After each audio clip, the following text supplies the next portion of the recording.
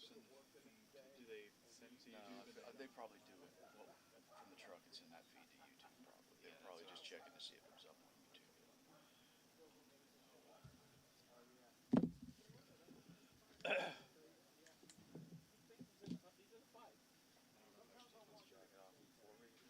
It's pretty warm right now. I was just thinking that I don't really need this.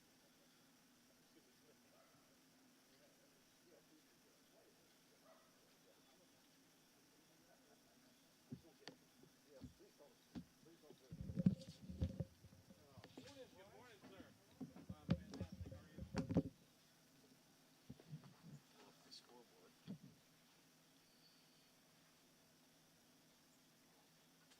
When's first tee off, Austin? 10 o'clock. First tee time. I'll go live in 10 minutes probably, unless they need to do something else. Did he say 18 will come on?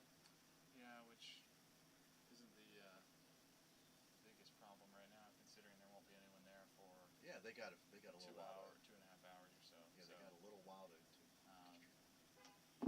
But Neil, I mean, they were trying not to put the batteries in as early because that one died. So they turned them all on yesterday early, and then they died because they've been on for 9 hours. Yeah, but you don't need it. No, that one doesn't need to be on until probably 11:30. I mean, make sure your feed's right, like they're trying to do right now. You always initially turn something on and make sure it's right, but then you don't need it on until 30, whenever those guys get there. But, so Neil was like, well, maybe it's not on. Maybe that's why they're not getting the feed there, because the batteries in there. I said, well, I think they would have known that.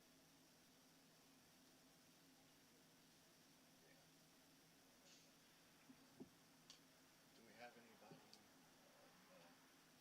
on 110? I think Scott's on 10. Let's see, who's the guy over there? Scott? Yeah, Scott and John. Scott was there, but he wasn't like there, but he's on there. He was here, so he should be over there. So is John.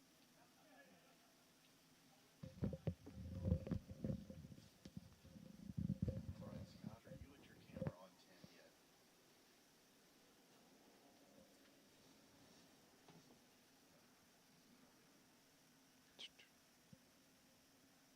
Austin, can you hear me okay? Yeah, I can hear you loud and clear. Thank you, sir. Tim Martin Barber, are you over on 1 yet? Our mics are they live yet or no?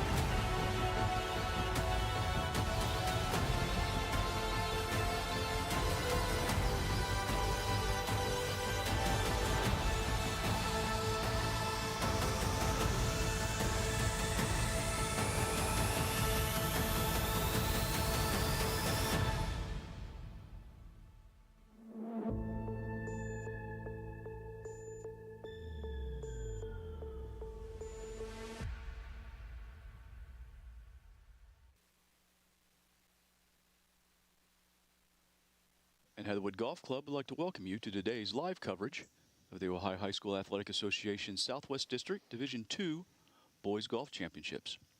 We're bringing live coverage to you today of the events here at Heatherwood Golf Club in Springboro, Ohio. I'm Neil Ambergy. I'm here with Austin Schoonmaker. And like I said, we'll be here all day trying to show you some live coverage of these young men trying to qualify for the state championship. Morning, Austin. Good morning, Neil. How you doing? I'm doing great. Looks like we got another beautiful day for golf. This is our second day of coverage. We covered the D3 boys yesterday. We'll also be covering the D2 girls tomorrow. And then next week we'll have the D1 boys and girls. So 5 days of coverage here. We're, like I said, in the midst of our second day or getting started. And another beautiful morning for golf. Temperatures right now probably hovering around 70 degrees, probably going to top off in the low 80s. And it's almost an identical morning from yesterday. Yeah, it is. Yesterday was picture perfect and looking like another good one today.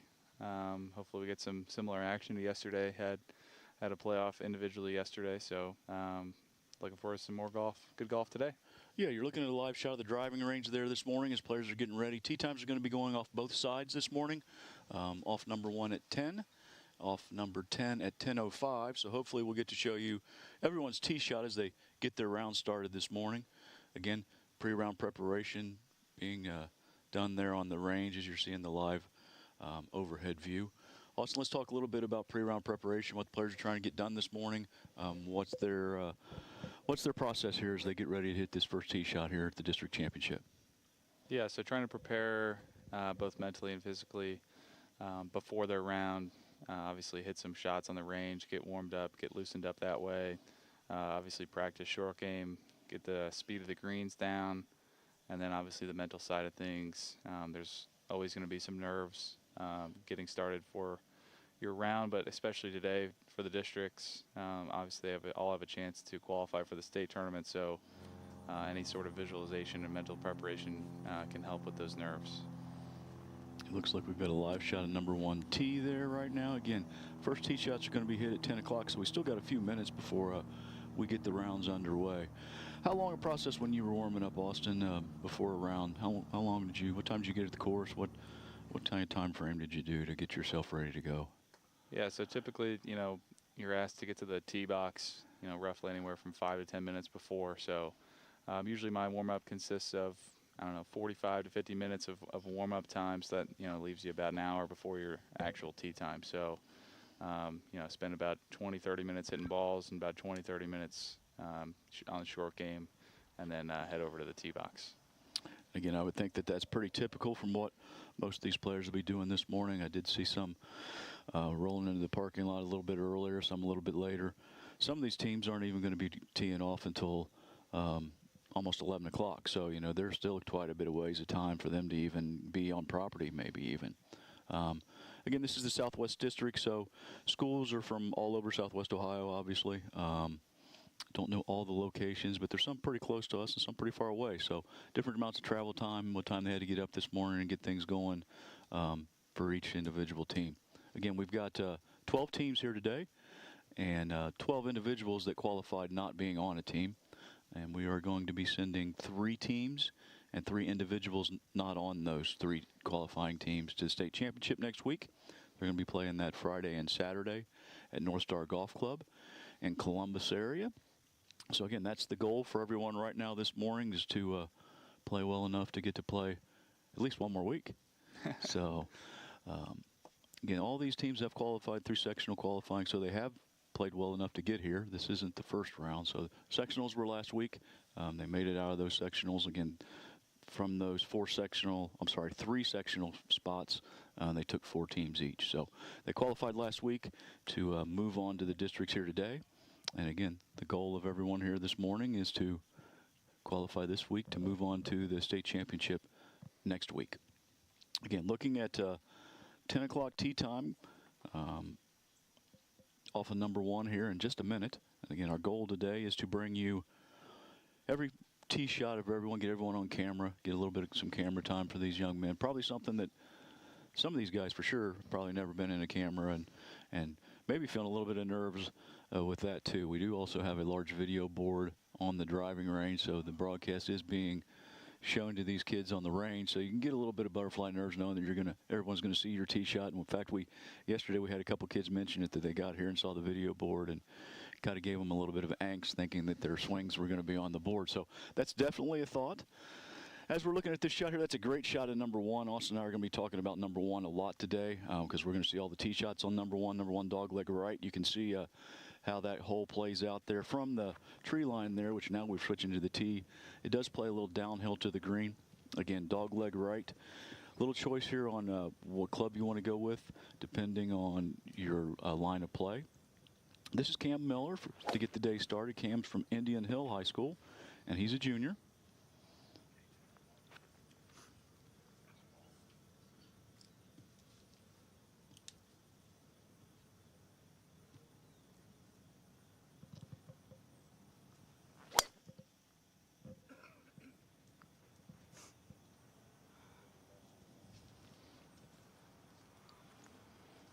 And teeing off second. All right, Cam's got his round Chaminade underway. Julianne, Carter Westendorf. Next to play is Carter Westendorf. Carter's from Chaminade Julienne. Carter is a sophomore.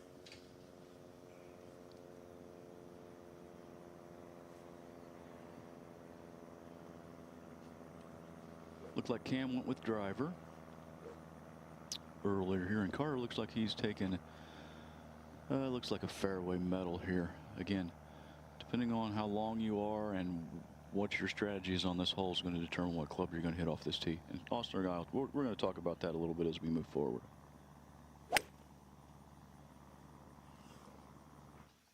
Carter not taking much time looking at that one, so he must have liked it. Looked like it started off pretty close to that 150 pole that Neil and I will be talking a lot about on both 1 and 10 today. Yeah, and that's a good target. Like, you can actually see that 150 pole here on our camera shot. And on the earlier view of this hole, you saw that it dog-legged right. So if you want to take driver, and you can kind of actually take it down the line of that cart path to the right and get it down there closer to the green, you are bringing a little out of bounds into play if you do that. Or you can lay back a little bit, take that 150 pole as your line of play, and just kind of play to that shot, or play to that distance. Again, that was Jackson Wilhelm there. Jackson Wilhelm's from Greenon, going off number 1 tee with an iron. So we actually saw 3 different choices of club selection there on number 1 to get the round started. And again, first group heading down number 1 in this morning's Division II Boys District Championships. So we got tee time set a little bit, 5 minutes difference. So we're going to be toggling back and forth for 1 and 10 until we get every player on the golf course this morning. So we're going to see a lot of tee shots here. Once we get to where some players are making the turn and coming up 9 and 18, we're also going to show you shots from behind those greens. So we'll get to see some putts and some chip shots and such once we get players into the round here a couple hours.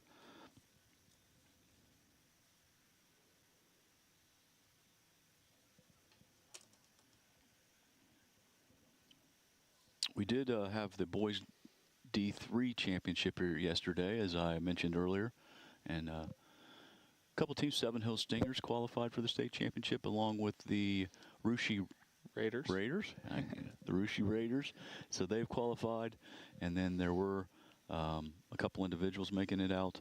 I believe J.J. Meyer was one of them from Botkins, and Ethan Lukey was the other player, I think, that made it out, if I'm not mistaken. Houston? Yeah, that sounds right. Yeah. Sounds right. So those young men qualified here yesterday, and congratulations to them, and I'm sure they're looking forward to next week. Shot here of the putting green as players are trying to get an idea of the speed and checking out their putting stroke this morning, trying to get a little the kinks inked out or worked out. Again, as Austin was saying, probably most importantly here, trying to get an idea of pace of greens on the golf course today. Rather large putting green here at Heatherwood. One of the things that you got to think about here, though, this green does stay in the shade a little bit longer in the morning than some of the course. So the green on the course may be a titch faster once they get out there because they've not in the shade, and they may dry out a little bit quicker with the sun hitting them. And again, beautiful day for golf here. And I don't think we have any weather issues here for the day.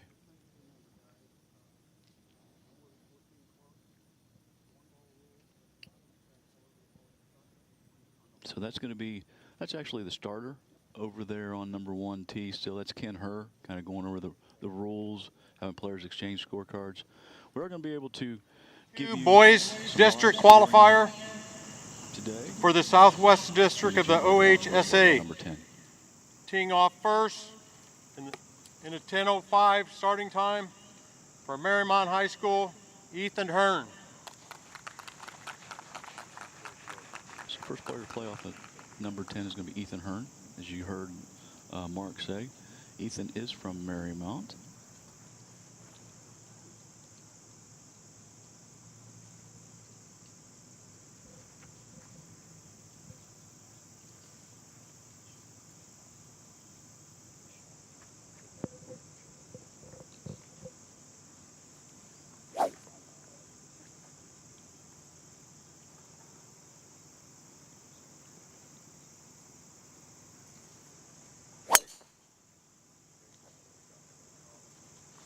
Looks like he's really happy with that one. Well struck right down the middle. Again, you can see the 150 post out there a little bit to the left of the center of the screen there. Again, they'll be aiming at that post, and actually they can take it a little bit farther left on that hole. It's almost a mirror From image Fenwick High of School, number 1. Gavin Polonsky. Polomsky is the pronunciation of Gavin's last name, Austin. So some of the names we'll do our best to make sure we're pronouncing correctly. And again, Gavin Polomsky next to play. He's from Fenwick.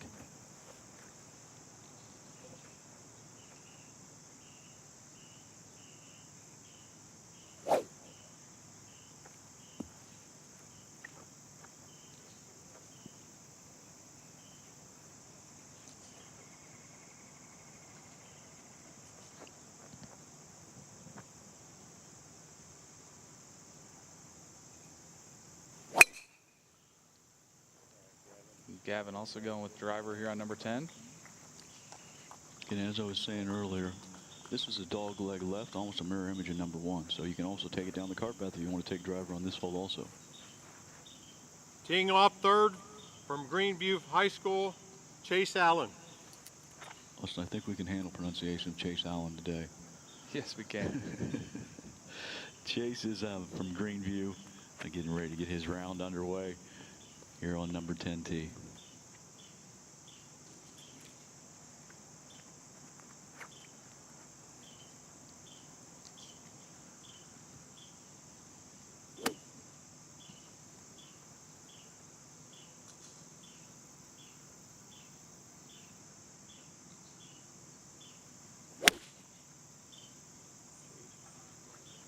Chase electing to go with the iron off number 10. Again, not too long of a hole, only playing 376 yards today. So it's probably only about 210 or 220 to that 150 pole, maybe 230, but only about 170, 180 to the beginning of the fairway. So definitely not necessary to hit driver or anything like that. Obviously, like you said, if you want to try to challenge those trees on the left a little bit over the cart path, you can certainly have a little bit less club in, but not necessary to start your round. Yeah, and you know, some players are more familiar with this golf course than others. I know the young men from Fenwick are here quite a bit. Probably from Marymount and Greenview, not as much. So, you know, if you haven't had the chance to play here very often, you might not know exact target lines you're thinking of on some of these holes. Everyone did have a chance to come out and play a practice round, so hopefully they took advantage of that and get them a little better understanding of the course and the layout. Again, that hole, if you do take it up the carpet, I actually think the fairway plays a little bit wider at that point, taking it up there. And hopefully we get a shot of that at some point in time today from the overhead view. You can see what I'm talking about there. All right, so Ethan, Gavin, and Chase heading down number 10 to get their round underway. Again, first two groups are now on the golf course. We do have 12 teams, so there are 5-player teams, and they're going to count the best 4 scores out of those 5 players. So they're going to go in a couple waves here. So these young men are playing in the number 5 position for their teams, and you know, as we move forward, we'll get those 5 players out on the golf course, and then the next wave of teams will get on the course. And then following those, we do have the 12 individuals who'll round out the tee times this morning.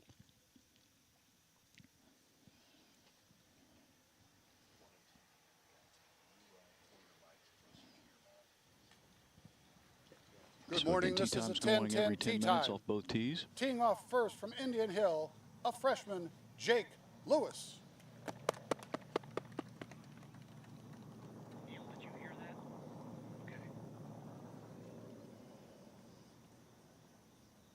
Jake Lewis from Indian Hill here. Choosing fairway metal to get his round underway.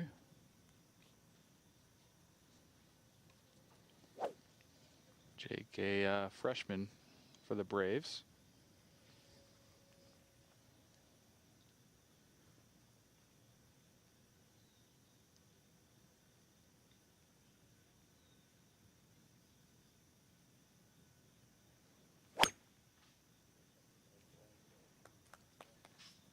Jake looks like he's happy with that, and fairly quick tee Teeing pickup, off Austin. second from It certainly Chaminade was. Julienne, a junior, Charlie Sheneman.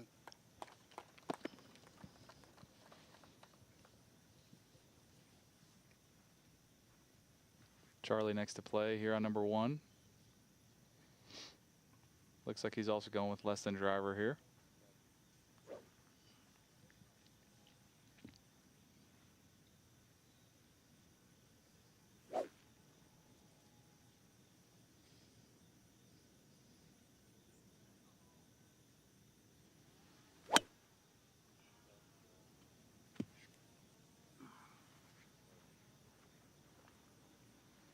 Teeing off third from Greenan, a senior, Colton Slater.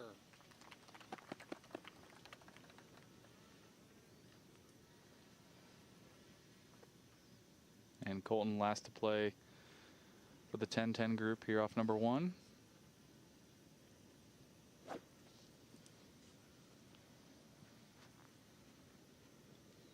All 3 players here electing to go with some sort of fairway wood off number 1.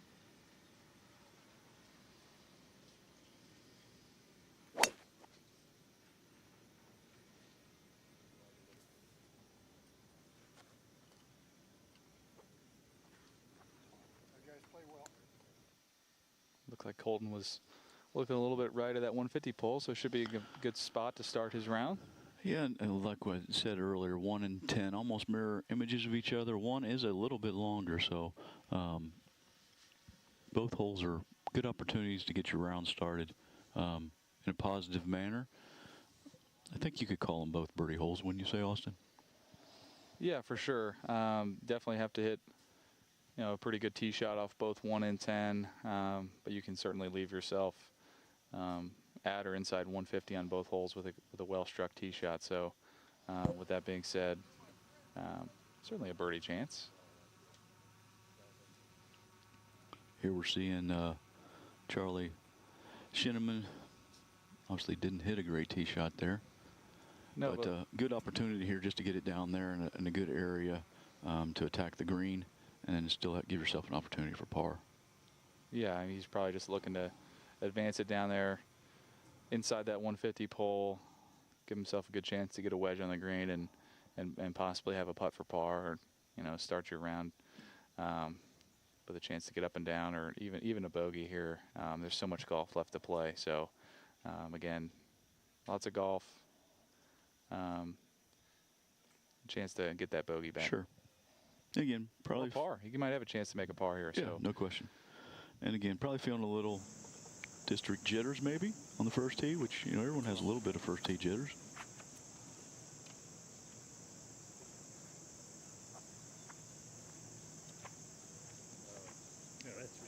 Looks like one of our cameramen trying to get camera time there on number 10.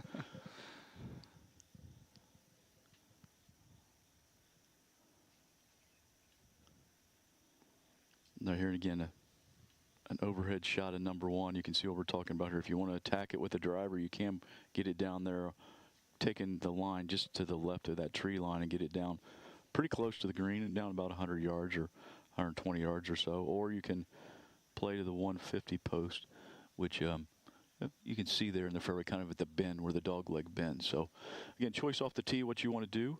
And I think the important part of that is whatever your game plan is, to commit to it and go ahead and give it your best shot.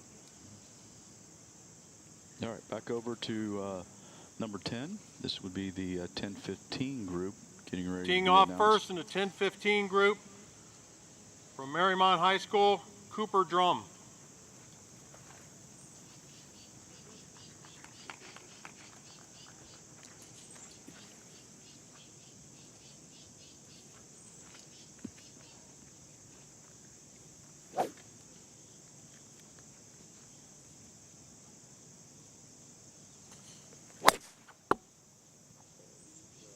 Cooper Drum from Marymount there getting his round underway. Looking right.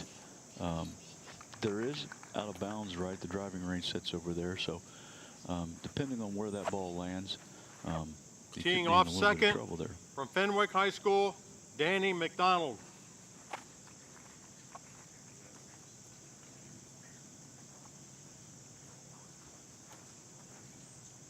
Danny McDonald next to play on number 10. Danny's a senior from Fenwick High School.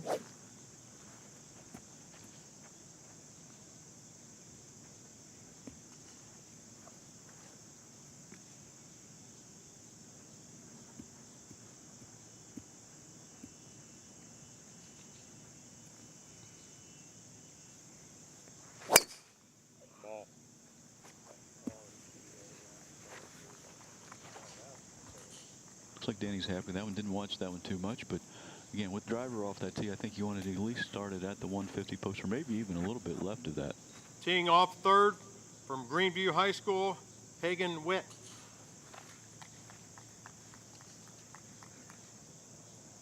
Greenview qualified out of Reed Park. This was going to be Hagan Witt. Hagan is a freshman for the Rams.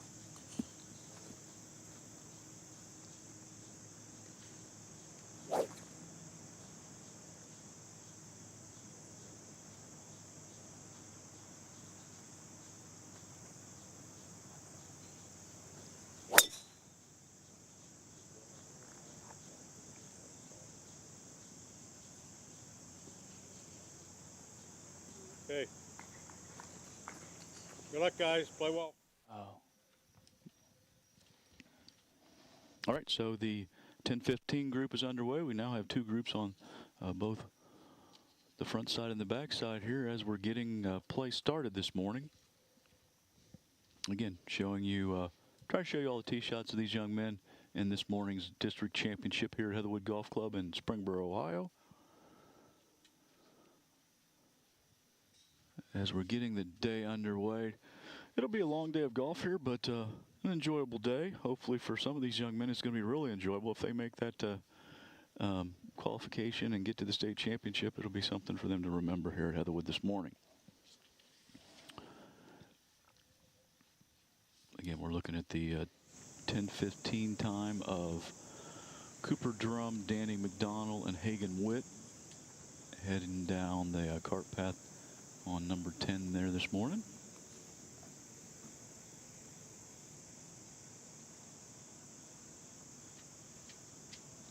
Again, tee time's going off every 10 minutes here this morning. So at 10:20, we'll get the next group out on the golf course. That next group's going to have the people playing in the number 3 position for Indian Hill, Chaminade, and Green and Innit.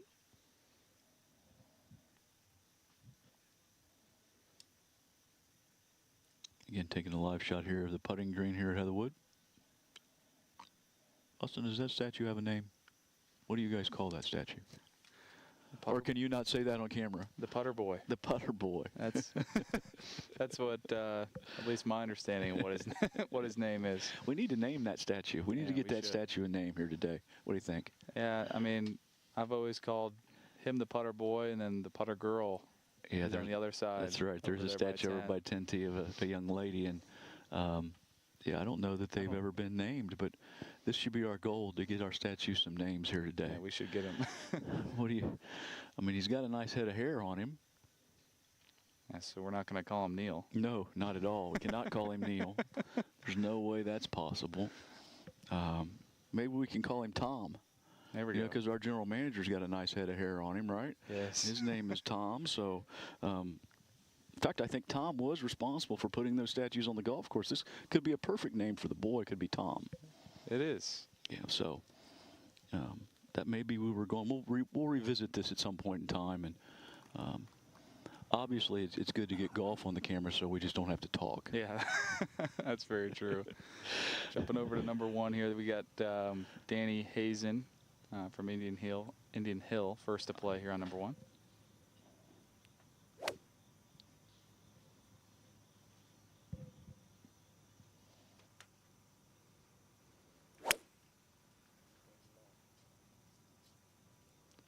Danny going with less than driver. He's looking a little bit left, but as long as it gets past those trees that you can see there, it does open up a little bit. Might have a little bit Teeing longer off shot in, second but from should not be an Chaminade issue. Julianne, a sophomore, Michael Cartone.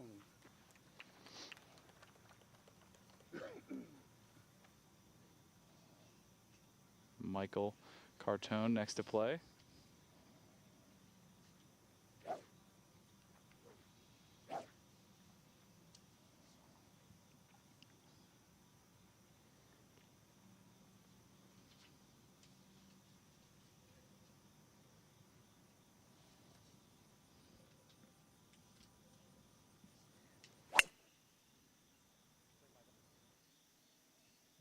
And you can see the starter waving that one straight down the middle. And teeing off third from Greenon, a senior, Derek Ness. And Derek rounding out the group here. 10-20 group off number 1.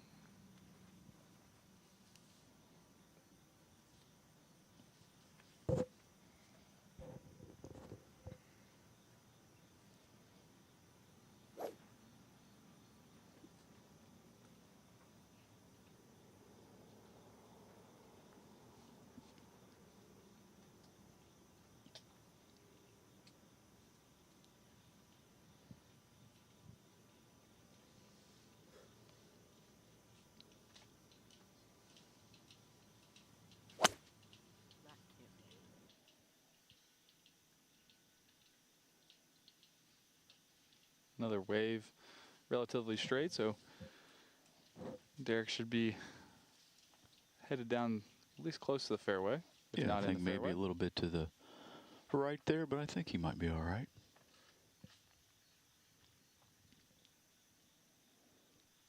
So Danny, Michael, and Derek head down number 1 fairway here to get their rounds underway.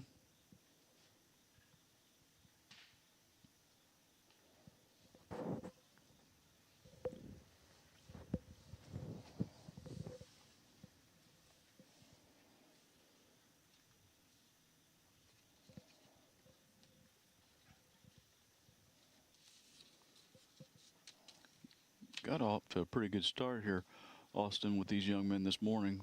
You know, yesterday we had a couple balls that I don't know whether they were out of play or not, but there was question on whether they were in play, and had hit some provisionals and such. So this morning it looks like we're getting off to a little bit better start, and because of that, the pace is moving a little bit better. That sure is. You know, because yesterday morning we had kids hitting different balls and coming back and doing some different things that actually was probably a little bit better for us. It gave us more golf to talk about than just watching these young men walk down the fairway here. As you can see, course in excellent condition this morning, as it always is here at Heatherwood. But Dan Walter and his staff have done a fantastic job of getting this course ready for play, as they always do. As we're looking here at these young men walking downtown, looks like that Danny may have actually hit his ball a little bit to the left here, which, you know, can make the whole play quite a bit longer.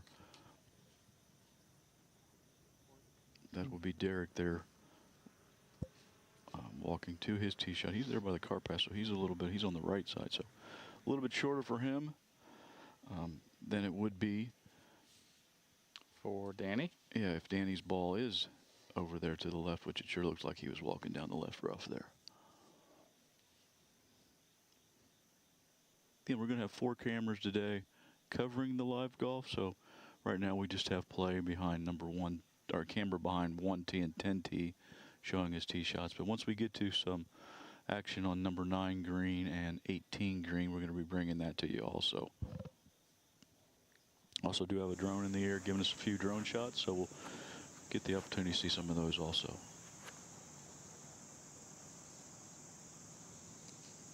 Again, back over to 10T.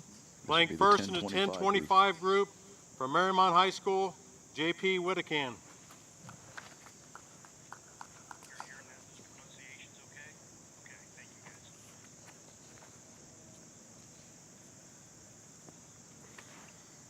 JP's a junior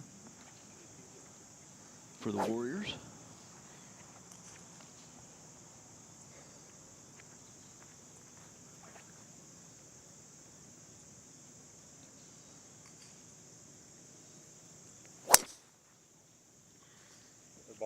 Looks like he's happy with that one. Started that off down the right side, it looked like, and brought it back into the fairway.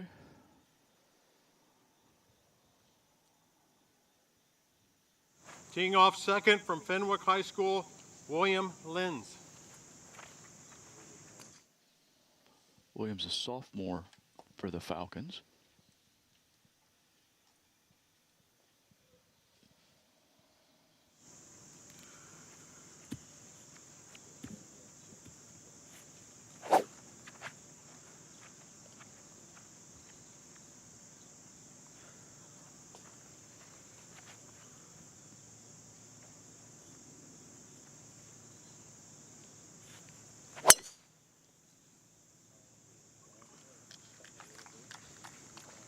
Appear to be happy with that one. Again, taking driver off that tee, you actually can hit it all the way through that fairway if you take it over that 150 post, you, depending on obviously your length. Teeing off third from Greenview High School, Braden Gill. Finally, Braden Gill in this group, junior for the Rams.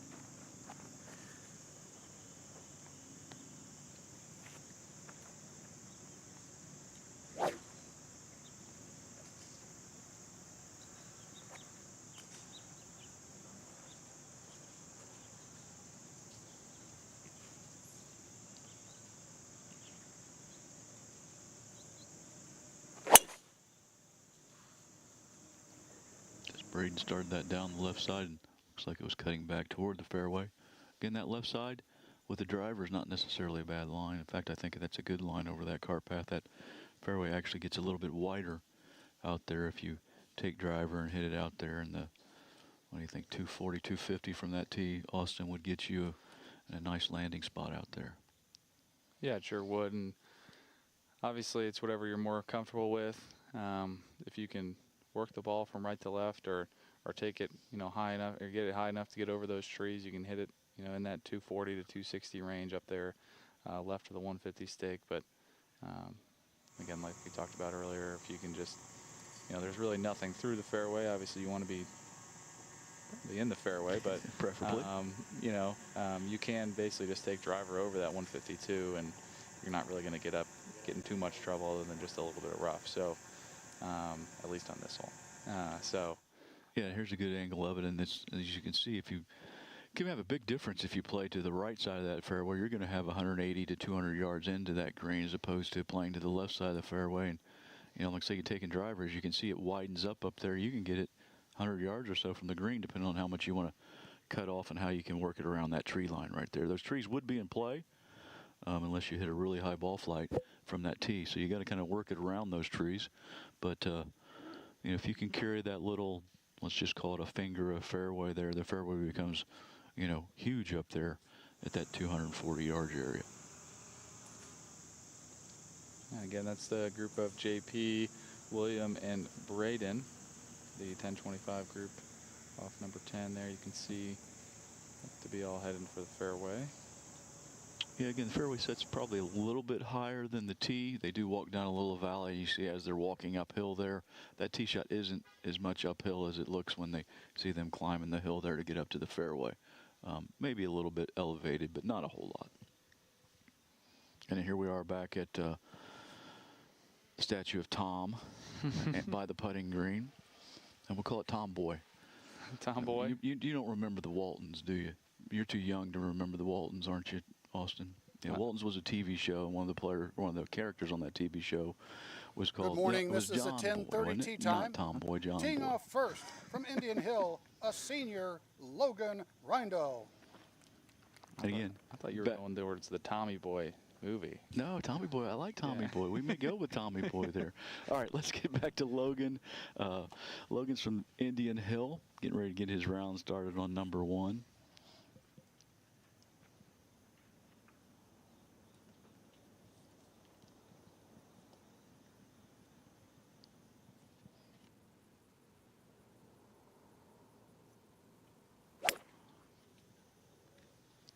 All right, Logan, happy with that. Pretty quick tee pickup, as it looks like it's heading right down the Teeing middle. off second from Chaminade Julienne, a junior, Ben Colton. And Ben next to play. Looks like Ben going with either iron. Yeah, looks like he's got an iron here on number 1. Again, does play a little bit downhill and not too far to the 150 stakes, so definitely not necessary to hit much more if you're a longer player. Told this is a 5 iron for Ben.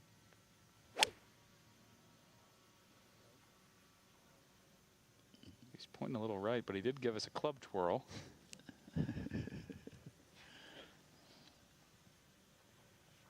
And teeing off third from Greenan, a senior, Merrick Peterson. And Merrick Peterson from Greenan next to play.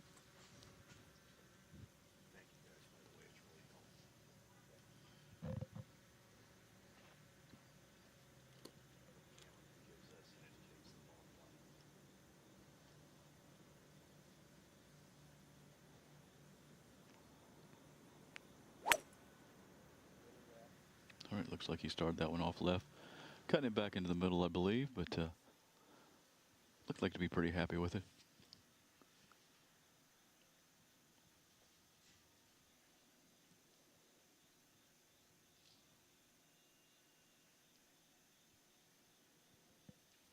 And the 10:30 group off and on their way. Again, all these teams qualified through sectional qualifying last week. Qualified at 3 sites, so 4 teams from each of those 3 sites made it through. And then also 4 individuals from each of those sites made it through. Again, what we're looking to do today is take 3 teams onto the state championship here, along with 3 individuals not on those advancing teams.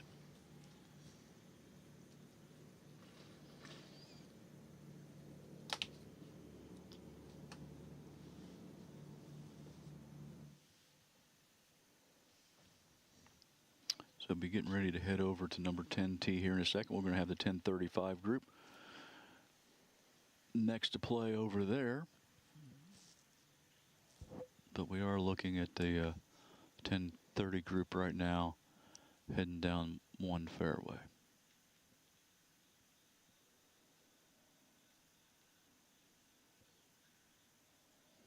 Fairly easy golf course to walk, Austin, wouldn't you say? We do have a gradual hill we go up from right around 6T, probably works its way up to 9T, and then 9T, as you're going to see later in the afternoon, is a par 5 that plays significantly downhill. Kind of makes up all that gradual incline in one hole. And sure does. Other than that, fairly flat. The other areas, as you see here, a little valley from this tee to that fairway, but again, that fairway, although it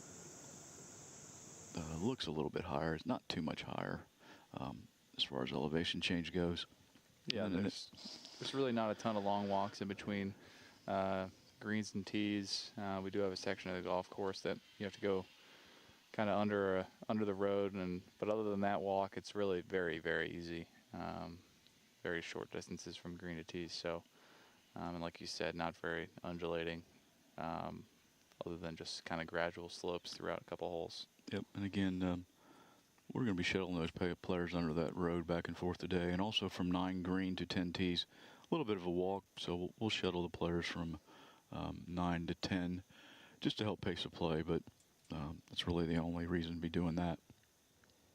All right, looking at the shot again. Here's a really good view of number 1. As you can see how it kind of sets off to the right there with a couple bunkers protecting the green, and you get a little better idea what Austin and I are talking about. If you want to take it down over that cart path from the tee, you can see how the fairway kind of opens or widens out there, and you can get it closer to the green if you want to try to carry it that far. Teeing off first in the 10:35 starting time for Marymount High School, Carter McGahee. Again, we've got Mark Robart doing the starting there on number 10, sending Carter McGahee on his way. Carter again is from Marymount. Marymount, they qualified at the Mill course as a team, and Carter's a junior.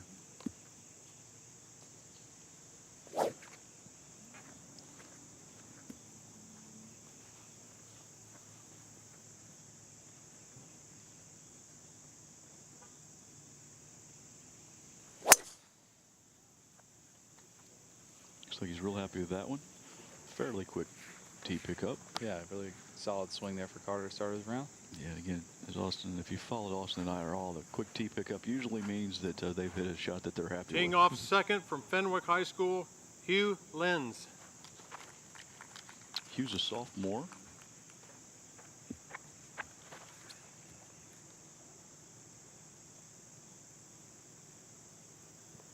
For the Falcons. Well, maybe not. I've got it kind of on my information sheet. Not sure what I've got going on there. Hugh actually could be a junior.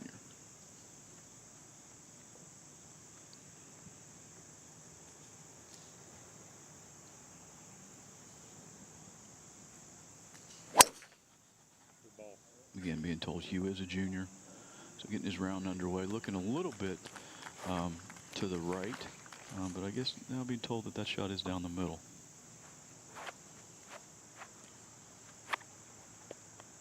Teeing off third from Greenview High School, Andy Burkett.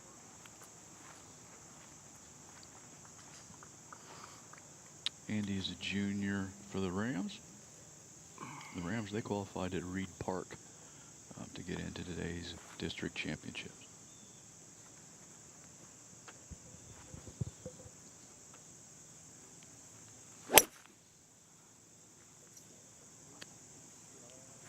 Looking at that a little bit anxiously. And looks like that one a little bit left. Again, left might not necessarily bad as long as you get it past the corner up there on number 10. All right, 10:35 group on its way.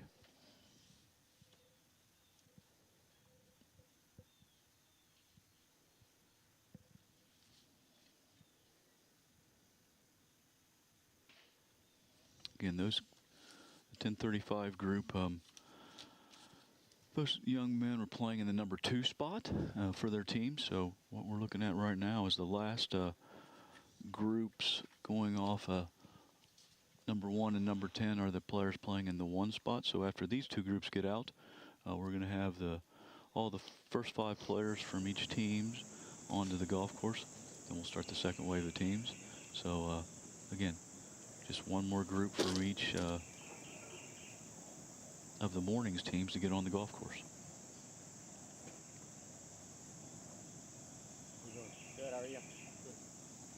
We'll be starting getting some scores in. We're going to be taking scores every 3 holes. So once we get some players through 3, we'll kind of get an idea of how they're doing. So after 3, 6, 9, 12, 15, and 18, we're going to be getting some idea of what scores are. These players are.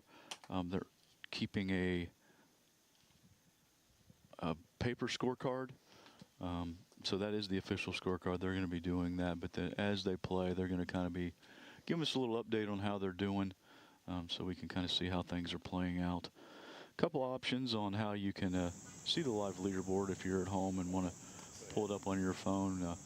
The iWatermaker app, that right there actually is a live hole-by-hole scoring. So if you want to do that, you can surely use the iWatermaker app. Also the Golf Genius app, if you want to hop on the Golf Genius app.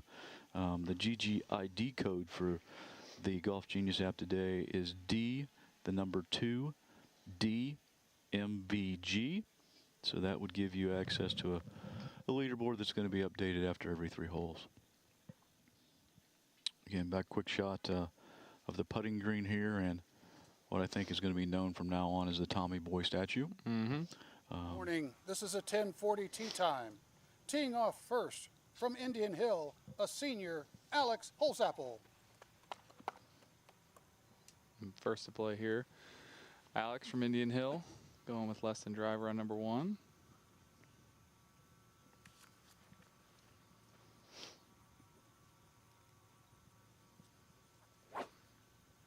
Again, Alex playing in the number 1 position for the Braves. Had a nice scoring average this season. 36.79 was his scoring average for 9 holes. Yeah, very solid. Shot 74 in the sectional at the Mill course to help his team advance here today. It's a very good swing there for Alex to start his round. Yeah, looks real happy with that one. Teeing off second from Chaminade Julienne, a senior, Larry Laudergy. Luke Laudergy, sorry.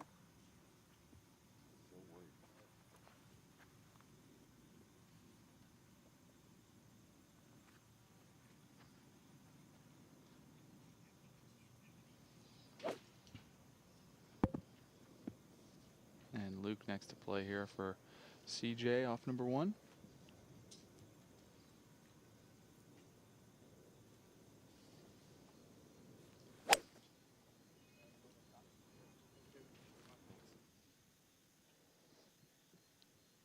And seeing the wave Teeing of off the ball third heading from down the Greenan, middle a is senior, always a good Griffin thing. Turner.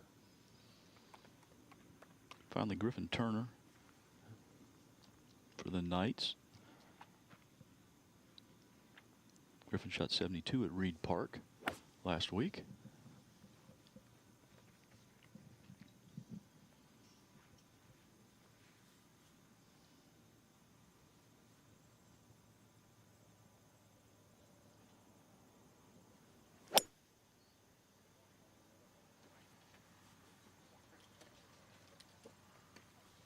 Nice swing there.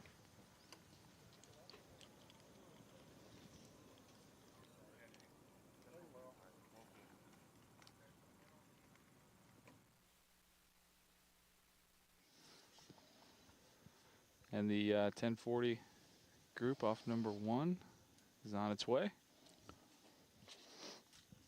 Austin, haven't really talked about pre-shot routines very much yesterday and today, but seeing quite a few different ones here. What are we looking for as we see those players get ready to hit their shots? I think, you know, different isn't necessarily bad as long as it's the same over and over for that player. What are they looking to get out of the pre-shot routine? Yeah, that's right. You know, everyone's pre-shot routine can be different, like you said. Most important thing is just the consistency of it. You know, you might see some players take 1, 2, maybe even 3 practice swings. But most importantly, you're basically just trying to get yourself prepared to hit the shot. So whether you're feeling something in that practice swing to help you hit the shot that you're trying to hit, or whether that's just basically a practice swing that you do before every shot. You're just trying to keep that consistent and get your mind prepared to hit the best shot possible that you can hit. You're also trying to pick out, obviously, a target of some sort, whether that be the middle of the fairway, a 150 pole, a tree in the background. You're picking out that target as well as a start line. And again, most important thing with your pre-shot routine is just keeping it consistent across the board. You know, that might be different with putting versus, you know, hitting a full swing shot, but you do want to keep it consistent for the most part. Yeah, I think that's really what you're looking to do is consistently get yourself in a situation where you can hit the best golf shot. I personally like a little quicker pre-shot routine as opposed to a longer pre-shot routine. But again, get yourself in the mental mind of this is how I'm going to hit this golf shot. I've hit this shot the same way thousands of times, and I'm just going to do the same thing I do and hit this shot like I have 1,000 times before. That's right. And see the overhead view of number 10 tee there. Looks like the 1045 group is getting ready to go. Again, this will be the final players on the golf course for Marymount, Fenwick, and Greenview.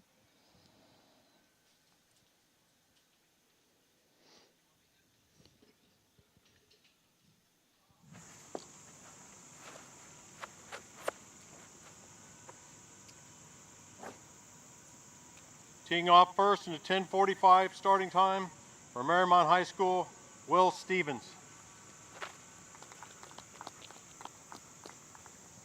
Will is a junior for the Warriors.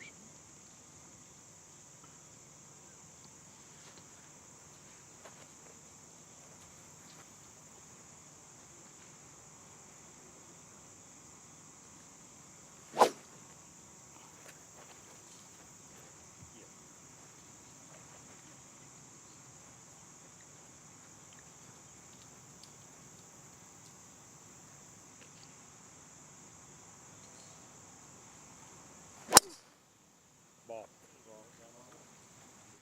Nice swing there by Will to get his round underway.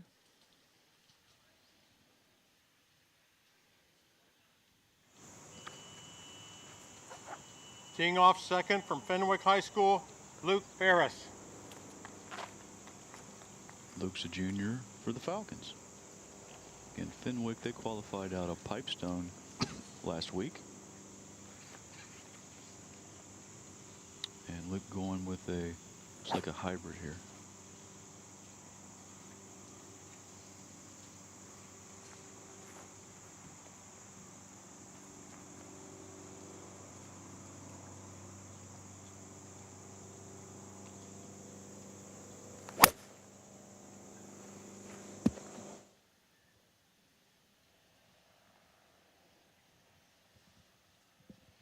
Watching that a little anxiously there.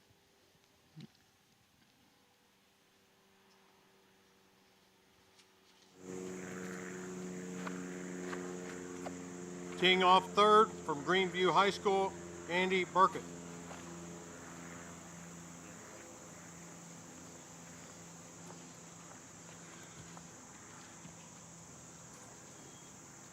All right, got a little confusion here.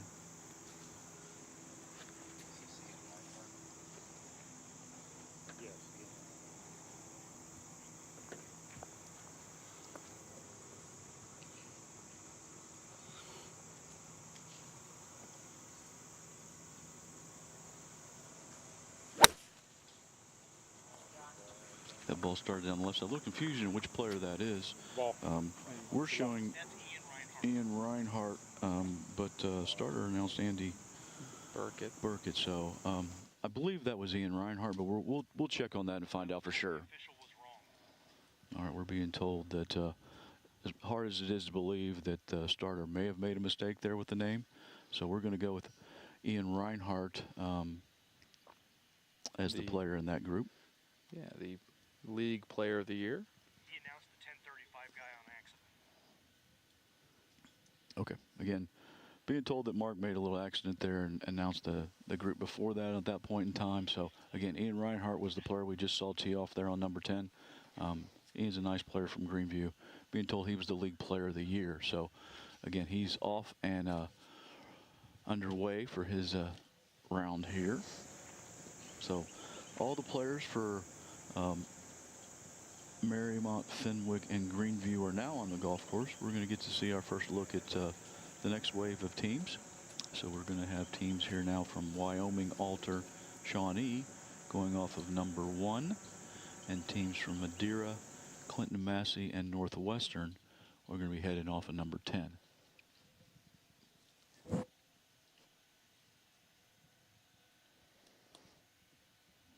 Again, right on time with our tee times this morning, Austin. So we're looking for the 10:50 group. Be the next group we're going to get out on the golf course, and they'll be going off of number 1. The group should be getting ready to be announced here shortly. And trying to bring you all the tee shots of all the players here this morning. Get everybody on camera for at least one shot, and then once they start making their ways through 9 and 18, we're going to try to get some groups with the see if making a few putts and some chips and such around the greens on those holes. Yeah, we started off pretty hot yesterday, and the trend continued on the on holes 9 and 18. We saw quite a few putts go in. Honestly, more of them on 18 than on 9. So obviously we'll get a chance to see those pin locations This and, is a 1050 tee and see some time. putts go in. Teeing off first from Wyoming, a sophomore, John Meese.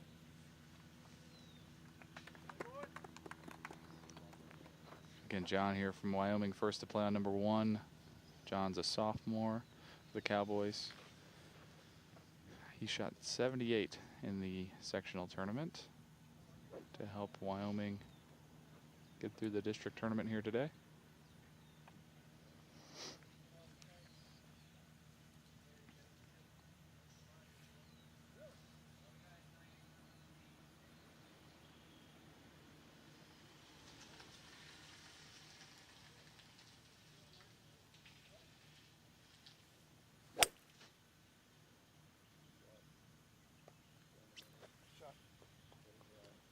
John looks like he's got that one started down the middle.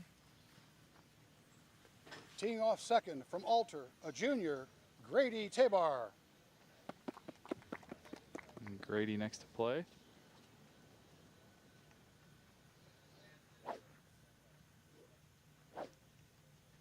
Grady also the nice score of 74 in the sectional tournament. Played over at Pipestone.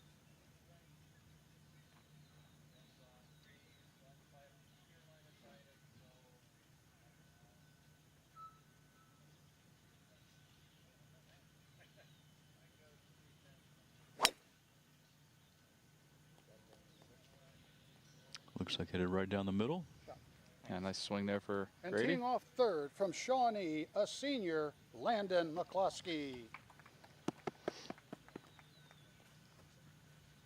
And Landon rounding off the 1050 time here on number 1.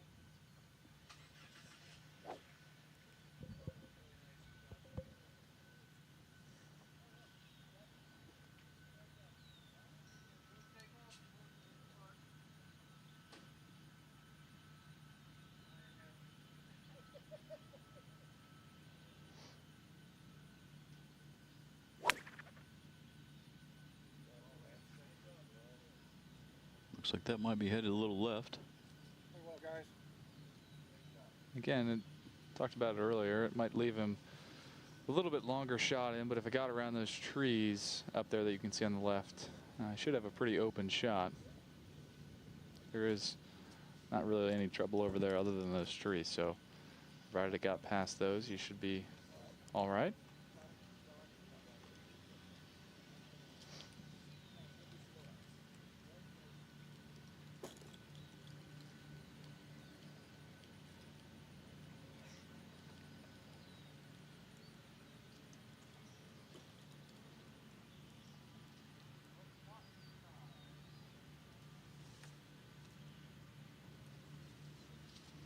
All right, so as the 1050 group heads down number 1, those will be the first players for Wyoming, Alter, and Shawnee getting out on the golf course this morning.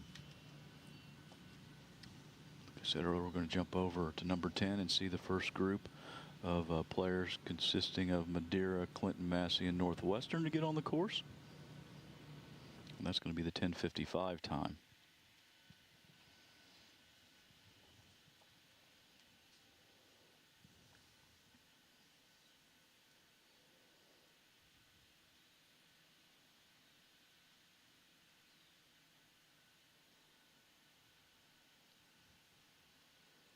Again, weather conditions here perfect for golf. Expecting to see some pretty decent scores here today, Austin, I think.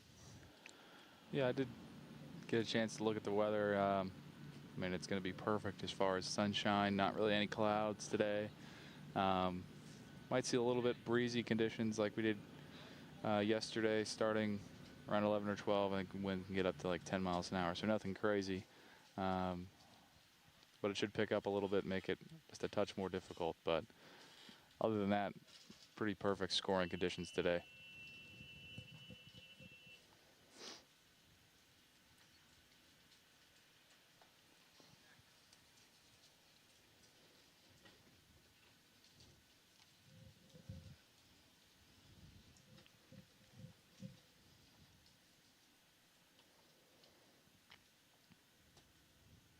Again, here you can see the golf course striped up nicely and in really great condition.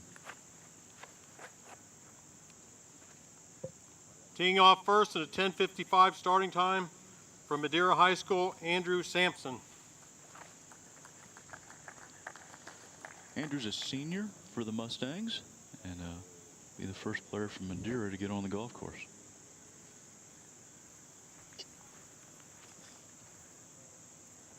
Is he our first left-hander we've seen today, Austin?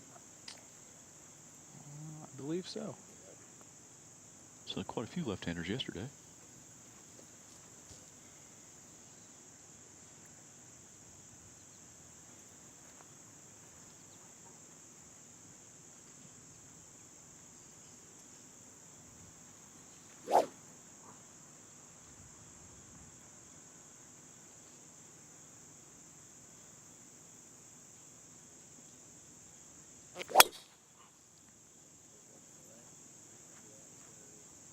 Looking right here off of number 10. Again,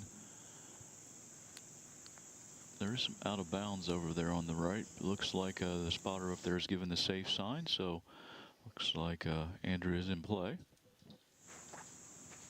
Teeing off second from Clinton Massey High School, Colson Morgan. Colson's a freshman. Clinton Massey, they qualified out of Pipestone last week.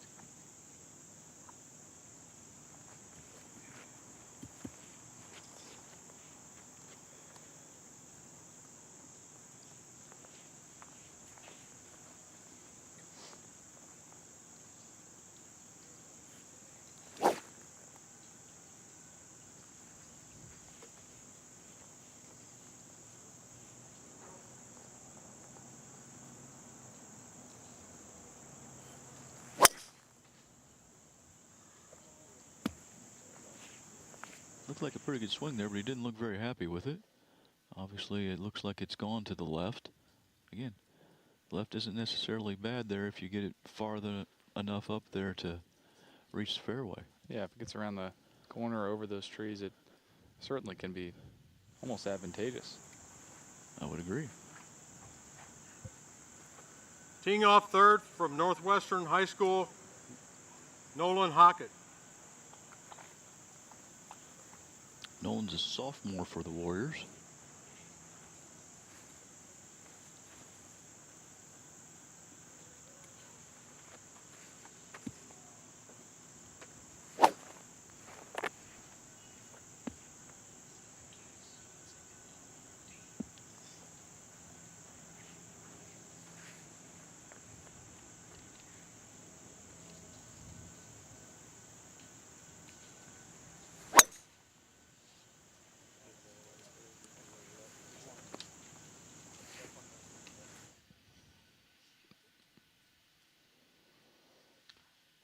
Nolan looking like a solid shot down the left center of the fairway.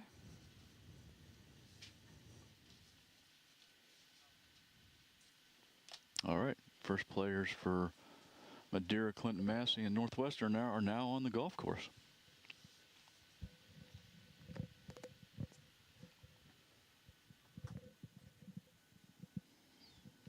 Again, these are 5-player teams.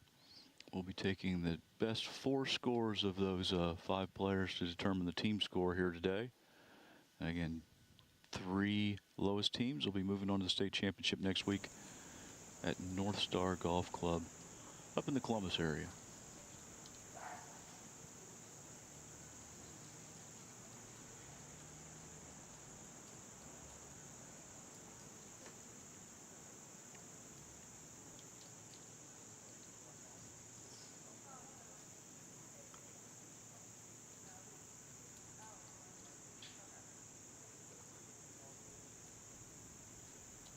Again, as you're looking at that first group heading down 10 fairway, parents following the group. Had a pretty good crowd out here yesterday, Austin, and again expecting the same today. Beautiful weather, and friends and family following the players today. Coaches can communicate with players, friends and family they cannot. So keep that in mind, that these are just spectators walking along and enjoying and rooting on their friends and family. You should be able to identify the coaches pretty easily with that First kind of from neon green Wyoming, a armband. junior, Charlie They do. They Steve. will have an armband, and typically they're in a cart too. Yes.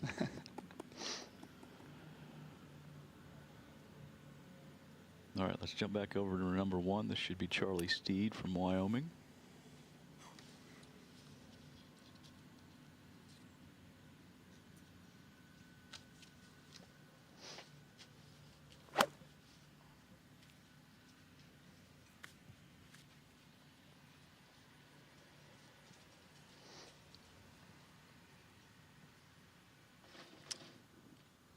Charlie, a junior for the Cowboys. Take an iron here off number 1.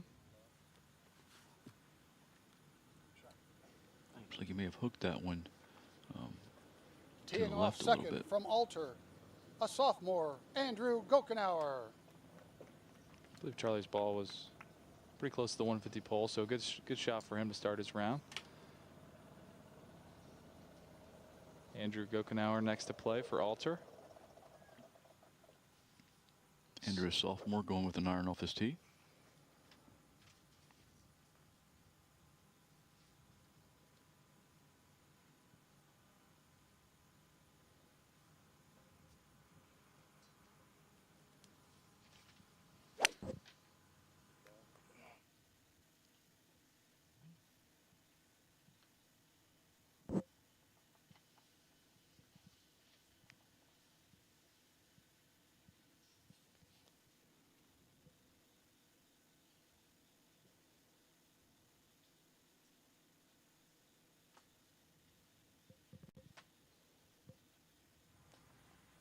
Teeing off third from Shawnee, a senior, Desmond Houseman.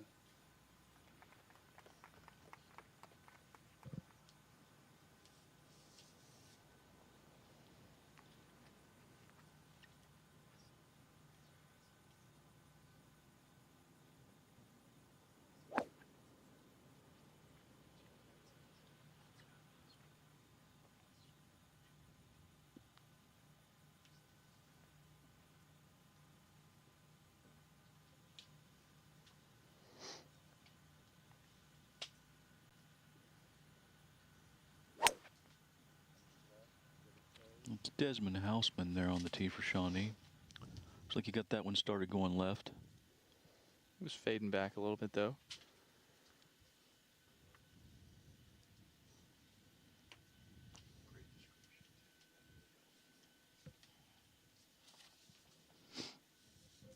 All right, 11 o'clock group on their way.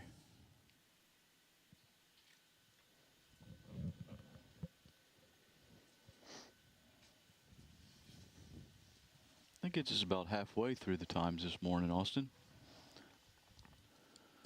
Yeah, we're right at that halfway point. Definitely getting a little warmer out there for these guys. Probably in the 70s now, 75 degrees or so. Picture perfect day. Then again, our plan here is to get all the tee shots of these young men as they're heading out onto the golf course. Probably take a little break after they get out there as they're waiting for players to come to 9 and 18. They come back with you after the break and show you some action around those 2 greens, along with still the tee shots as players are making their turn to their back nines. So have a little more golf going on once we get all 4 cameras rolling here this afternoon.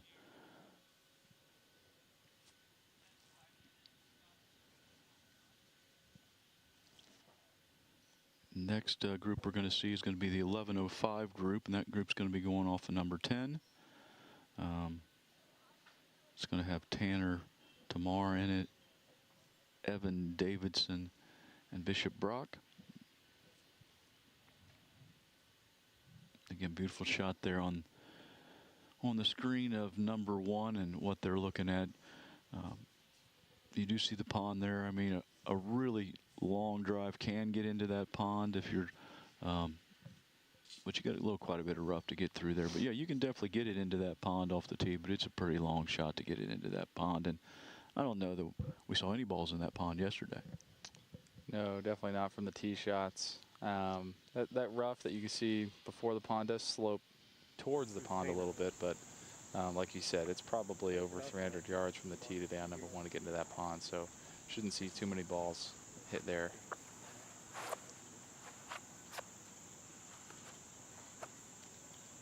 Teeing off first in 11:05 group, Tainer Timar from Madeira High School.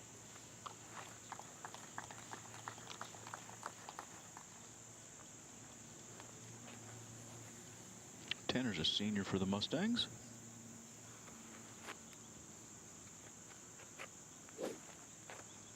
Looking to get his round off to a good start with a, looks like a fairway medal.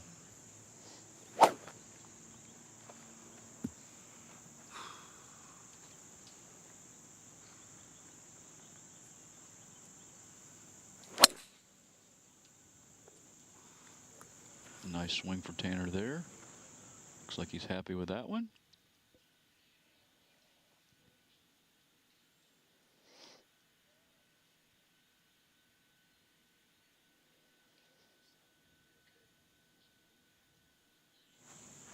Teeing off second from Clinton Massey High School, Evan Davison.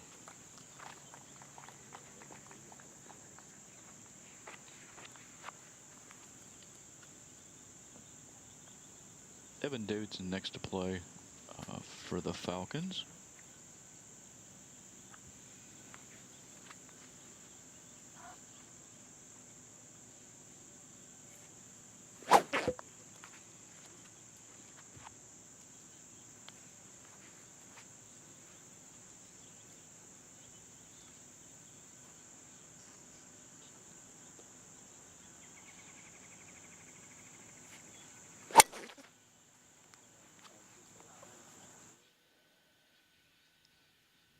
A good swing there for Evan. Nice draw down the middle of the fairway for him. Teeing off third, Northwestern High School, Bishop Brock. Finally in this group, Bishop Brock, junior for the Warriors.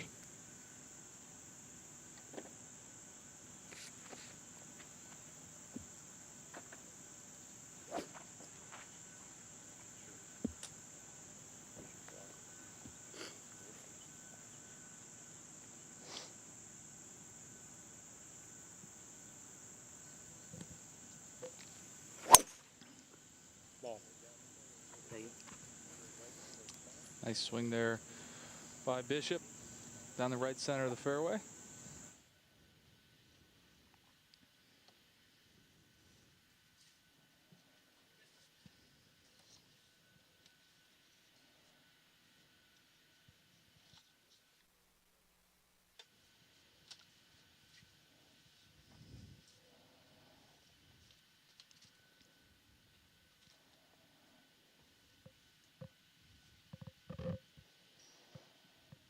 All right, as they head out here,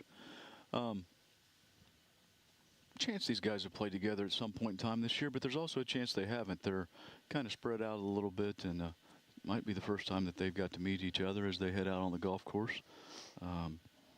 Madeira and Cincinnati area. Northwestern is in Springfield, I believe, and Clinton Massey would be, I'm not real sure where Clinton Massey's kind of Caesars Creek area.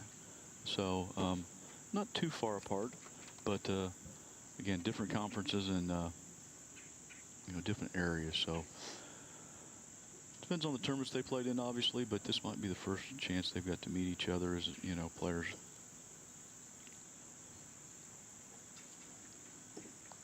I believe they're all paired with different, the same place from different sectionals too, right? So they wouldn't have played with any of these teams or competed against any of these teams in the sectional tournaments. No, that's correct. So yeah.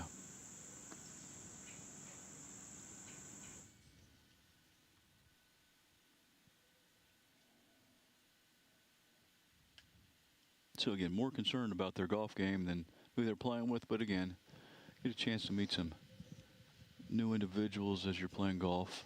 It's a good thing.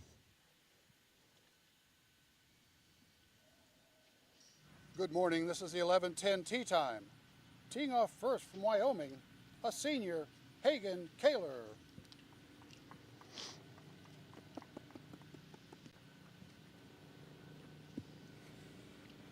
Yeah, again, we've got Hagen here for the Wyoming Cowboys, first to play. Off number 1 here for the 11:10 starting time. Taking less than driver here on number 1.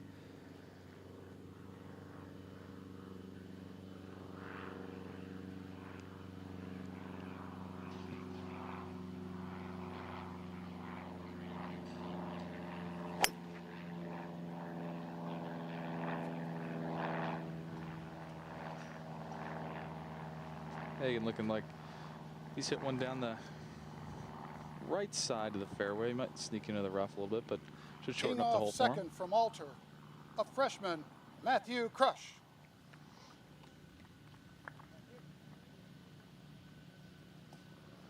Matthew, a freshman for the Alter Knights.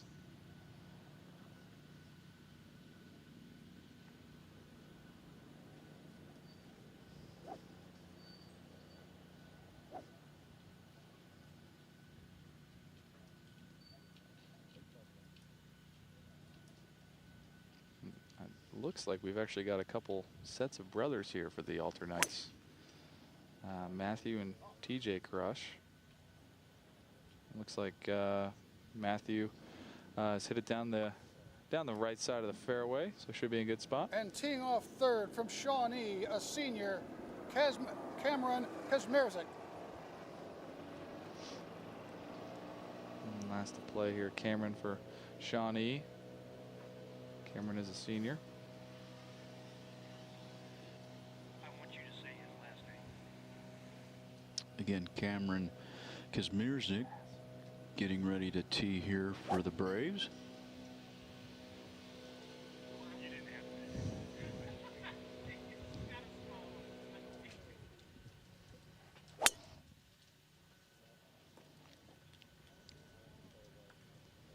Play well, guys. We're going to do our best to get Cameron's last name right all day, Austin. But We're going to nail it. yeah, Kazmierzik might be tough for us. We may not get it right every time.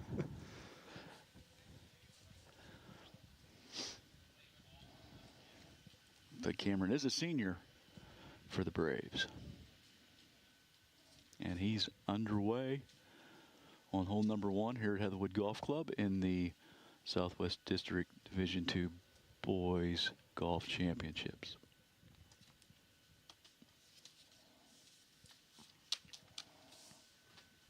So you're Austin, you were saying a couple brothers for sets of brothers for Alter? Yeah, we've got TJ and Matthew Crush, and then Davis and Andrew Gokenauer. So 4 of the 5 guys for the Knights are, well, no, they're not all related, but you know, Yeah, they're keeping it in the family a little bit. Yep.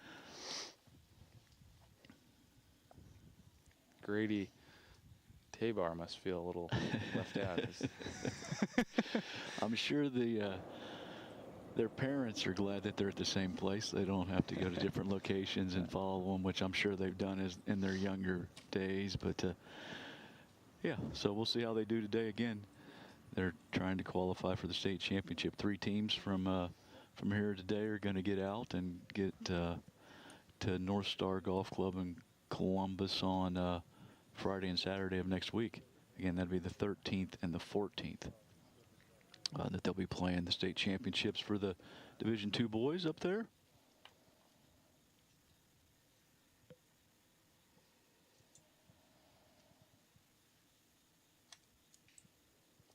Here, we've seen it a few times already. We've mentioned it quite a few times already, but beautiful shot in number 1, and you get the idea of what fairly flat hole from till you get to about the 150 post, and then after the 150, it is gradual downhill, not very severe, but a gradual downhill to the green.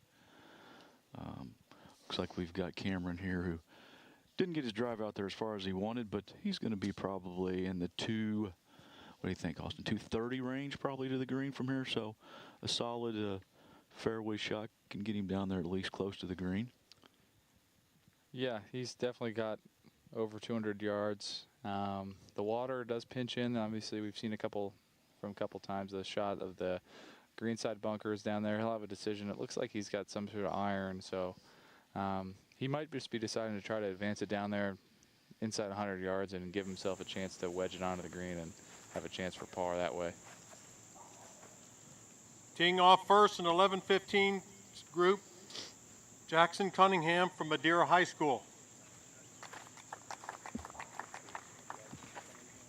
Again, this is number 10 tee. Jackson is a senior for the Mustangs, and the Mustangs, they qualified for today's districts at the Mill course.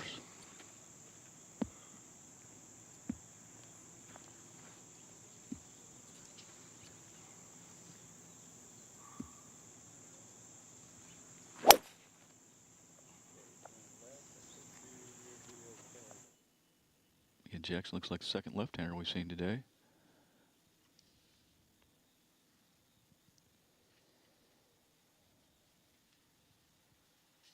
I think both have actually been for Madeira. I think they have been, yes. Teeing off second from Clinton Massey High School, Logan Miller. Logan is a senior for the Clinton Massey Falcons.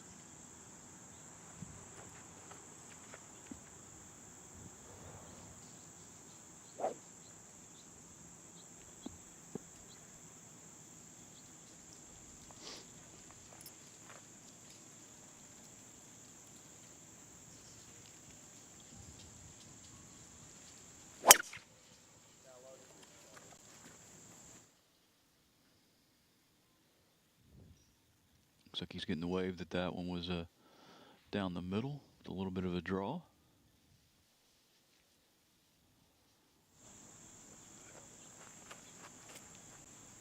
Finally, Caden Harris to round out this group. Teeing off third from Northwestern High School, Bishop Brock. We're getting a different name than what we have there. I believe that this is Caden Harris. Here, I got you. Sorry about that. Teeing off third from Northwestern High School, Caden Harris.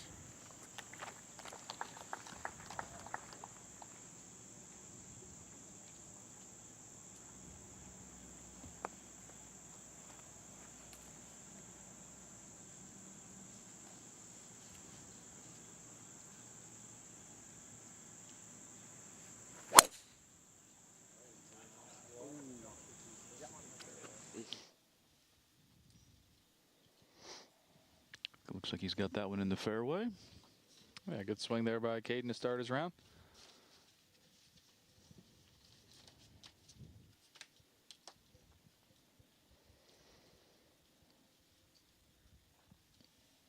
And the 11-15 group is off and on their way on number 10 tee.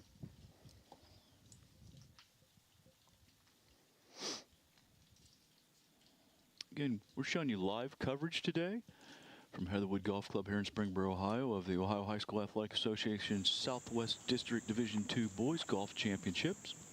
Got 12 teams here today trying to qualify for the 3 team spots, and then also there are 12 individuals here playing with the opportunity to secure one of those 3 individual spots, not being on those teams. So again, looking to send 3 teams and 3 individuals not on qualifying teams to the state championship next Friday and Saturday, the 13th and 14th at North Star Golf Club in the Columbus area. I'm Neil Lamberg, and I'm here with Austin Schoonmaker. We're going to have Maureen Russell Hodgson with us a little bit later doing some player interviews once we can start getting some players off the golf course. So get the opportunity to talk to some young men, see how their experience was here today, and kind of find out how they enjoyed themselves once they complete the round. So Maureen will be with us later. That'll be probably in the 2 o'clock range. Maureen will jump into the broadcast here. But for now, Austin and I, we're going to bring you as much golf as we can today. We should be getting ready to head to number 1 tee with the 11:20 time here. Again, 11:20 should have Jack Webb, TJ Crush, and Sean McAfee in it. Again, from Wyoming, Alter, and Shawnee. Again, the 11:20 time, these young men are playing in the 2 spot for their team. So there'll be 2 more groups, and those teams will be on the golf course. And all 5 players will be competing at that point. Good morning. This is the 11:20 tee time. Teeing off first from Wyoming, a junior, Jack Webb. Jack's at 74 at the Mill course to help the Cowboys qualify for today's districts. And Jack also had a nice scoring average this fall, 37.47.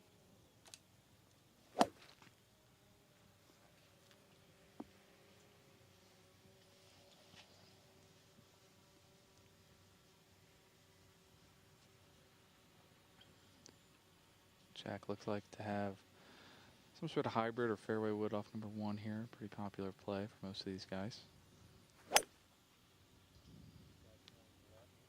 So he started that one a little bit farther left than he had hoped. Teeing off second from Alter, a junior, TJ Crush.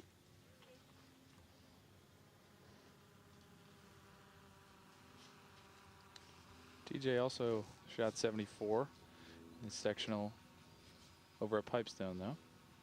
Helped the Knights get through to the district tournament here today.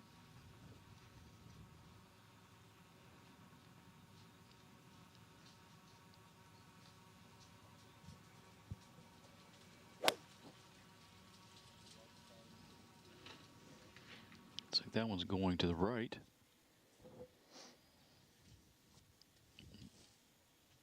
Again, not the start he was looking for, From but Shawnee, short hole. a sophomore, Sean McAfee. Sean is a sophomore for the Braves.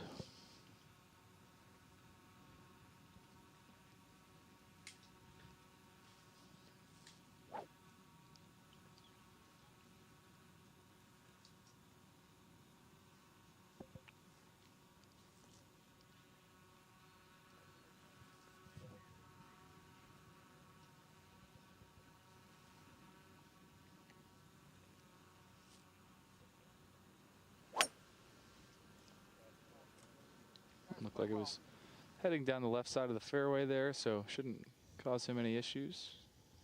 Good spot for his first hole of the tournament.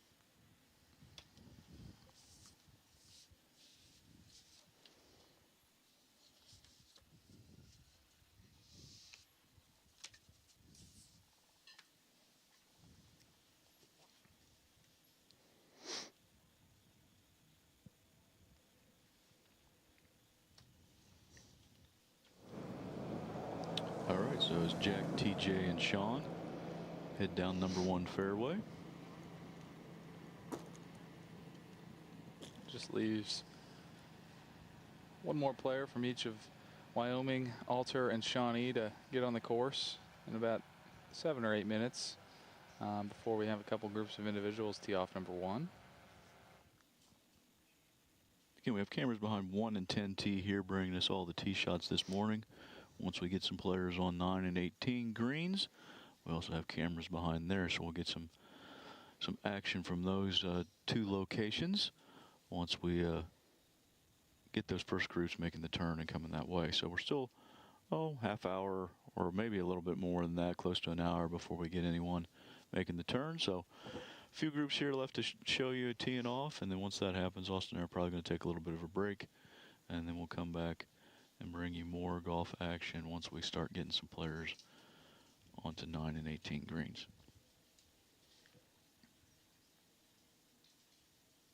Again, those of you not familiar with Heatherwood Golf Club, you're seeing some great shots of excellent course conditions that we have here on a typically day-to-day basis.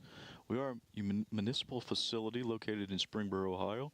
So if you want to come and play, we'd love to see you. You can make a tee time at golfheatherwood.com. So just jump on there, and tee times sometimes are hard to find, but hopefully you can find something that fits into your schedule and make it out here for a round of golf. And get a chance to see Tommy Boy. Yeah, if you do, you obviously can hit a few putts next to the infamous statue of Tommy Boy.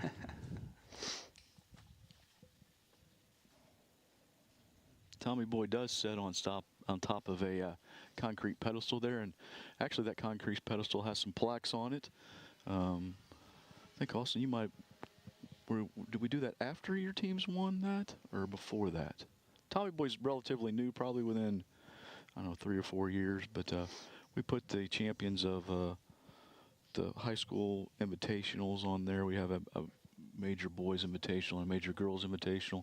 Do we put the Wright State invitational on there too, Austin? Do you remember? We do. I think we have the, both individual and team champs for Wright State's tournament and Spring Rose event. Yeah, for those of you that don't know, we are the home course for the Wright State Raiders golf team. All right, over to 10T. Keegan World get his round underway.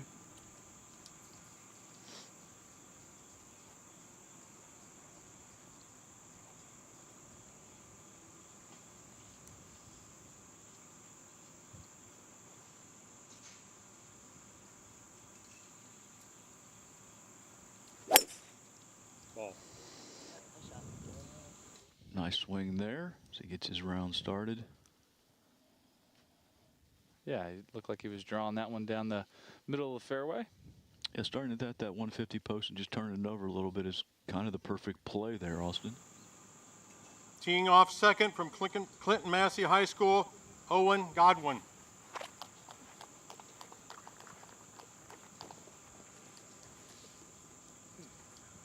Owen's a junior for the Falcons.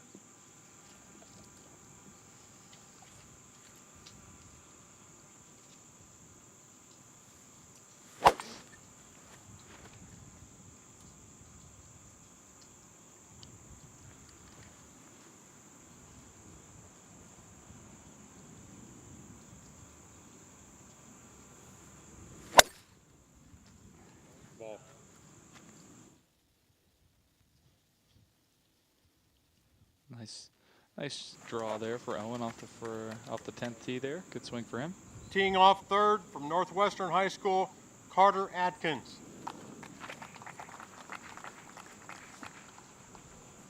Carter's a sophomore for the Warriors.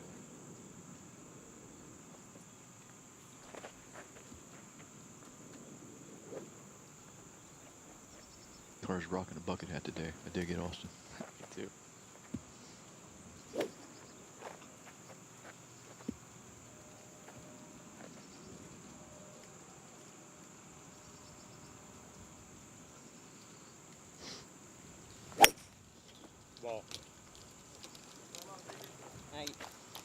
Good swing there for Carter down the middle of the fairway.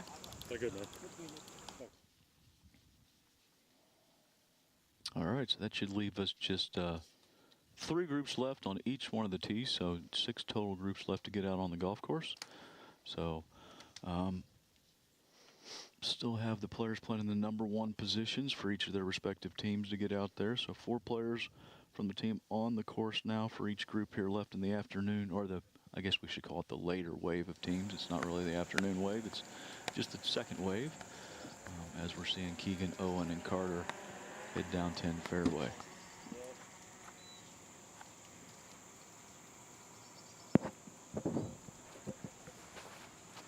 And we'll start bringing you some scores here. We'll probably got a few scores on the leaderboard right now, although I haven't looked at it quite yet. But again, after the holes 3, 6, 9, we're going to kind of get an update on scores also after they complete 12, 15, and 18. They are keeping official scorecards, so those are what they will turn in at the end and sign, and everything will get verified that the scores that we've been updated with are actually correct. Again, some mistakes in data entry can happen, but we will be operating with the assumption that what we're seeing is correct. Just quickly looking at what we've got going on here. Alex Holzaffel, Luke Ferris, both 1 under par through 3 holes, are leading right now. And again, very early on in the day's competition, but those 2 young men have got off to a pretty good start for themselves and are 1 under early on in the round. As you see the leaderboard here, we're rolling through things on the screen. You can take a look and look for your favorite player that I'm sure you're tuning in to see.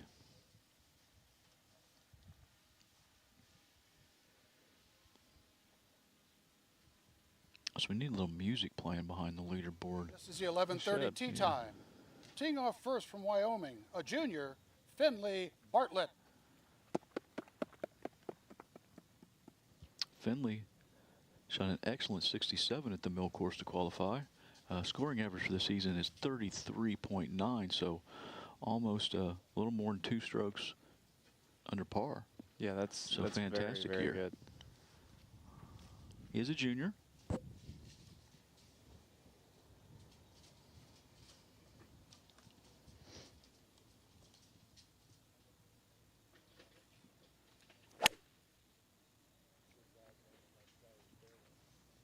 And went for the quick tee pickup, but looks like he was happy with that one. Yeah, down the right Teeing side of off the fairway, second very nice. from Alter, a senior, Davis Gokenauer. All right, looks like we've got the second of the Gokenauer brothers. Davis ready to get his round underway. Davis shot 72 at Pipestone and also had a nice scoring average of 35.1 on the season. Davis wasting no time there. I like the pace of play for Davis as And he teeing off third from jumps in there, quick Shawnee, pre-shot a routine, senior, and Lucas gets Berry. it underway. And Lucas Berry last to play for this 11:30 tee time and last to get on the course for the Shawnee Braves.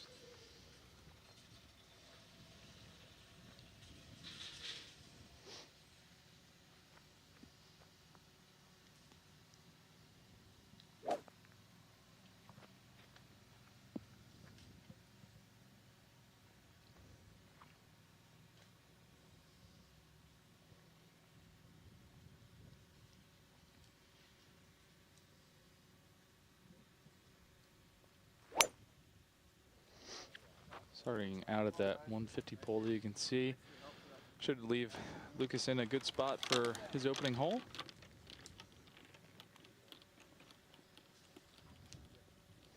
Again, that's the final players for Wyoming, Alter, and Shawnee to get on the course.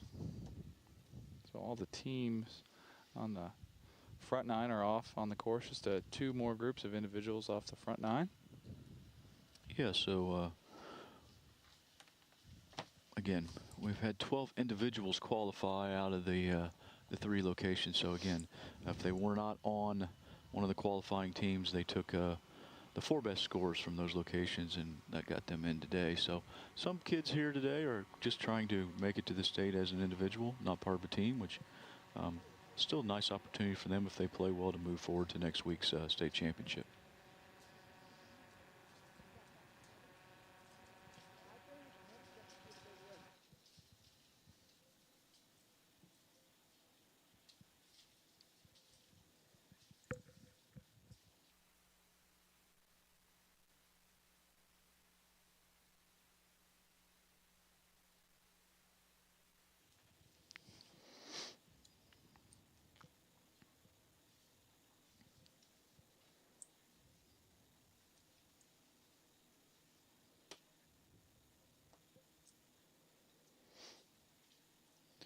All right, Austin, again, what do you think when we do the leaderboard, since we need some music behind that, that you just hum a tune or something like that when we get that going? Well, we do have a musician helping us out here at the scorers table. Tim Hale's with us. Tim's a mighty fine guitar player. Maybe tomorrow, Tim, bring the guitar and just get some background music going on there. Well, that sounds better. I don't think anyone wants to hear me sing or hum or, Well, I know. I mean, even play any music. I Yeah. know if you ask any of my family members, no one wants to hear me sing. So, although I still do it.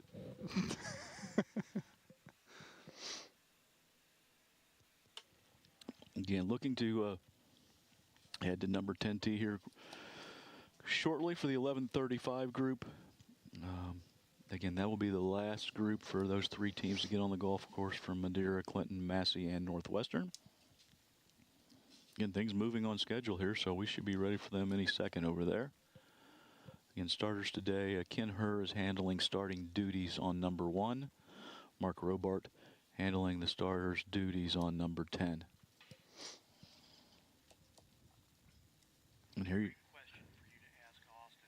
If I get off to a bad start, what do I do to get my head back in to the game and make it more and get refocused? All right, looks like we can see some real good tee shots there on number 1. But let's jump over to number 10 for the 11:35 group. Teeing off first in 11:35 starting time from Madeira High School, Eddie Hartung. Eddie is a senior for the Mustangs. Again, Eddie had a nice 69 at the Mill course to help the Mustangs qualify for the day's districts.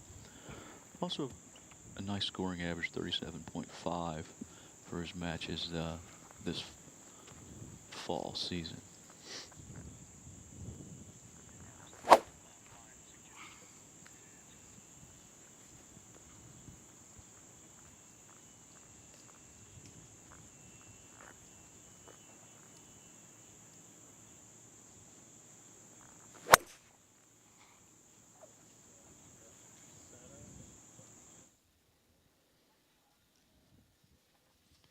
Eddie's still watching his tee shot there on number 10, but looked like a pretty solid swing to start his round.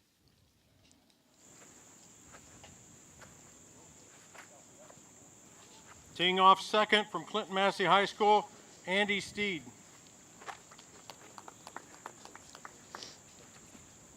Andy, a 3-time player of the year for their conference tournament.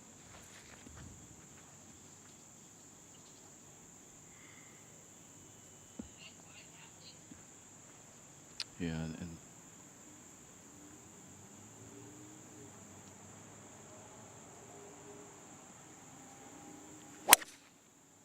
Andy shot 70 at Pipestone to help qualify. Again, Clinton Massey, they play in the Southern Buckeye Athletic and Academic Conference. And again, Andy is also saying 3-time player of the year. Only a junior. Teeing off third for Northwestern High School, Nathan Hackett.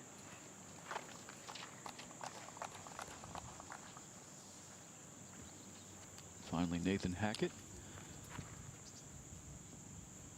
to get his round underway.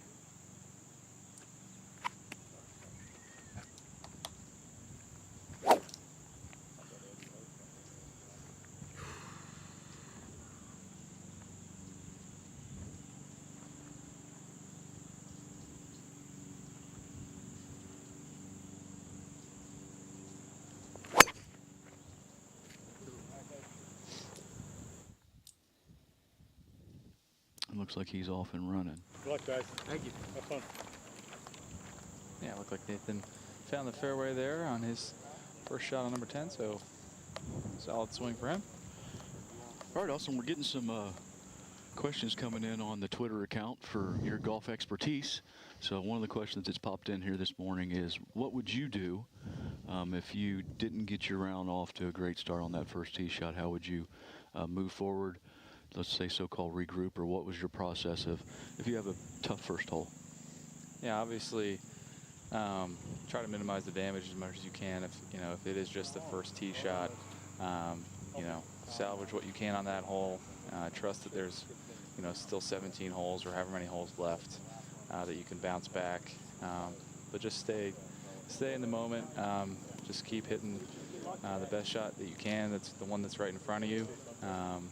And then just trust in all the work that you've put in that you're going to be able to, bounce back on the next hole or next swing, and just keep telling yourself that you're, just one swing away from, either hitting a good shot or making a good putt, because, one shot can certainly make up, a mediocre one pretty quickly. So, yeah. Yeah, I think golf's a funny game. No one hits perfect shots all the time. Everyone's going to hit some bad shots in a round of golf. They seem to be exaggerated when they're the first one of the day. Mm-hmm. If you're on your 6th or 7th hole and hit a bad shot, doesn't seem to stay with you as much as hitting a bad shot on that first hole does, which it counts the same amount, right? So you're going to hit some bad shots on the day. Hopefully it's not that first tee shot, but if it is, just know that there's a lot of good shots left in you, and try to get mentally prepared to hit some of those good shots, I think. Yeah, there's definitely no script in the round of golf, So Good morning. This is the obviously 11:40 tee like you said, time. you're going to hit some bad shots. Teeing You're going to off make some first from bogeys. Roger Bacon, That a happens to be the freshman. first hole. Alistair So White. be it. All right, getting a chance here to see the first group of individuals on the course for today. This is Alistair Fike. He's a freshman from Roger Bacon, qualified out the Mill course, shooting 75 to take one of those individual spots.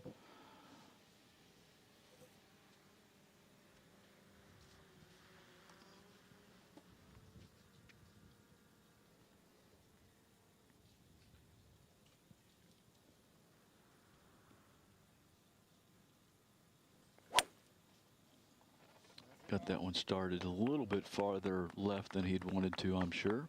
Yeah, it looked like it was fading back, though, a little bit for him, so should leave him in the fairway. A senior, Jacob Ingram. Yeah, we might have jinxed him a little bit talking about not getting off to the best start. And the next swing we see isn't what he was hoping for, I think. But next to play Jacob Ingram, again, qualifying individually.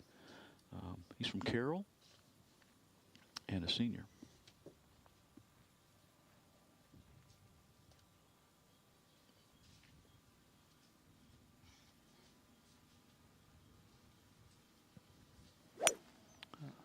Jacob was victorious in a 6-for-2 playoff to get here to the districts today, so very From nicely done there in the Urbana, playoff. A senior, Tate Armstrong. And finally, Tate Armstrong from Urbana. He qualified out of Reed Park. Getting respectable scoring average this season of 37.25. Looks like he's going to go with an iron here off the tee.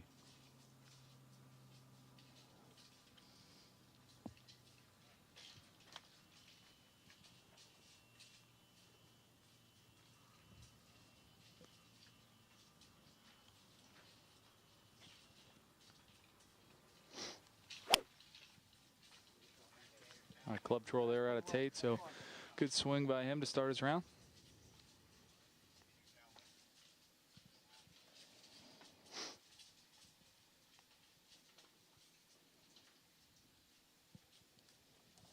Yeah, Austin and I, we're not familiar with the kids by just sight, right? So we're trying to identify them because we're going to see them a little bit later and try to know who's who as they're coming up to 9 and 18. And we're kind of trying to do that by what they're wearing.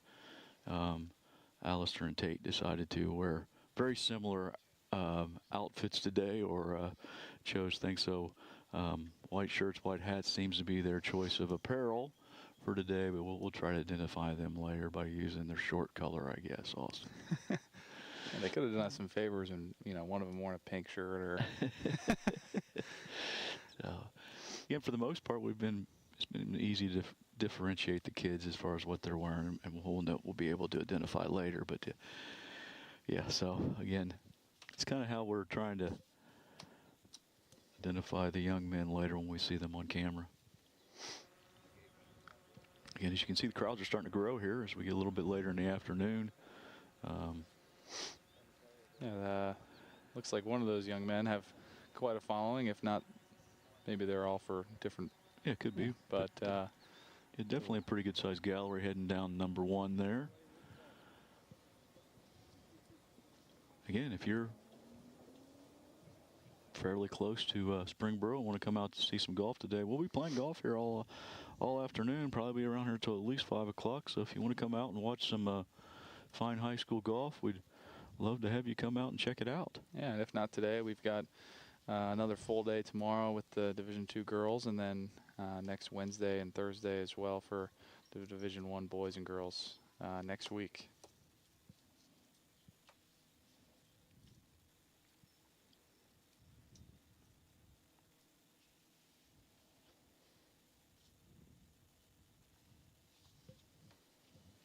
We're going to have to get that Ask Scoon website up so we can get some questions for you, Scoon. While we got these little down times as watching these young men's head to their ball, that'd be a pretty good thing to do. Pull some spectator questions in, or some viewer questions in that you could answer from your. For those of you who don't know, Austin is an outstanding player. Played on Wright State's golf team, 2-time Metro champion here in the Miami Valley area. Is that right? Yes.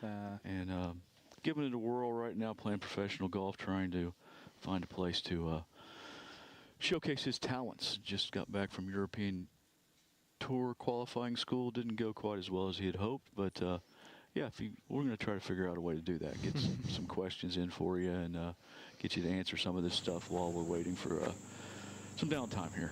Sounds good to me. Teeing off first in 11:45 starting time from Taylor High School, Caleb Bessler. All right, again, looking at our first group of individuals off the back nine. Caleb Bessler, junior from Taylor. I'm not sure where Taylor's located, but they are the Yellow Jackets. I do know that. And I know that Taylor shot 75 at the mill course to qualify for today's event.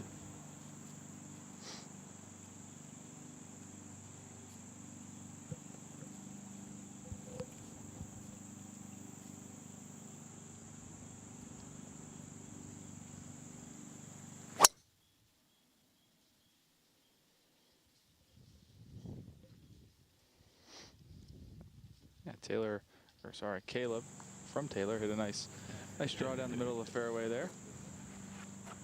Teeing off second from Baden High School, Matt Bruger.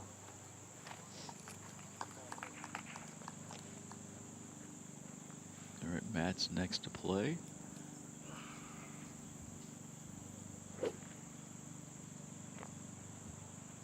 Matt's from Baden again, individual qualifier.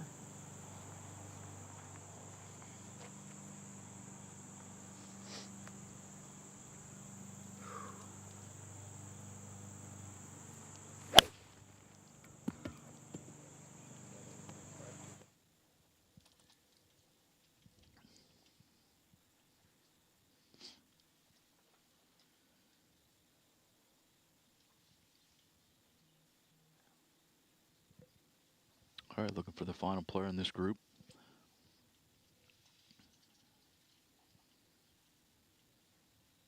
Looks like Matt may be heading back to his golf bag here.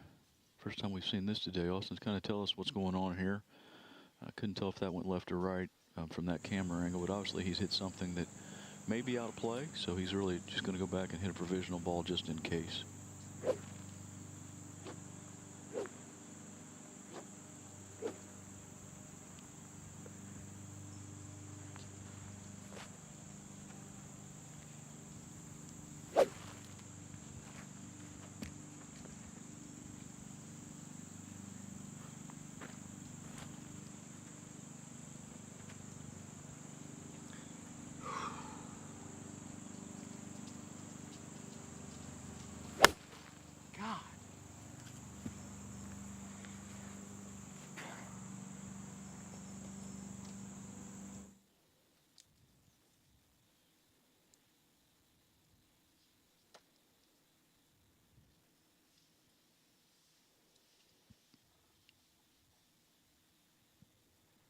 Unfortunately, looks like Matt's digging in his golf bag again, so maybe he's got another one that's close to being in or out of play.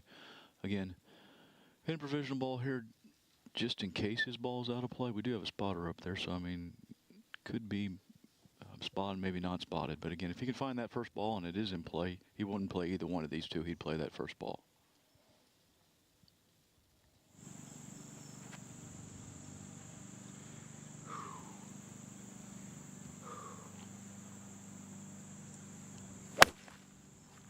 Stay in play.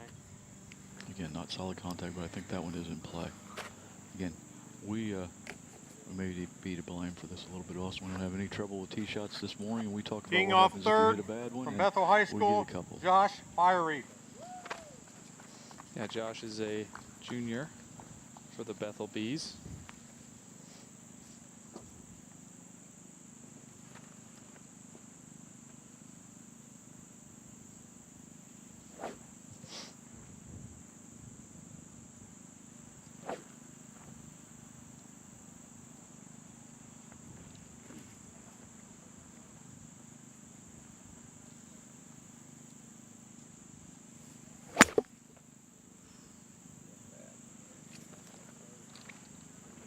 Good luck, guys.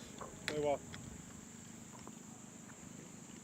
And that'll wrap up the 11:45 tee time. They're on their way, heading towards 10 fairway. Just one group on 1 and 10 left to get on the golf course. Yep, quickly look at some scoring here again, just to see where we stand early on in today's event. First from McNicholas, a junior, Jack We still Noon. got Alex Holzapfel, Luke Ferris, and looks like we've added another player 1 under par, Nolan Hockett. But let's quickly go over to 1T. Jack Noon from McNick. As a junior, shot 74 at the mill course to qualify individually for today's round.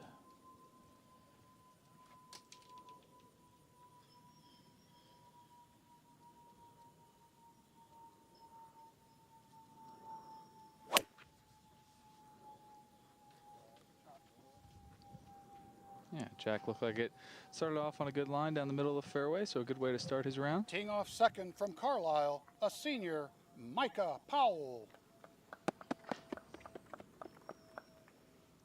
Micah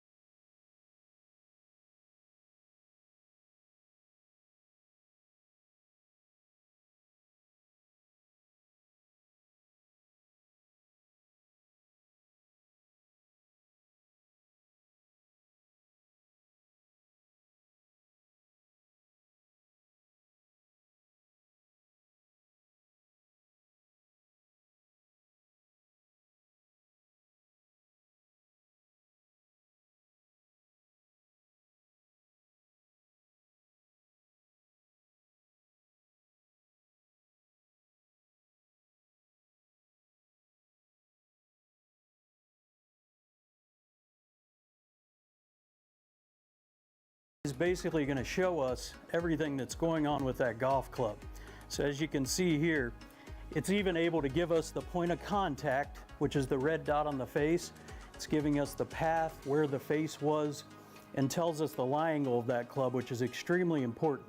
Anytime the lie angle of that club is too far down, the toe's going to grab the ground and flip open, so you're going to miss more shots to the right. And there's a lot of golfers out there that miss a lot of shots to the right. So anytime, just come in, give us a call. We'll set you up with a fitting appointment. Find out why we're one of the best fitters in the state of Ohio.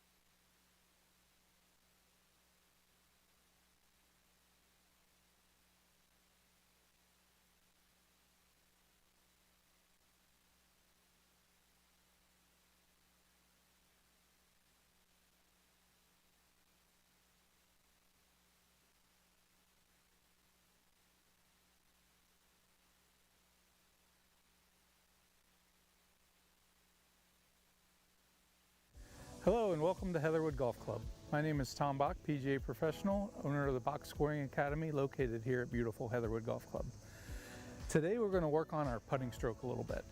And all the best putters in the world have great tempo and great rhythm to their stroke. An ideal tempo and an ideal rhythm is the backstroke takes twice as long as the forward stroke, or a 2-to-1 ratio.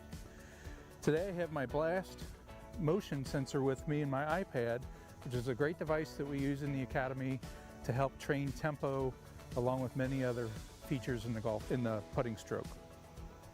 So in a perfect world, on average, tour players take about 0.6 seconds on the way back and about 0.3 seconds on the way through. We're going to try to mirror that tempo regardless of how long or how short the putt is, so that we have a consistent rhythm and a consistent tempo to our stroke. It will take the same amount of time to complete our backstroke. What impact will be at the same time, and our follow through will finish at the same time.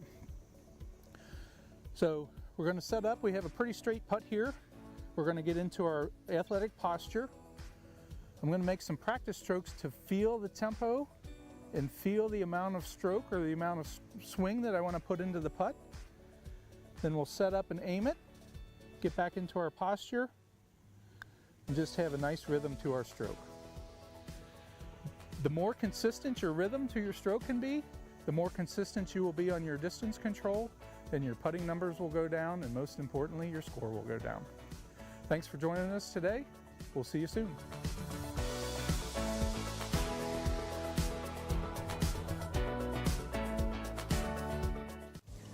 Hello, welcome to Heatherwood Golf Club. My name is Tom Bach, PGA member and owner of the Bach Scoring Academy here at Heatherwood. Today, I want to work on a very difficult shot for many people, but we're going to try and make it as simple as possible. We have a downhill lie where we need to pitch it up in the air onto the green. Okay? This can happen often if you hit your ball too far or it chases through the green and ends up on a bank behind it. Many players struggle to get this ball up in the air high enough to be able to stop it on the green. One of the most important things with this shot is, again, we're going to use the bottom of the club and make sure we use the sole of the club, but we have to hit down under the ball in order to let the loft of the club shoot the ball up in the air. The more we try and help it up or lift it up, the more likely we are to not get all the way underneath it and perhaps thin it and send it across the green. So, since we're on a downhill slope, it's going to be real easy and gravity's going to want to pull us towards our front foot. So we're going to set up on our left side if you're a right-handed player with our weight, with our ankle, knee, hips, and shoulder joints all lined up. So we're going to stay forward. I like to go a little bit wider in my stance for this shot, call it a trick shot, just to help keep my lower body real stable and real quiet. From here, we're going to keep the club face square or slightly open to add a little bit of loft. And we're simply going to swing this club down under the ball, making sure that we get the sole of the club underneath the bottom of the ball. And we're going to let the loft of the club, or the angle of the club, throw it up in the air. All right? So face slightly open, weight forward, ball slightly forward of center to match the center of our gravity, where our weight's set up here at address. Swing the club back, and let the club go down right into the ground. That's how you hit it up in the air with a soft shot off of a downhill lie. Thanks for joining us today and have a great day.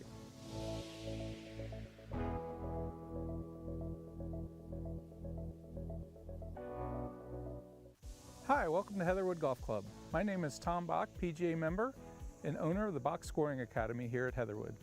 Today we're going to have bunker shots. There are a few key elements in bunker shots that we want to cover today. One of the most important things is, just like with all of our wedge shots, we want to use the bottom of the club and the bounce of the club.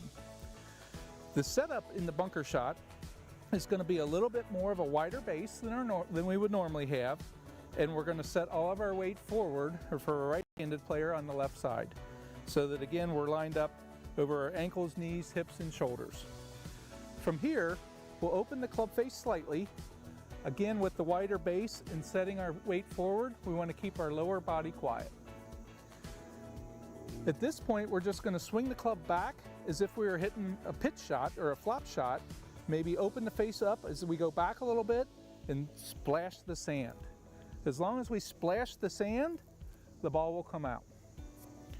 So again, set up, a little wider base, weight forward, club face slightly open,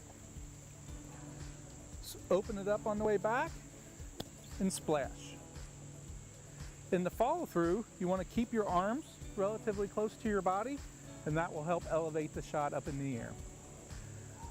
Good luck with the bunker shots. If we can help with anything, please feel free to reach out to the Box Scoring Academy or any of the fabulous golf professionals here at Heatherwood Golf Club.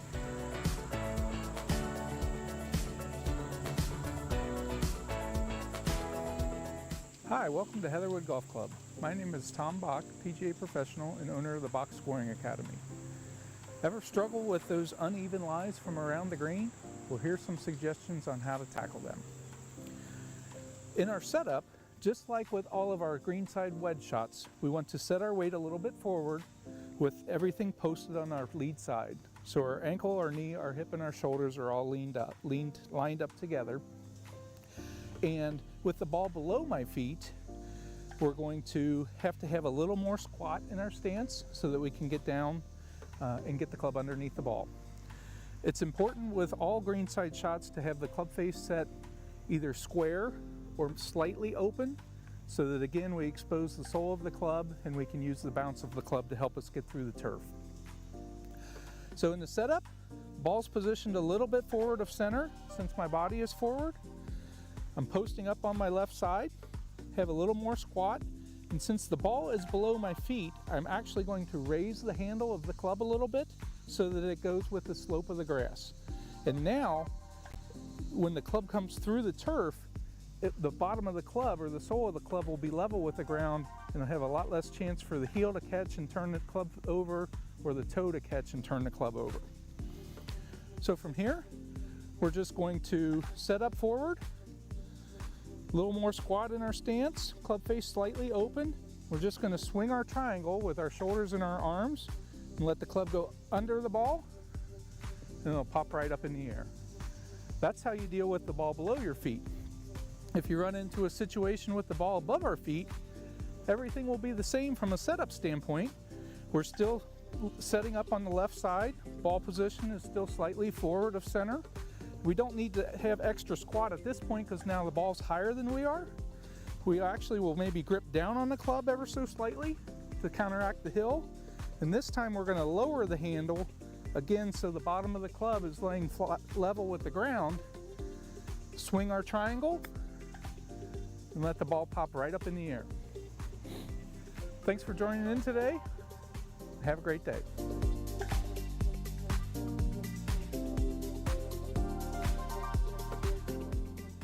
Hi, my name is Tom Bach, PGA professional and owner of the Box Scoring Academy here at Heatherwood Golf Club. Welcome to our great facility. Today we're going to do some tips for you. Right now we're going to work on that simple 20-yard pitch shot from right next to the green. We're often faced with this shot on long par 4s or if we hit a wayward drive. And this is a great opportunity for us to save a par or maybe even make a birdie on a par 5. So a few of the key fundamentals of this shot would be to get set up in a position that kind of mirrors the impact position. And by that I mean in the full swing, we would normally shift back and drive and shift through and turn through the shot. With this particular shot, since it's such a small swing, we're just going to go ahead and set up into that impact position by setting our weight a little bit forward, maybe about 2/3, 3/4, and leave it here. In order to enhance consistent contact, we want to try and keep our lower body as quiet as possible. From here, the club face should be set square or slightly open, just so that we expose the sole of the golf club and the bounce of the golf club so it can work properly. At that point, it's just going to be a matter of simply keeping our weight still and our lower body still, making a small swing back and a small swing through with our torso, so that as we finish the shot, the end of the grip is still pointed into our hip. You don't have to feel like you need to keep your arms or your hands or your wrists stiff or straight or locked. Let them do whatever they want to do. We just want to make sure the engine of the swing is our upper body. Let's try it. So face square to slightly open, weight forward. Notice with my body part, with my position here, not only is my weight forward, but everything is lined up over ankle, knee, hip, and shoulder. I'm not tilting back, set forward, and then it's just a simple swing back and a simple swing through with the end of the grip pointing right into our hip. And that's how you hit the simple 20-yard pitch shot.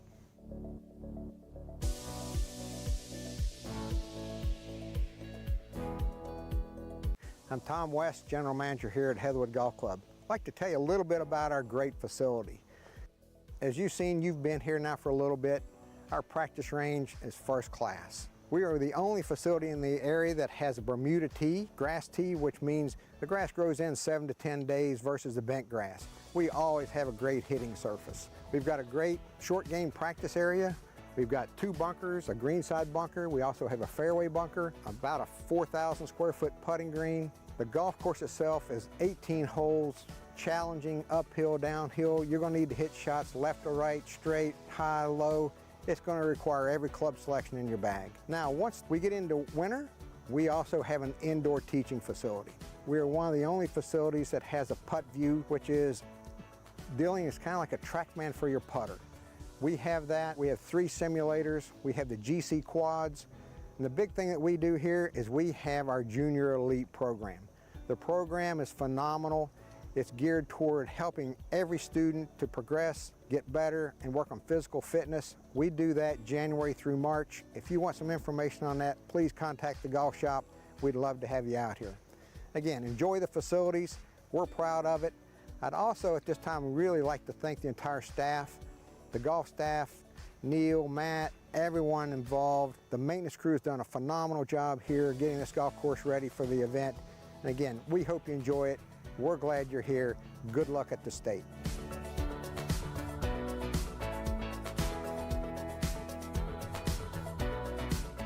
Tom West. Today, I'm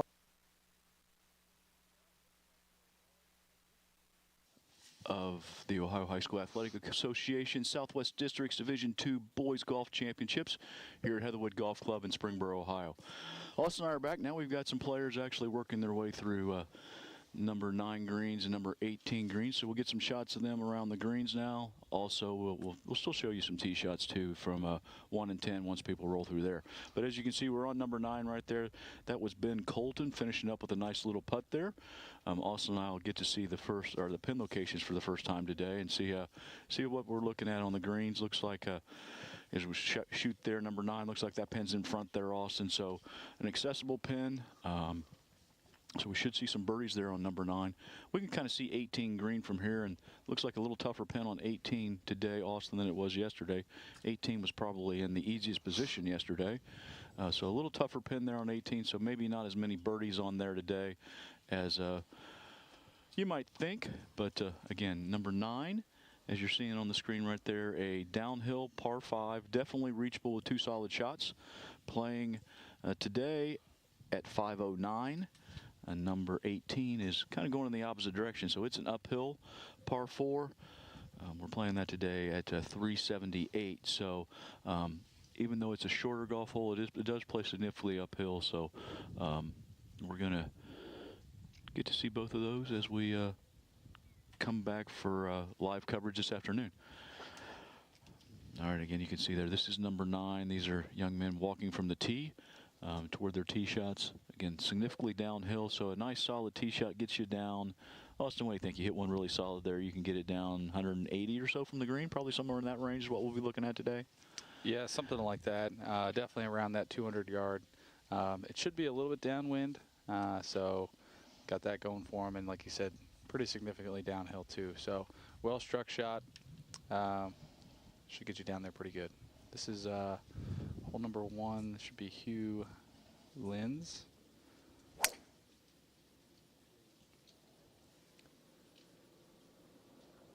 Again, Hugh's from Fenwick, and we're just catching his tee shot there. They've just turned for, and he's getting ready to start his back 9, or he actually has just started his back 9 there. All right, again, watching the players walk down number 9. This should be Alex Holzapfel, Luke Lottergy, and Griffin Turner. Alex is going to have the red hat on there. All right, jump back here to number 1. This should be Andy Burkett.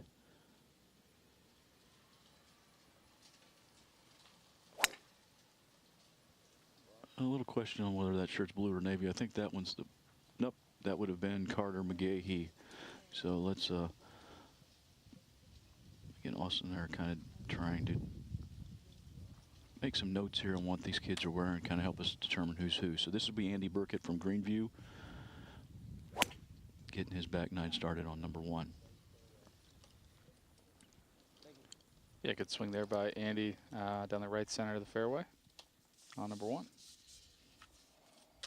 All right, looking back up from number 9.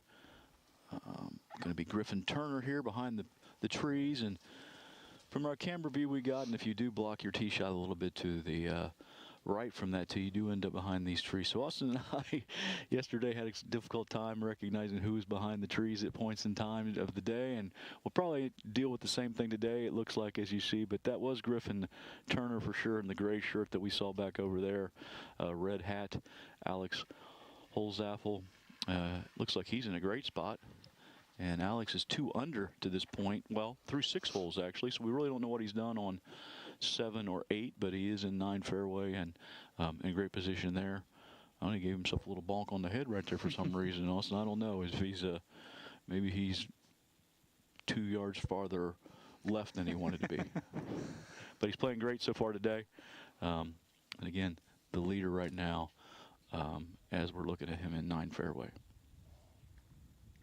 Again, we did get a couple questions sent to us through the YouTube channel. So if you do have something you want to ask Austin or myself, feel free to jump on. I'm assuming you're watching this on the YouTube channel. Feel free to jump on YouTube there and send that question to us, and we'll try to get that answered on air. If there's something you would like to know about the golf course or about golf in general that we might be able to help you with, go ahead and send us that question.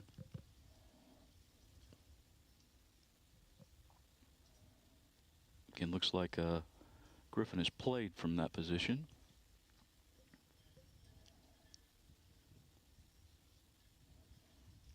Yeah, back over to Alex from Indian Hill there in the red hat, just kind of sizing up his shot. He shouldn't have much more than 160 or so into this par 5 ninth green here.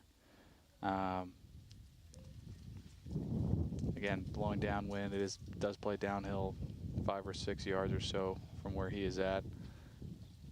Yeah, wind is picking up a little bit here, Austin. You know, we dead calm earlier this morning, but pretty typical weather pattern here for us as we move into the afternoon.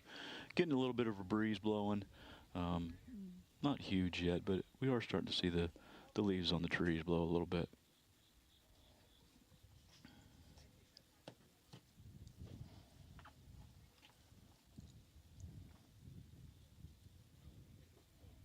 And a beautiful shot there from Alex. Looks like that's probably going to be an eagle attempt to finish his front 9, and what's been a great front 9 for him to this point. Yeah, really good shot in there. The front part of that green on number 9 does slope away from you. All right, back to number 10 tee. That would be Logan Brindle from Indian Hill. We just saw right there. Yeah, down the left side of the fairway, so a good swing by Logan.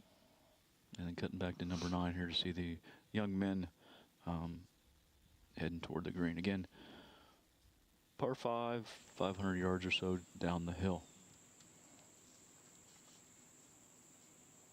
And that's Merritt Peterson on number 10. Looks like he's happy with that one. And again, Ben Colton was the 3rd player in that group. Looks like he's already hit his shot there on number 10 tee.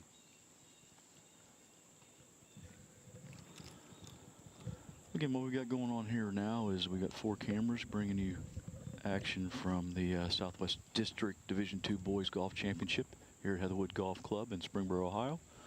Looking to qualify 3 teams and 3 individuals that aren't on those teams for the state championship next week on Friday the 13th and Saturday the 14th at North Star Golf Club in the Columbus area. All right, so jumping to number 9 green here. Looks like the Griffin Turner. I would assume that this is going to be his 3rd shot, Austin. I think we saw him's draw position where his drive was behind the trees, and looks like he's got it down here. Can't tell if he's in the bunker there. There are bunkers guarding the front left and right of this hole. It looks like maybe Luke Lottergy is going to play first. Well, trying to see who's going to play first here. Not real quite sure, but looks like Luke may be in that bunker, or maybe Luke has played already. But that's Luke on camera there. And cutting over to Griffin now. Griffin's making practice swings like he's not in the bunker, like he may just be in the rough there, short. Yeah, kind of tough shot here as this runs away from him once it gets on the green. He played a nice shot there short and let it run down to the hole. Now you can see the slope there. It does run away in from left to right as you're facing the green, opposite from where the camera's showing. So forgiving pin, but also there is some slope there that they're going to have to deal with. Unless, of course, you hit it where Alex did, which you're going to be coming back almost up the hill. Yeah, the difficulty in this shot would be the length. And he's really looking up at the hole, but you know, fairly long bunker shot. Looks like he left it just a little bit short.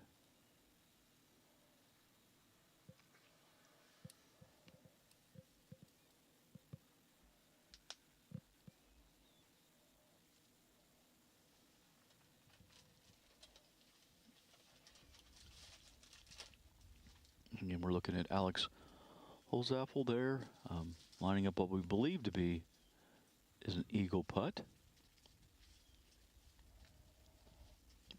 And Griffin Turner,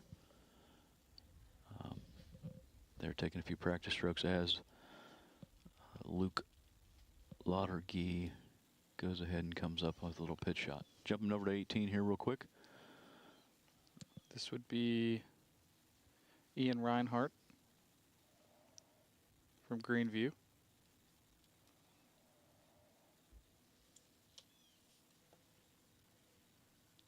Again, Ian is the League Player of the Year for his conference. He's a senior.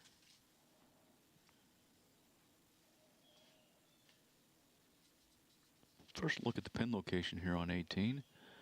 A little bit back on the green. Not the toughest spot on that green, but there is a bunker that's going to protect the front right of that green, but they could probably skirt that without even have to carry that marker, depending on where their tee shot is. Yeah, for sure. It looks like we got an eagle putt here for Alex.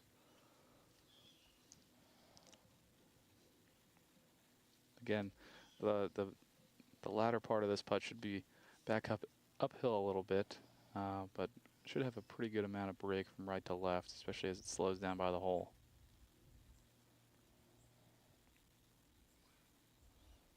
Just burn that high edge there, but good run.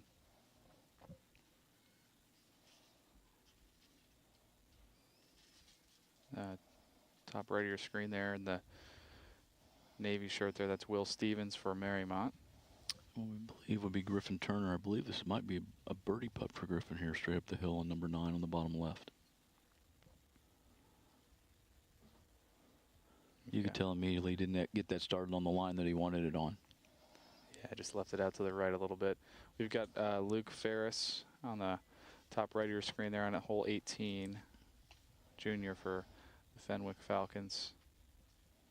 And on the bottom, Alex Holzapfel to finish off his birdie putt here on number 9, and a pretty good front 9.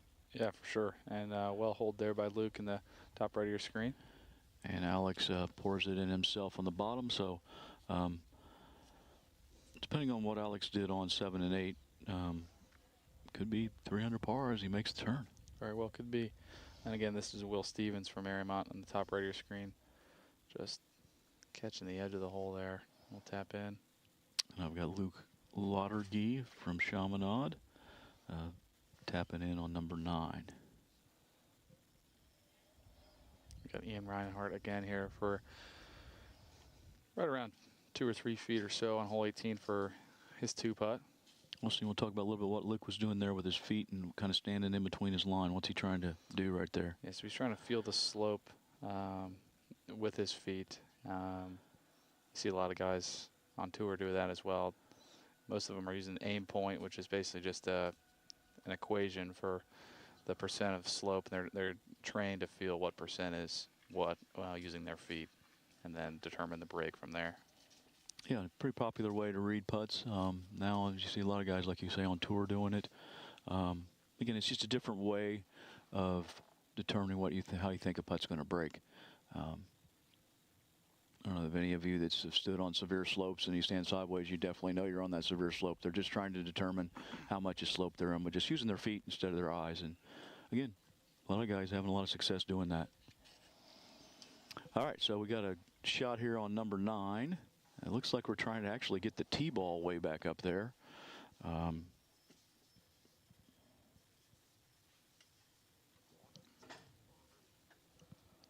believe that's Grady Tabar on number 9 tee. Again, tough to tell too much, but yeah, that's the shot we're looking at there. And looks like Grady might be the last person. Oh, nope. I think Landon McCloskey. Looks like he's just teed his ball up. Again, not a great view, but we're trying to give you as much action as we can here.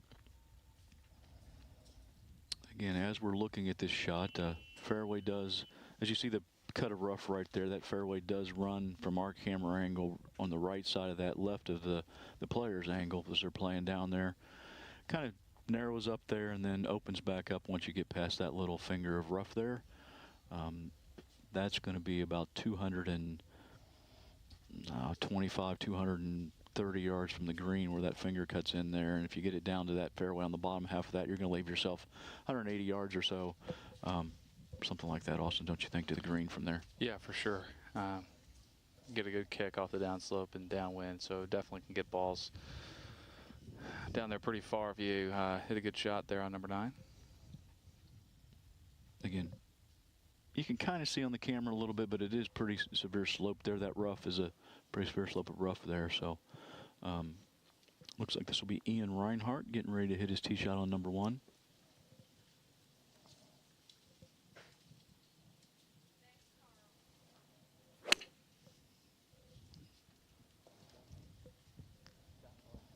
Again, Ian just going with iron off number 1. And this hole will play downwind as well. So, and with the wind picking up, you're definitely not going to need a ton of club off this first tee. Let's take a quick look of scores here again, really early on, but right now Alter leading the team competition at -2. As we're doing this, it's going to be Luke Ferris from Fenwick on the tee, I believe.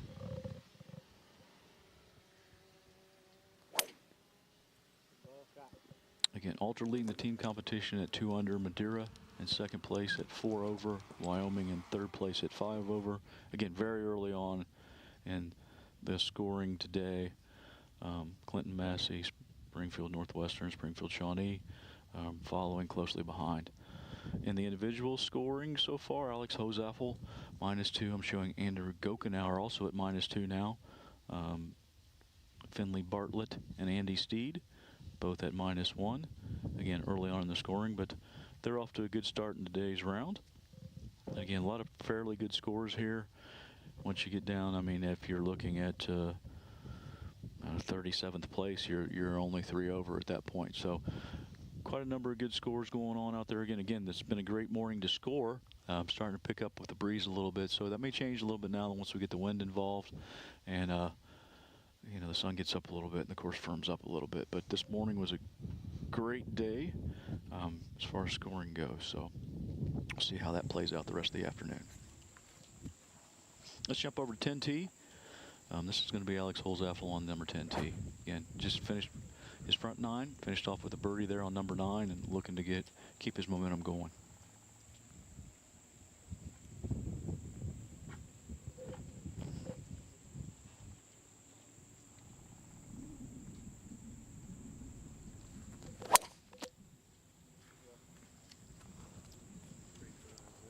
Really solid swing there for Alex.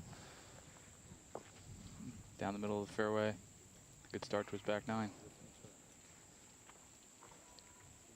Be Griffin Turner next to play.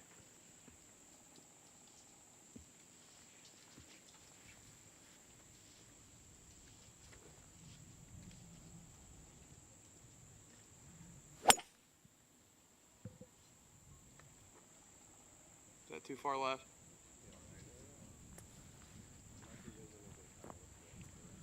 Ken Griffin wondering there if that was too far left. Again, does open up if you can get it past the tree line and on that line up there. So if he hasn't played here a lot, he may not know exactly how far left he can go on that hole. And finally, Luke Laudergy left to play.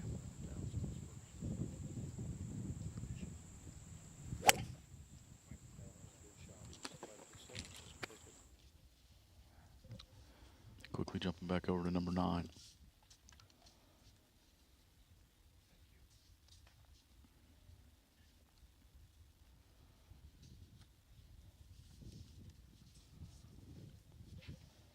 Someone in the tree line up there, I think that might have been Landon McCloskey that we just saw. This is going to be John Mees. Again, assuming this is his second shot, again, probably 180, 190 yards from the green. Didn't look like he was happy with that strike at all. No, but again, a par 5, so provided it's fine up there, should be able to get something up there around the green. And then finally, Grady Tabar, last one in this group to play his approach shot to, again, this short par 5.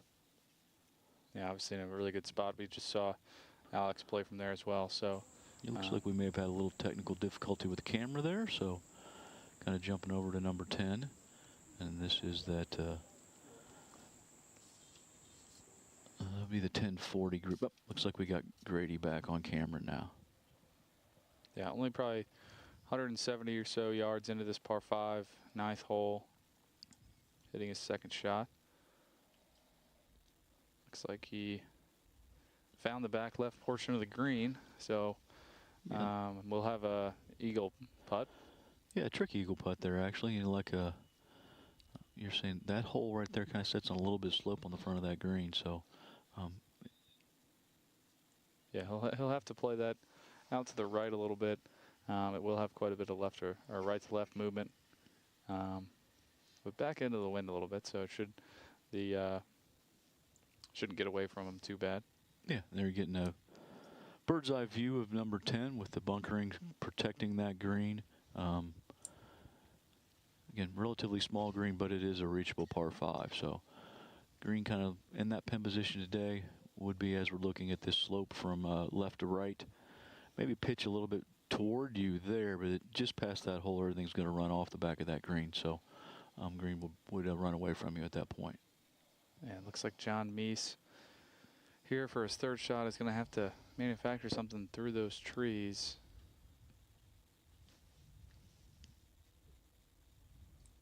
Looks like he's played rather quickly. I think it might have just come up a little bit short there.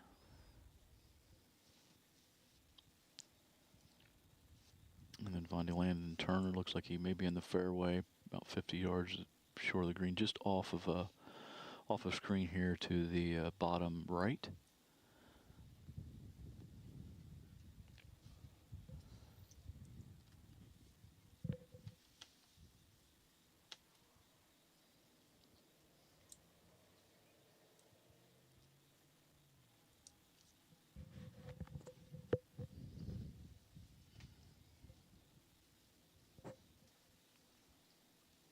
It looks like they're waiting on Landon to play. It looks like he's played. Looks like the ball's rolling just past the flag there, maybe 15, 20 feet. So not a bad shot from there. That should be a birdie opportunity, I believe, for him, as John Meese gets ready to come on up with his pretty straightforward chip shot. Again, pretty difficult to land that on the green and get it to stop, just because it's kind of running away and down that slope to the right there. Yeah, not a bad shot from there though. Back uphill putt there, breaking right to left. Not probably as close as he wanted to get that, but yeah, if he would want to get that real close, he'd have had to land that short, kind of run it through the fringe there, and then just get it trickling onto the green and run down to the hole. And Grady here in the back there, sizing up his eagle putt. Again, breaking from right to left. And because of that break, the end part of the putt will basically be going down that slope. So definitely speed, very important from this range. You know, I think we need a telestrator, Austin. I can draw some little lines on this green where the slopes are. We can see if we can't get that taken care of.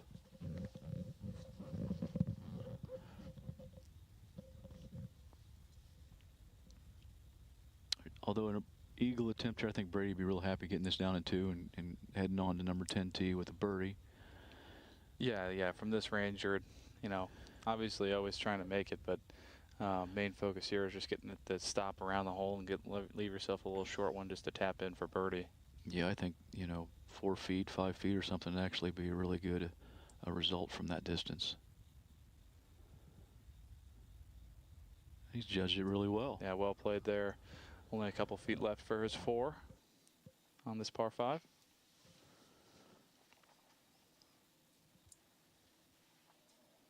All right, John Meese next to play. And again, good thing for Grady there is John's coming kind of at him, kind of going to show him a little bit of the line around the hole. So if Grady pays attention here, which it looks like he's trying to get himself in a position where he can walk in and see how John's ball reacts once it gets to the hole, get an idea of how his putt, how much break he's got left in his. Again, this should be going back uphill again, breaking a little bit from right to left. Really dependent on the speed here, how much it breaks. So you can take a little bit of the bow of the break out if you want to hit it a little bit firmer. Or obviously if he's choosing to try to die in the hole, it's going to break a little bit more.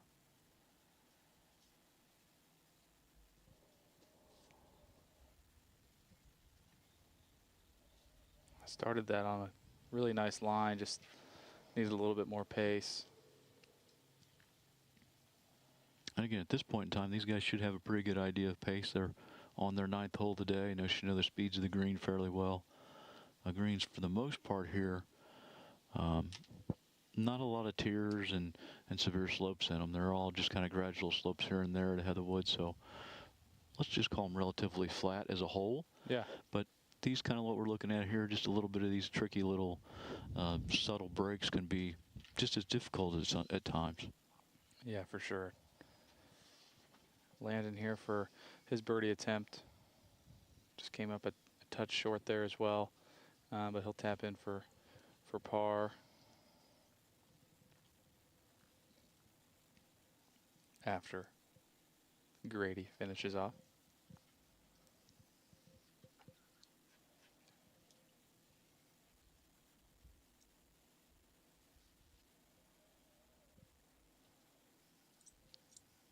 Again, Grady Tabar here for a 2-putt birdie to finish off his front 9.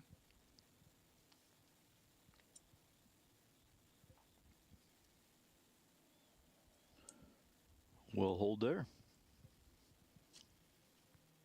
And then Landon to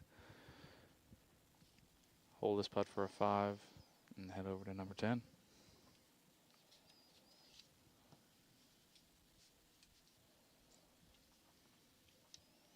All right, so the 1050 group just finishing up their first 9 holes here today. Heading number 10 tee again.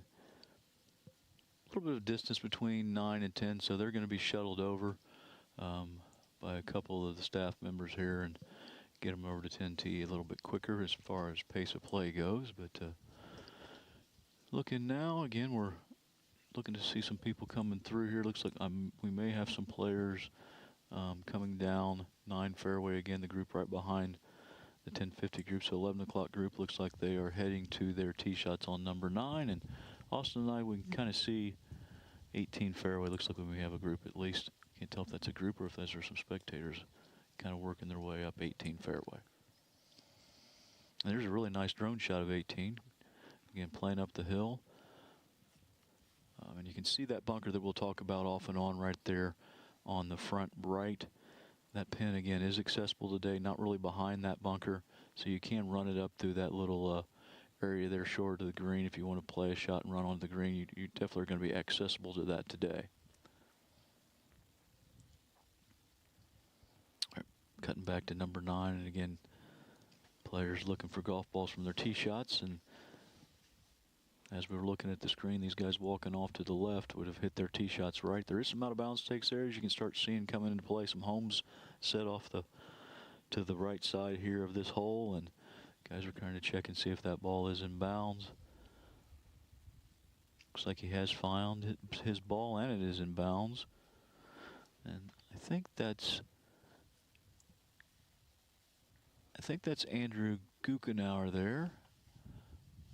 Well, no, looks like they both might be there. The ball there, that's going to be Desmond Houseman. Looks like with the golf bag there, just shooting the range, shooting the yardage with his rangefinder. So that's Desmond Houseman there, and again, close to the out-of-bounds stake, but not out of bounds. So good for him there. Again, pretty good distance back, Austin. What do you think? 225, 230, something like that? Yeah, something like that, maybe even a touch longer. But again, this hole does play downhill from here and downwind. So, and with it getting a little bit firmer out now, so I mean, he could front pin, he could run something up there pretty close to the hole, if not, easily within 30 or 40 yards for sure. Sure, yeah. Again, as we say, the hole plays downhill, but just short of the green, that is back uphill to the green right there. So if he can get something in that fairway chasing down there, he definitely could get something, like you say, at least around the green. Other players in this group, Andrew Gukenauer, Charlie Steed. And we'll soon we'll be panning to them here shortly.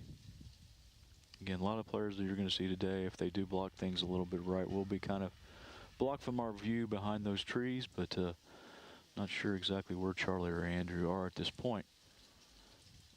Well, it looks like that's going to be Charlie Steed right there behind the tree. And then Andrew, again, I don't know if I foreshadowed that or not, but walking even behind the trees right there is Andrew. You can see him coming in a picture and walking behind the tree right there.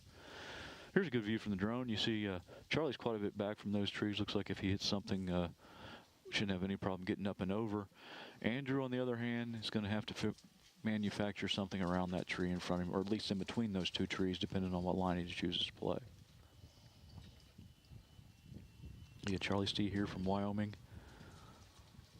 Looks like he's going with a hybrid or a fairway. I can't tell what, but probably in the two. Oh, he's outside of 200 from there, don't you think, Austin? He's probably right around that 200 number. And again, probably playing a little bit closer to 185, 190 with the downhill and downwind.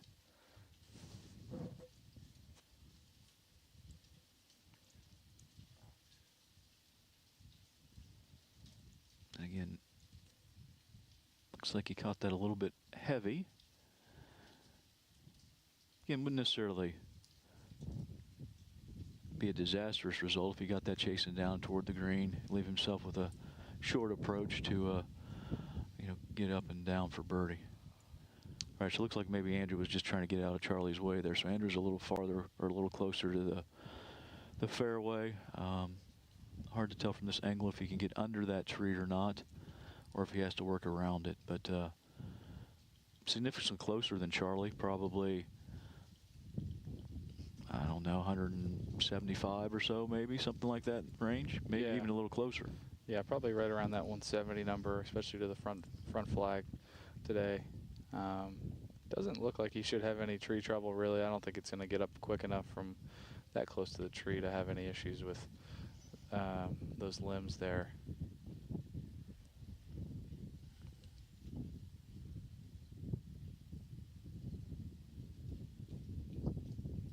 And Andrew is our leader at 2 under right now by himself.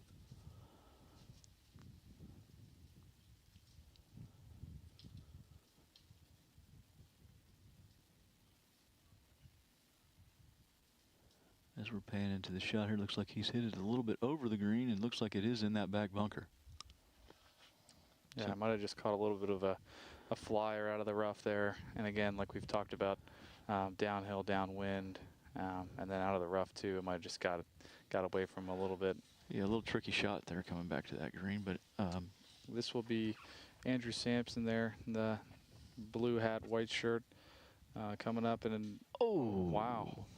Really Andrew, nicely played. yeah, nicely played. Andrew chose to take that a lot higher in the air than what I thought he was going to do. I thought he had bumped that on the green and let it run back, but he flipped it up in the air and almost hold it. This is Nolan Hockett here, coming up from, looks like just short of that greenside bunker there on number 18. He's probably got, honestly, like 30 or 40 yards to this back hole location, even though it looks much closer than that. Plenty of green to work with. Obviously, depending on what kind of lie he's got down there.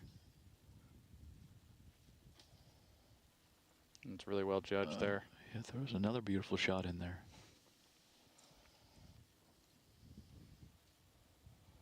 This would be Colson Morgan in the darker blue shirt. Short left of number 18. Might not have got the perfect contact that he wanted, but you know, on the surface, only 20 feet or so, 30 feet or so away from the hole, have a chance to maybe roll on a putt there to get his up and down. Yeah, camera angle can be a little bit deceiving there. We can see where the young men are playing from, and he was quite a bit short, although the camera made it look like he was right there by the green, but he was really probably 20, 30 yards short of that green there. Yeah, for sure. All right, let's cut back. I'll take this lower left here, and this is going to be Desmond Houseman. Presumably his third shot. We saw him close to the out-of-bounds stakes play his second. Again, kind of a tough angle there, getting it over on that side. As you can see, that ball just keep running away from him. Again, definitely would rather be, as you're playing that hole, on the right side, pitching up at that hole than being on the left and having to deal with that slope running away from you. But again, he's got himself a birdie opportunity there.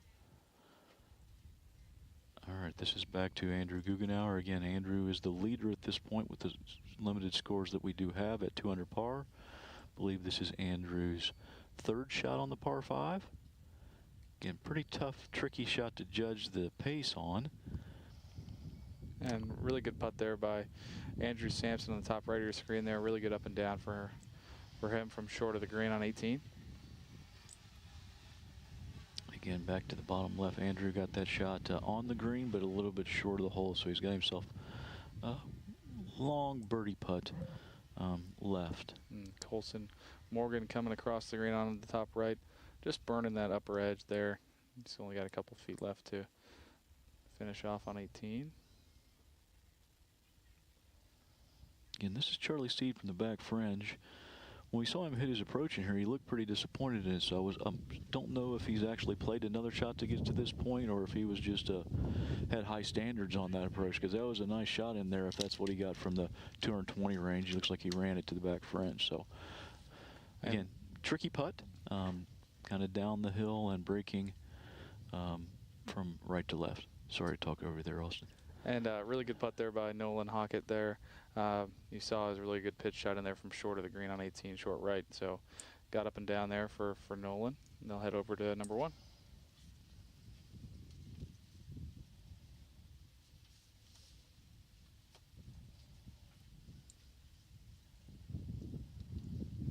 All right, here we are with Andrew Guckenauer again. On YouTube, question, any free links to the leaderboard? As again, we believe this is Andrew's birdie putt here, probably in the 40-foot range, don't you think, Austin? Again, uphill at the beginning, then starting to break downhill, and pretty fairly hard from right to left as he gets near the hole. Yeah, as it starts turning right to left, it will go downhill a little bit towards the end. See a couple putts from here, though. Fantastic putt there, really well judged, and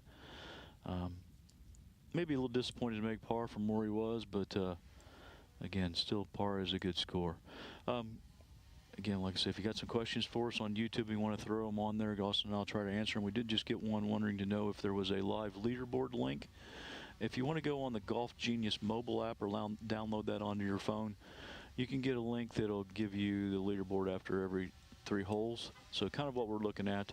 So Golf Genius app, and once you get on there, if you want to enter the GGID of D, the number 2, D, MVG, that'll give you access to, if you go to the drop down in the upper left-hand corner, that'll give you access to the leaderboard. And again, that leaderboard's updated after every 3 holes. All right, Desmond Hausman here. Again, what I believe was his birdie putt. Left it just short.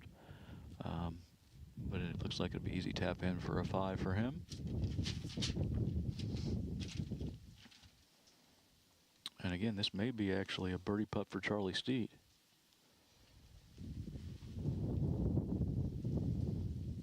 Again, tricky hole placement here again, just because of the slope around the hole.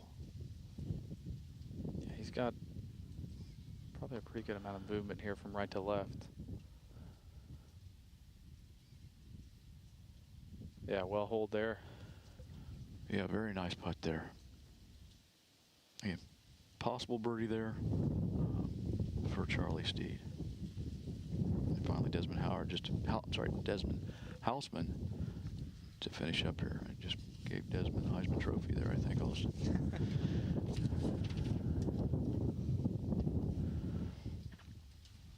All right, so those guys, that's the 11 o'clock group that is finishing up there on number 9 and heading to number 10 tee. So halfway through their round. And again, Andrew Guckenauer at this point, we believe, without the scores from 7 and 8, would be 2 under par. A quick look at the leaderboard early on here. Again, like I said, Andrew is 2 under, Alex Hozaffel 1 under, Finley Bartlett 1 under, and Andy Steed, who just went through a little while ago, I believe, is 1 under also. And that was Nolan Hockett there on number 1 that we saw tee off. And seeing a picture now of 18, that would be Evan Davidson for Clinton Massey, pushing his push cart there in the darker blue shirt. Tanner Timar in the blue hat that just disappeared off the screen, and Bishop Brock in the little lighter blue shirt and the gray hat that just set his bag down.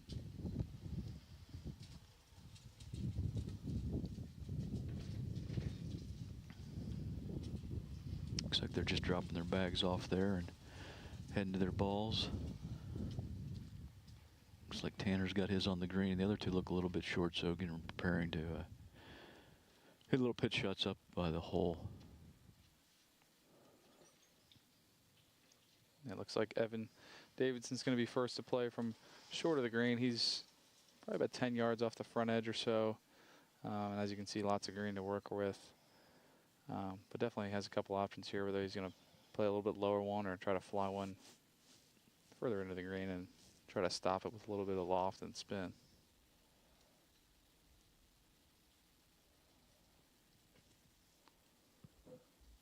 Went with the higher route. Not too bad of a shot there. He's got about 15 feet or so left for his up and down.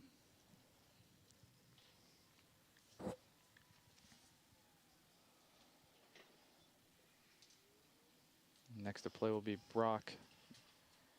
Bishop Brock. From just off the front edge there, looks like he's probably got a putter in hand, would you say? Yeah, it looks like he's making a putting stroke as a practice swing there. So, yeah, just trying to run through a little bit of the fringe there onto the green and back by the hole. Definitely a long putt, though. A little tricky one there to read, as that ball, as you're seeing on the camera angle there, is moving from, well, Bishop's right to left. But the green as a whole there kind of selects from left to right. So a little tricky slope there that you can misread fairly easily. I think back by the hole, once he got back by the hole, that ball definitely should have moved left to right by the hole there, I think, Austin.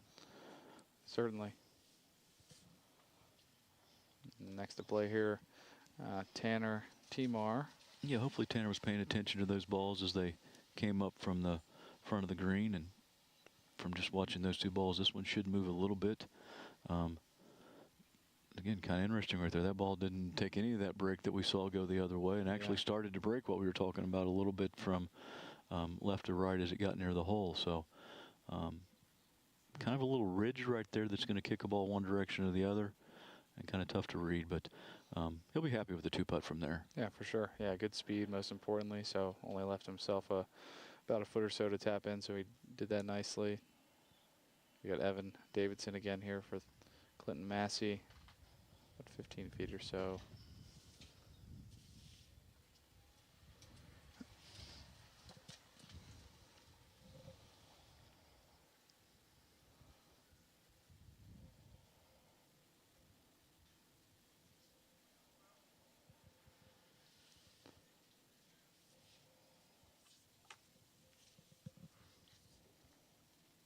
And again, Bishop Brock here. It's technically off the green, but elected to use the putter, so this is going to be his attempt to try to two-putt number 18 here. And well hold.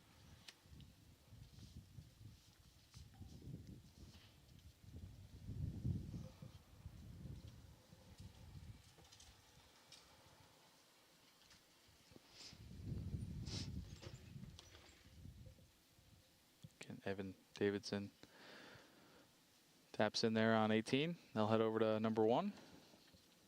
Short walk from 18 green to 1 tee here as we jump over to number 9. It's going to be Cameron Kosmierzik there. Being told that they are all putting for birdie. This will be Hagen Kaler from Wyoming here, his birdie attempt. Just left that one a touch low, just broke a little bit too much more than he was seeing. Next will be Matthew Crush. After Hagen finishes off there. Yeah, Matthew's a member of the Alter Knights. Again, Alter is in first place at this point. And Matthew is even par through the last reporting after 6 holes. So this would be a nice birdie for Matthew. Looks like he just caught the lip of the hole and stayed out.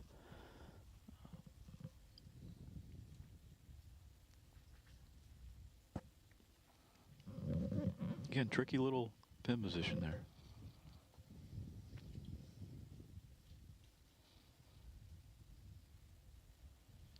taps in for his par. Matthew does, and he'll head over to number 10. And again, Cameron Kuzmirzik to finish up here. Not sure if his initial putt was for birdie or if this one is.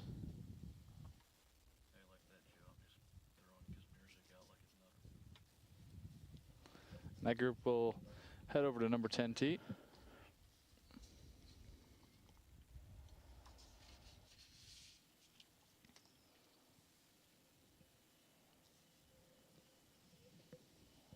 All right, Austin, we're,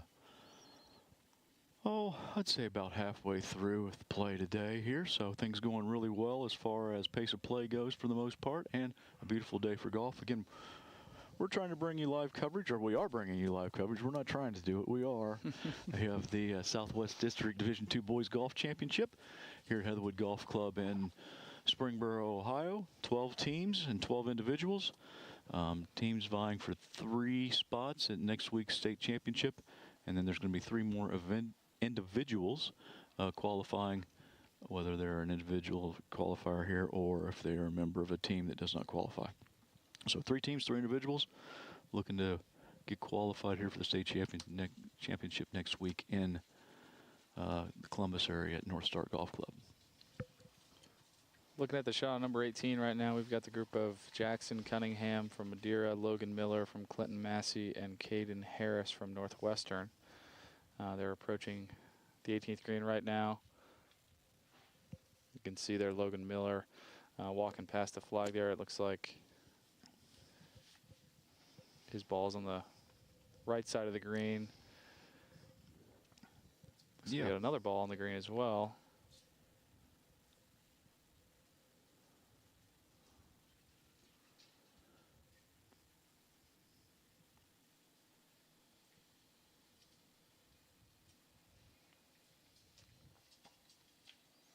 It looks like Caden Harris from Northwestern there in the light blue shirt, gray hats, also got his ball from over there, so he'll be certainly paying attention to Logan's putt because they're on very similar lines.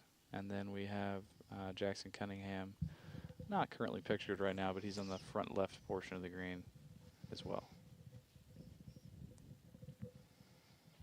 Actually, I was mistaken. Logan Miller coming from the other side. He was just looking at his putt from the other side of the hole there. Pretty straightforward chip shot here. Be a little bit downhill. Fairly flat, I would think.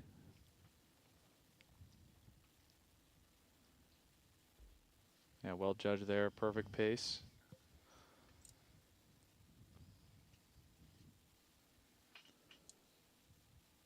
He's going to go ahead and mark that and let Jackson Cunningham play next.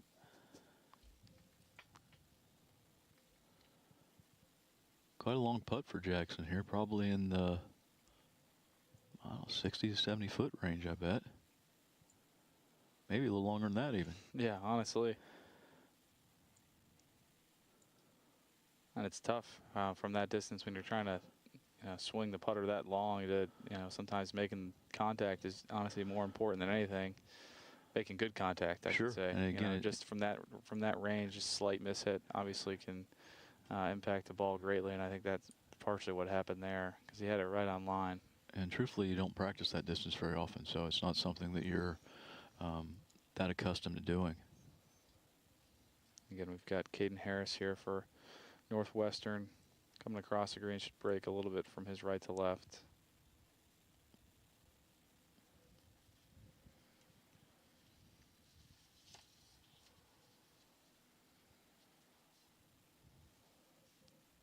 Solid putt there. Yeah, that's a good 2-putt. Be happy with that from that distance.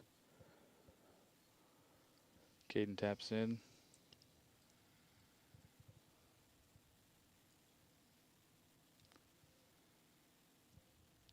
Again, Jackson Cunningham for his 2-putt attempt. We'll call it for a par. Nice putt. Nice aggressive stroke there for him. And finally, Logan Miller to finish up here after his nice chip shot down there.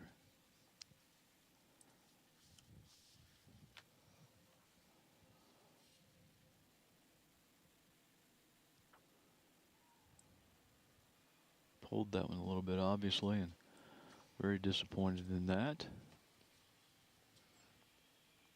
That was just the distances you got to just make sure you stay focused on. Easy to get that started on the wrong line and get out of the hole there. So just needs to regain his focus here, pick his line out, and make a good stroke and knock this in the hole. Yeah, there you go.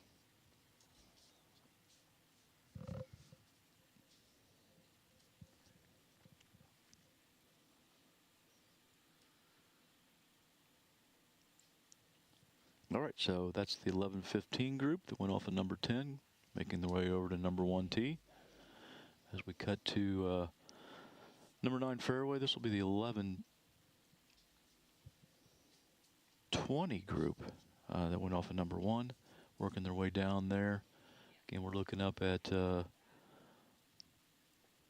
to pick that. I believe that's Jack Webb from Wyoming.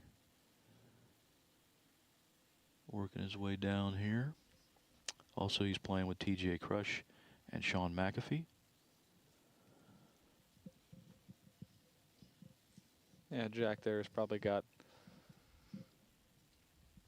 it's hard to tell, is he?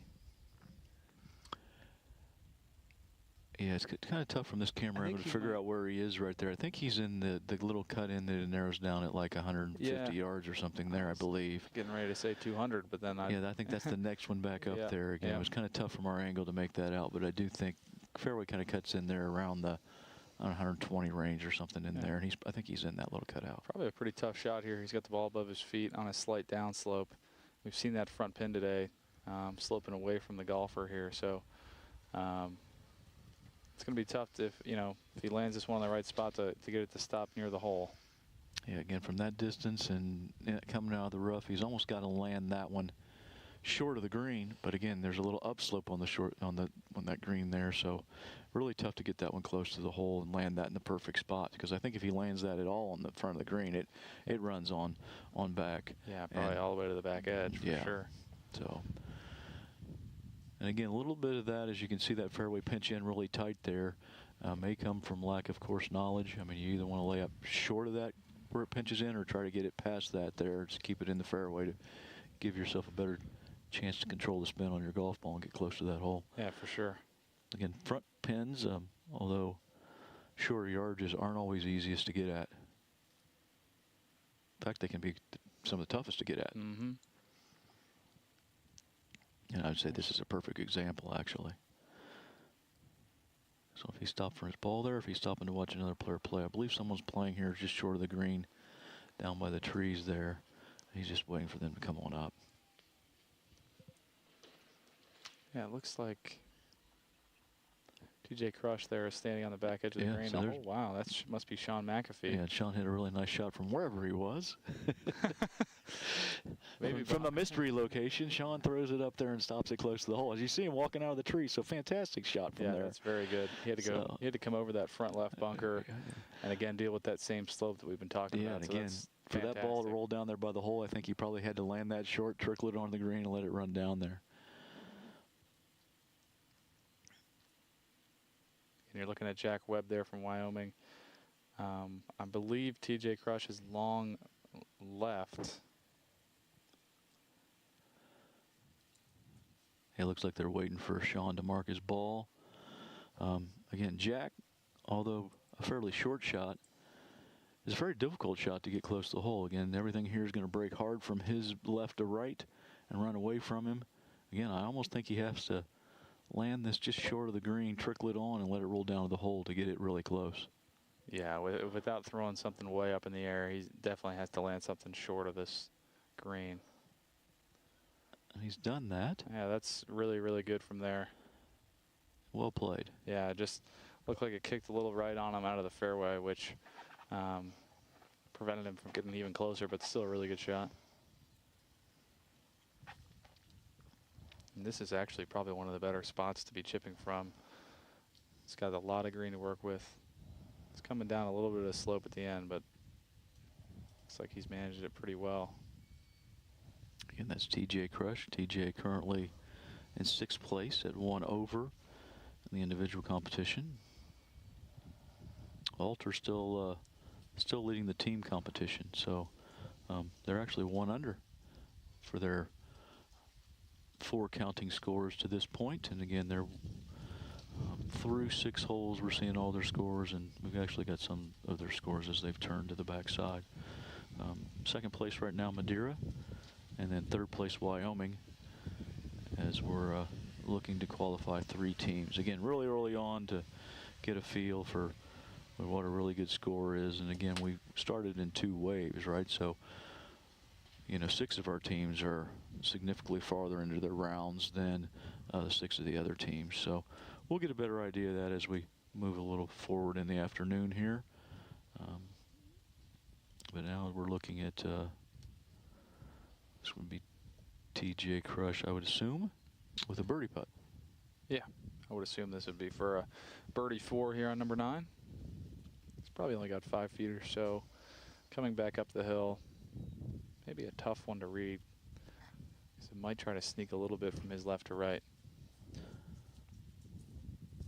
Let's see how TJ's doing in the family competition here, Austin. So TJ at 1 over. His brother.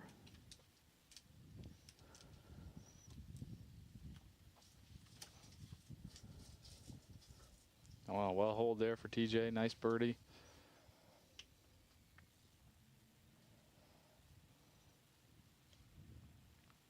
Well, although TJ's played really well, his brother's got him because his brother is 1 under. So the Crush family is crushing it. It's crushing it. Yeah. Exactly right. Again, Sean McAfee from pretty much the same line, even a little bit shorter distance here. So should have a pretty good idea what to do here up the hill, inside the hole.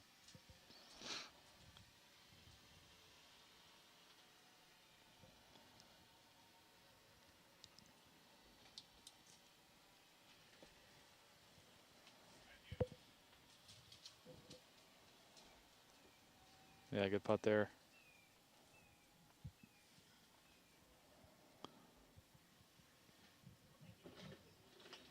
Heck of an up and down there for Sean. Yeah, I guess we'll never know where he was actually hitting from, but somewhere between those trees, getting it down in 2 is very, very good. And Jack Webb last to putt out here on number 9. Nice job by Jack there. Again, kind of see the importance of there being below the hole. All 3 of those guys get to make an aggressive stroke at that to finish off their putts on number 9, as opposed to when you see some people from the other side of that hole making a little more protective stroke, harder to get that to stay on line. So again, ideally, as we're looking at 9 and you look as we play it the rest of the day, if you can leave yourself that uphill putt, definitely better off than being on the other side of the hole.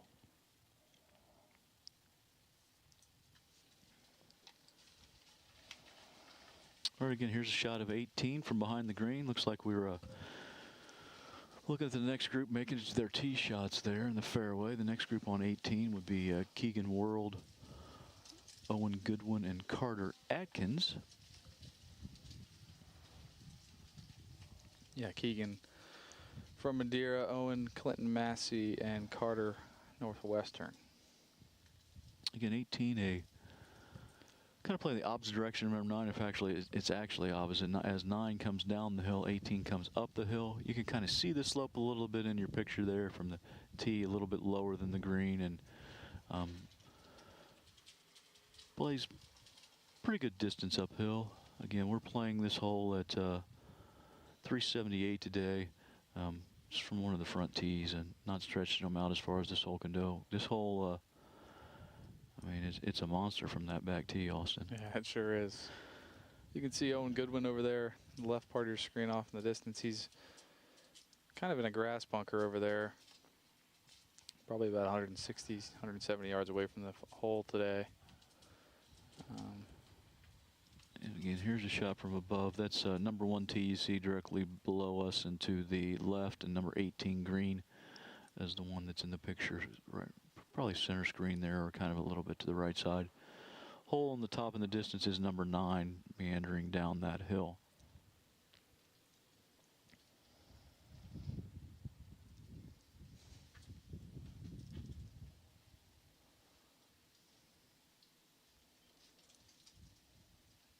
waiting for some players to get in camera view. I know we're trying to get those guys on 18 coming up there, and don't look like we have anyone right now playing 9.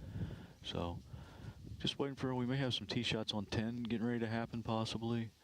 Those guys that just finished up, Jack Webb, TJ Crush, Sean McAfee, should be over on number 10 tee, which is, as we're looking at the camera, driving range is on the other side of that tree line. As you can kind of see the clubhouse on the far right of this green. Driving range sets kind of directly below the clubhouse in that picture, and then number 10 tee is actually just to the right of the clubhouse here in the picture, or the view you're seeing from the drone. So looks like that's where we're jumping to right now. This is going to be TJ Crush with his tee shot on number 10.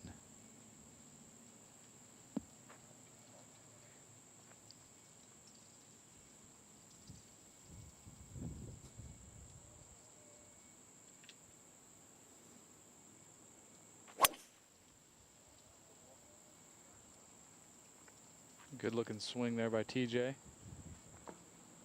Looking anxiously right a little bit. Yeah, it might not have turned over quite as much as he wanted, which, again, if it didn't, it looked like he hit that one pretty hard. It might have just trickled to the fairway or something like that. But other than rough, there isn't really much trouble up there, so it should be just fine. Yeah, and again, this is a pretty benign hole. No fairway bunkers, no green size bunkers on this hole. And once you get it up there in position, just a pretty straightforward shot. Yeah. Be Sean McAfee, I believe, here next to play off of number 10. That's my name. Sean is from Shawnee and a sophomore.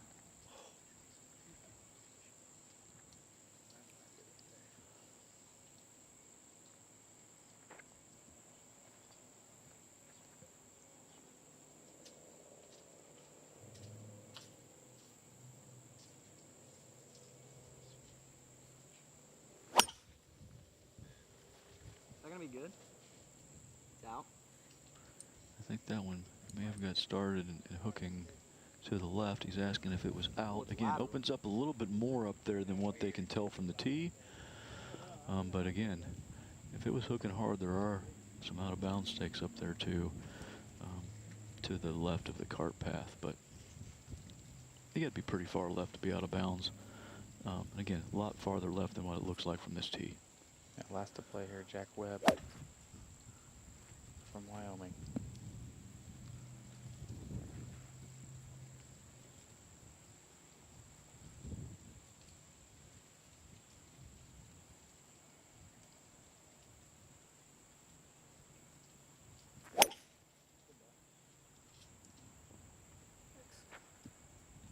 Does look like Sean's going to hit a provisional here.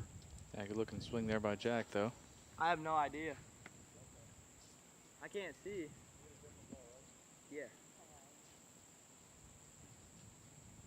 I think it should be okay, though. Again, they're discussing that right now, whether it's in or out. And again, he's just going to hit a provisional ball there to help pace the play in case that ball was out. But again, there's a chance that it's in play once he gets to it.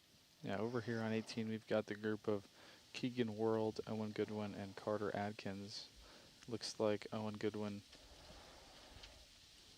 he saw him earlier hitting from the grass bunker there. Looks like he might have just gotten a little bit of a jumper out of the rough there. He's found some of this higher grass long on 18. Yeah, looks like he's got a ball in the native area, which is quite a bit long on 18. Very difficult shot here. Yeah, not a lot of green to work with. Obviously, it doesn't look like he has a great lie. Honestly, played that one pretty well, though. He didn't really have many options there.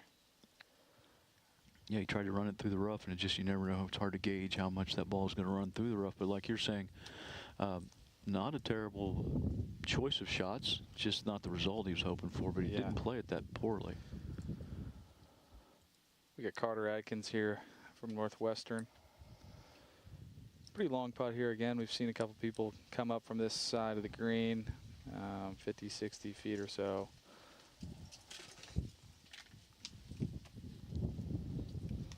Looks like he might be waiting for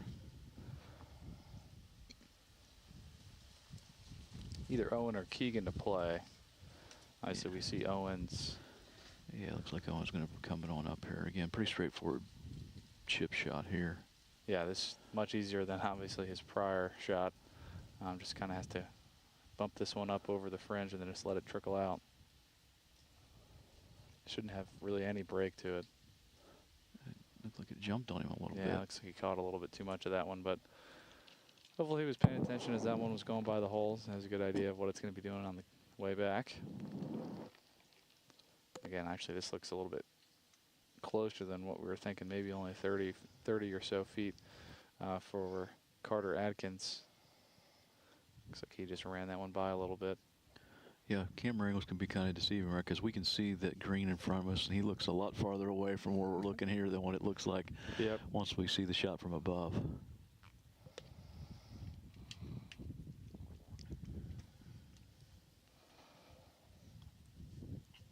Again, the other player in this group, Keegan World, in the white shirt, blue hat. Going across your screen there, you can see him. It looks like he's got a putt from just off the green in the fringe. Be a slight break from his right to left. 30 or 40 feet.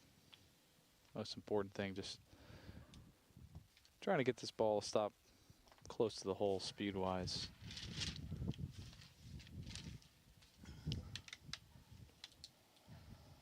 And well judged here. Ooh.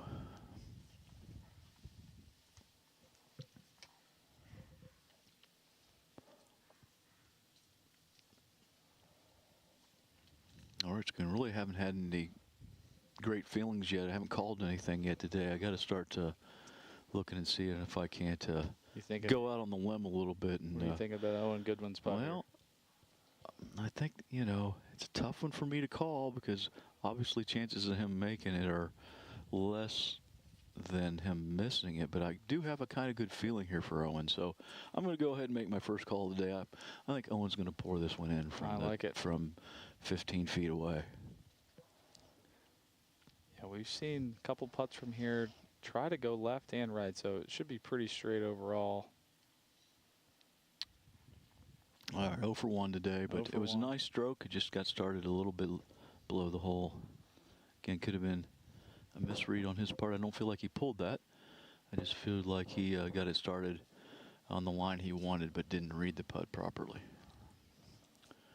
All right, got another little example of a aim point. I'm reading the break with their feet there. Again, just trying to feel if it's flat, if there's anything in there.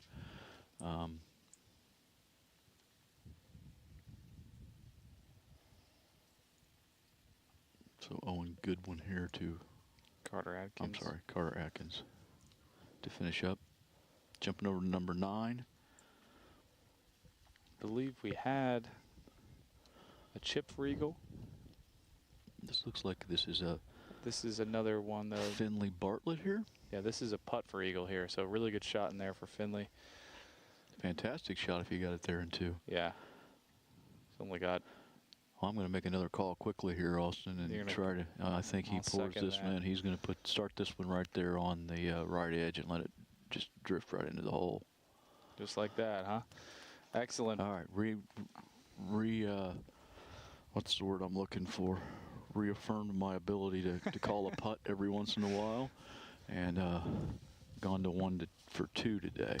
So, what we got here? This would be Lucas Berry, I believe, in the black hat, and Davis Gokenauer in the white hat.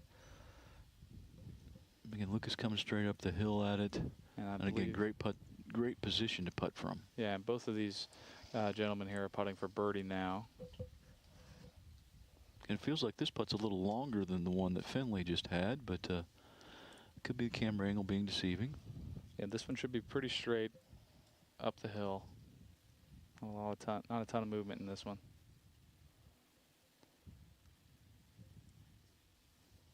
Good speed on that, just didn't get it started on the right line. And then finally, Davis Gokenauer here. Do we think this is for birdie? Yeah, I'm being told that both of those putts were for birdie, and then obviously Finley's was for eagle. And again, this is pretty straightforward here. Just needs to take care of business, and I think if hit it firmly, you can start it inside that right edge, and it's not going to break out of the hole. Just aim it inside the hole and just wrap it right in the back.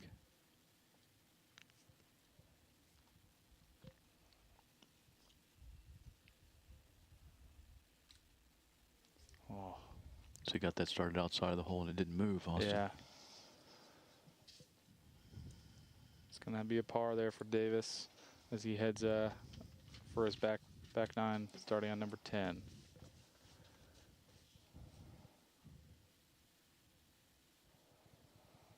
Jump over to number 18 again. This is going to be the group of Eddie Hartung from Madeira, Andy Steed from Clinton Massey. You can see Andy Steed there setting his bag down. And then Nathan Hackett from Northwestern, who is right next to him there in the light blue, walking up to the green. Looks like Eddie Hartung is still walking on the path left of the green there, so maybe just setting his bag over there. Maybe he already holed out. Maybe he did. Maybe he made it from the fairway. Yeah. I do see a ball really close to the hole there, or at least from our angle. I guess it's not that close as I don't see it in the camera view, but as we're sitting here, I guess that ball's probably closer to us, Austin, than what it appears. Yeah, it looks like that's the ball we're looking at is the ball of Nathan Hackett. Yeah, He's probably got about he's probably 50 feet or so. Yeah, he's probably a pretty good distance because he's all the way on this side of the green. But again, Andy Steed here from Clinton Massey. Again, Andy's quite a bit short. Doesn't really show it in this camera angle, but from what we can see where he is, he's quite a bit short of the green coming up the hill at it. I was getting ready to say he was just off the green, but yeah, he was definitely. Yeah, I mean, it looks like on the camera angle, but like you said, if you look at him here, he's good 15 yards short. Sure, yeah. And there you can see from above how far it was. So camera angle a little deceiving on there. That wasn't pitching from the fringe. You had to carry quite a bit of rough to get that onto the green, or fringe to get onto the green fairway. And there you can see Nathan Hackett there. Pretty long putt coming from the right side of the green there.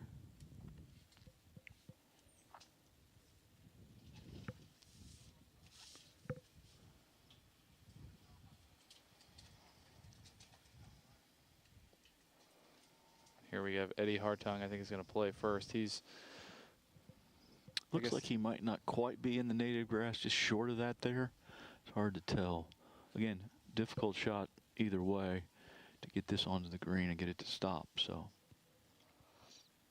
yeah, it looks like he's probably got a little bit better lie than last time around, but just again got caught up in the rough. I mean, that's the right shot from there, though. I mean, you can't really try to fly that one on the green and get that to stop. So you're going to have to land it short. Yeah, and again, it's just tough to read how that ball is going to bounce in that first cut of rough there.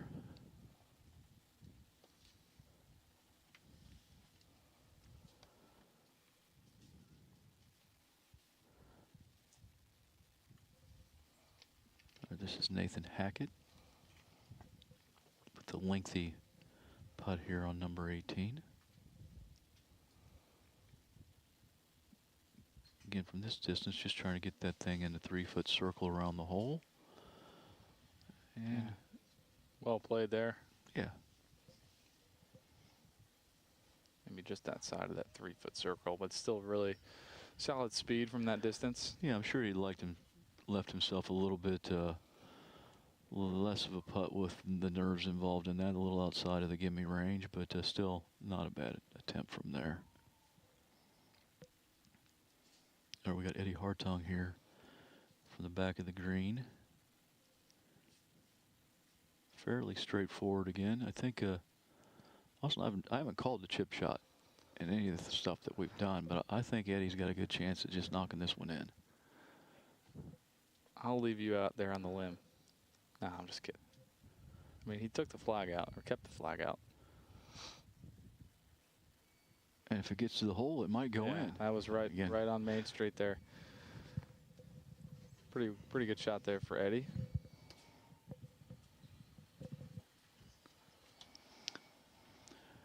All right. Andy Steed here coming up the hill. Very similar to the putt I called on the last hole that didn't go in. Yeah, by his teammate as well. Yeah. Again, probably, he almost looks like he's aiming a little bit left of the hole as we're looking at the camera angle, and I just don't know that ball's coming back. Yeah, it tries too early, but then it's going to want to go from his left to right at the very end. Yeah, Which, and you can see he hit that on the line he wanted to. It just was a little bit of a misread on his part. yeah, good putt, though, overall by Andy there.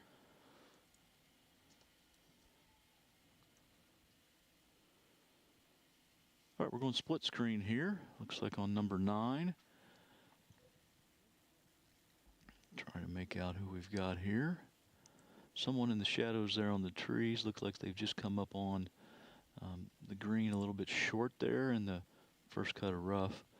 Wasn't really able to make out who that was there. I believe that would have been Jacob Ingram.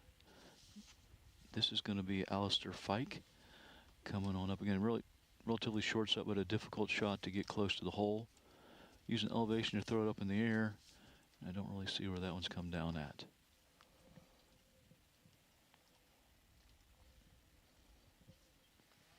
I'm sorry, that was Tate Armstrong that we just saw there. Looks like he's left that one short again. So Tate trying to loft it and get it to land just in the fringe and trickle down to the hole. Left it a little bit short. Kind of left himself with the same sort of predicament here, but obviously from a shorter distance. Just saw Eddie Hartung just finish off there on the top right. And again, a perfect example of how difficult that shot is there on number 9 as he got that ball just onto the green and it just kept running away from him. And there you see Andy Steed in the top right there finishing off on number 18. So those guys will head over to number 1, start their back 9. All right, again on the bottom left here, Alistair Fike, Jacob Ingram, Tate Armstrong. Alistair Fike walking toward us here. Looks like he's got putter in hand, so he's going to be just on the back of the green here as he's marking his ball. Tricky putt. I'm not sure exactly what this putt's for Alistair, but again, definitely going to be breaking from right to left. This is really just going to be all about speed as far as what line you choose and trying to match the line with speed to get this one close to the hole. Again, making this would be a bonus. I think he'd be really happy. Getting it within that 3-foot circle just below the hole would be ideal. Yeah, for sure. Again, Alistair was a freshman from Roger Bacon.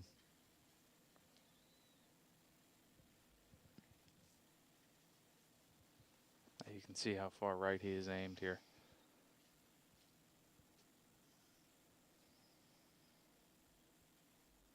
It was very well judged. Yeah, perfect line.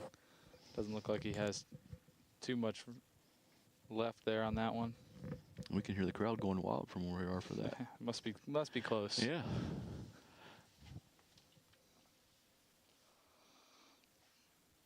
Must be Jacob Ingram. I believe he's got his putter out from just off the green there. Jacob from Carroll is a senior.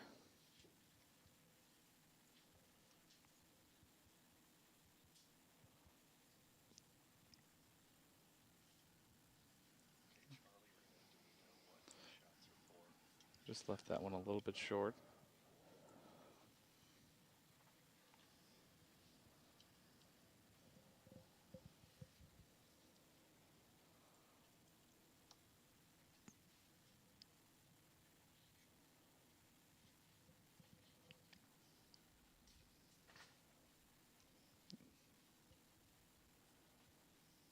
Tate Armstrong here from Urbana.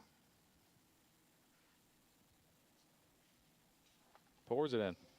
You should have called that one, Neil. Yeah, I should have. Again, perfect example of how being below the hole, being aggressive, picking up your line, how important that is on some of these holes out here. Yeah, for sure. Again, he was going to be more aggressive than what we're going to see Alistair here with this little short one. He just needs to pick the line and get it rolling at the hole. Good 2-putt there, though, for Alistair. And again, we hear the crowd going wild over there, so maybe that was a birdie. Yeah, it could have been an eagle putt. The first long one from the back edge. And finally, Jacob Ingram to finish up here.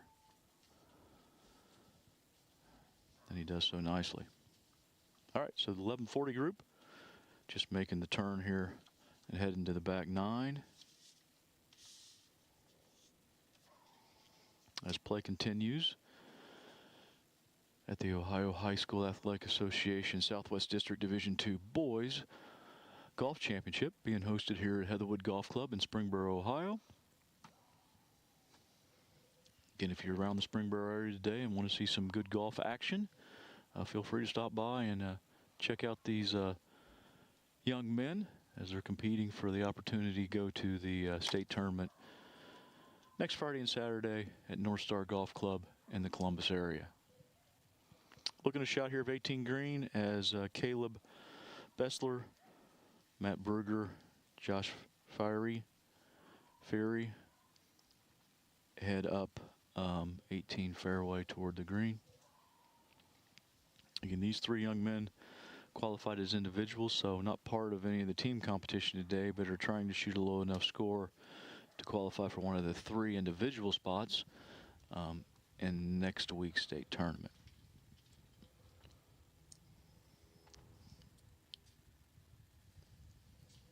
You can see there in the black shirt, black hat on your screen now, that's Caleb Bessler from Taylor.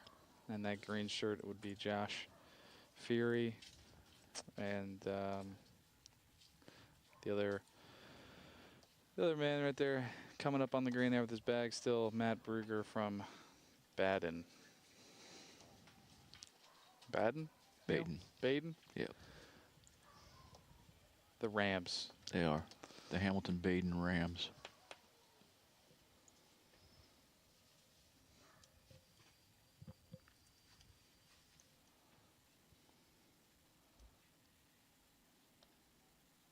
All right, so Josh marking his ball here, sizing up his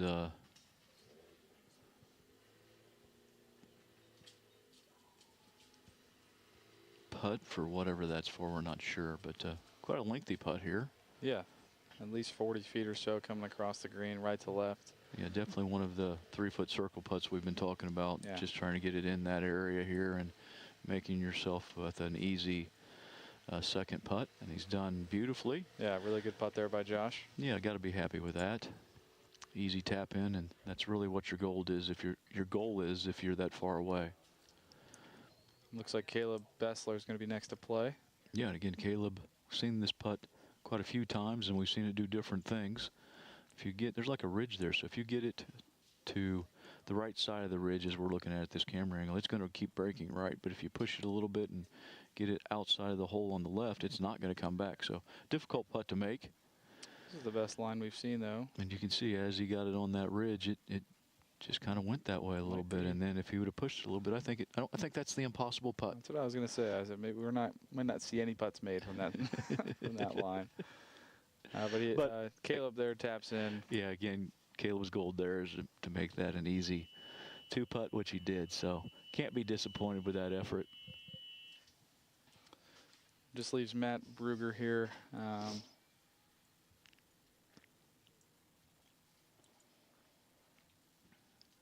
Matt here. This putt is for birdie. A beautiful second shot in there for Matt then. He pours that one home. Nice job there, Matt. Again, haven't seen many birdie putts that close on number 18 today, so beautiful second shot in there for him. All right, let's jump over to number 9 again here, and just short of the green.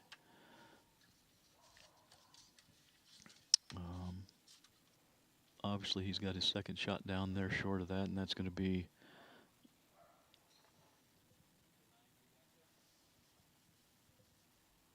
I think that's Grant Woodruff we're looking at there from Graham Local.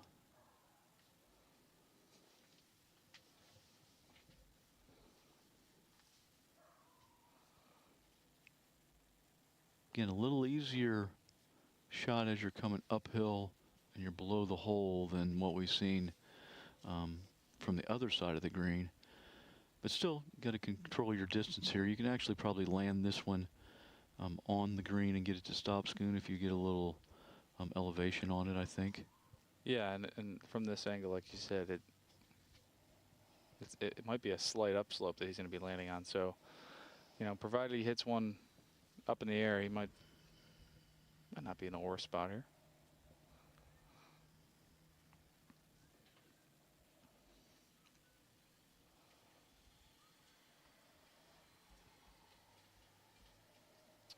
Just didn't get the elevation on that I think he was hoping for. Yeah, that just trickled out past the hole, obviously, quite a bit. So, I mean, his putt is going to be coming back down the hill. It should be pretty fast.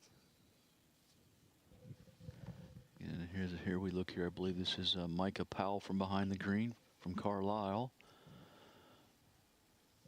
Again, if you just get on that side of the hole, above the hole, you can see how you become a little bit defensive.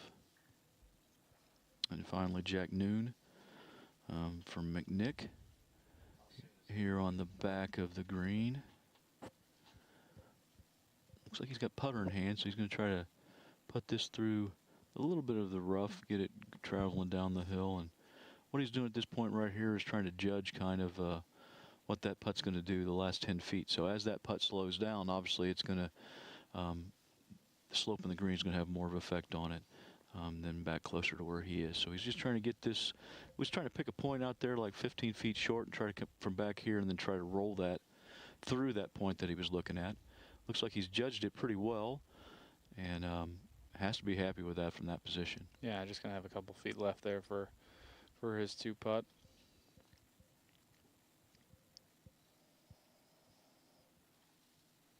Again, looks like Grant Woodruff will be next to play. Nope, sorry, this is going to be Micah Powell. I believe this putt is for par. I think he was there in 2 from just over the green there. Or yeah, birdie. Again, above the hole here. Oh, it just curled around the back edge. It does. Very well judged there by Micah. Just leaving himself a little tap in for par here.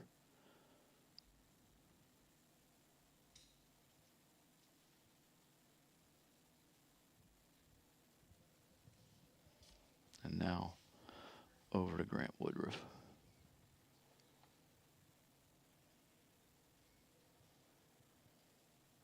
Again, from above the hole here. Oh. Again, haven't seen anything made from that side of the green all day. Again, it just becomes a little bit more difficult. You have to be a little bit more precise on your line going down the hill as opposed to up the hill. Yeah, definitely just a little bit quicker and breaking more from that side.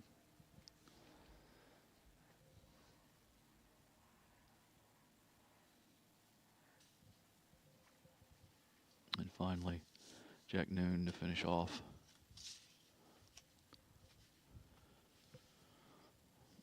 All right, so that's a 1150 group heading to number 10 tee and finishing their front 9. So any other groups that are coming down, number 9 now will be finishing their round. That's correct. So we've got one more group to come through 18 that'll be making the turn. As we jump over to number 1 here, Matt Brugger with his tee shot there off of number 1.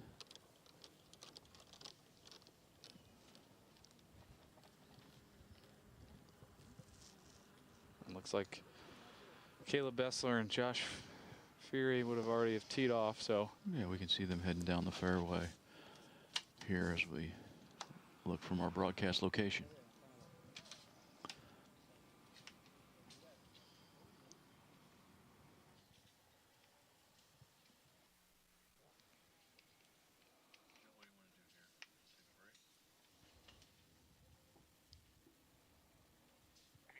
Folks coming down 18.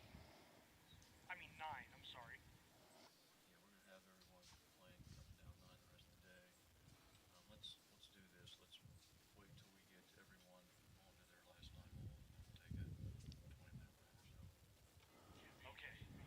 If you want to just let me know when that is. Yeah, we're probably looking at 10 or 15 minutes, so okay. Be ready for whatever you want to do during that break. I know yeah. Got an interview. Yeah, well, we should probably take some sponsors. Yeah, that'd be good. Yeah, we'll take some sponsors.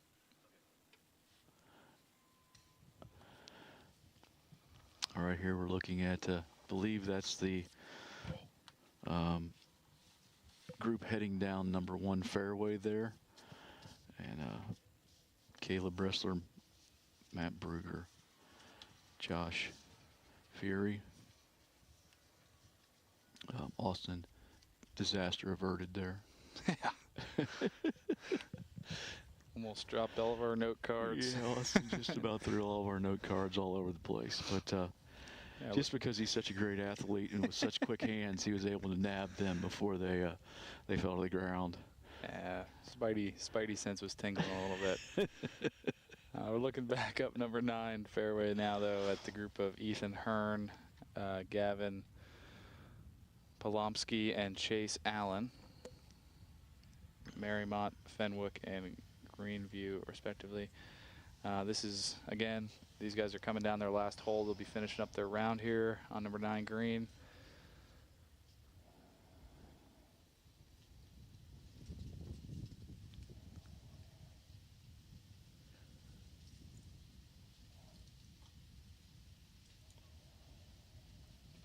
Again, these are the first players out for Marymount, Fenwick, and Greenview. So we're actually going to start to see some scores getting posted from that first wave of teams. So let's take a look at the team scores here real quick, Austin, and see how things are playing out. We should start to be getting a little bit of an idea of how it's going out there. Yeah, we've still got Alter cruising at the top of the leaderboard, sitting at 1 over. They're through 9 to 12 holes, and then Wyoming and Madeira are 12 and 15. So definitely not too far back from first place, but obviously top 3 get out. So I'm not too sure they're super concerned with, winning. They all just want to have a chance to go play the state tournament. So sure, again, obviously their goal was to win when they came here today, but more importantly, let's move forward and give us a chance next week and to win a state championship. So yeah, not that they don't want to win, but I'm sure that was their goal. But yeah, they want to make sure they qualify in one of the top 3 spots. Just looking at this, I mean, like you say, Alter 1 over. I mean, I would think they're in great position at this point in the day and really happy with where they are and like their chances at moving forward. Not that anything couldn't happen, but again, they've got themselves set up pretty nicely at this point.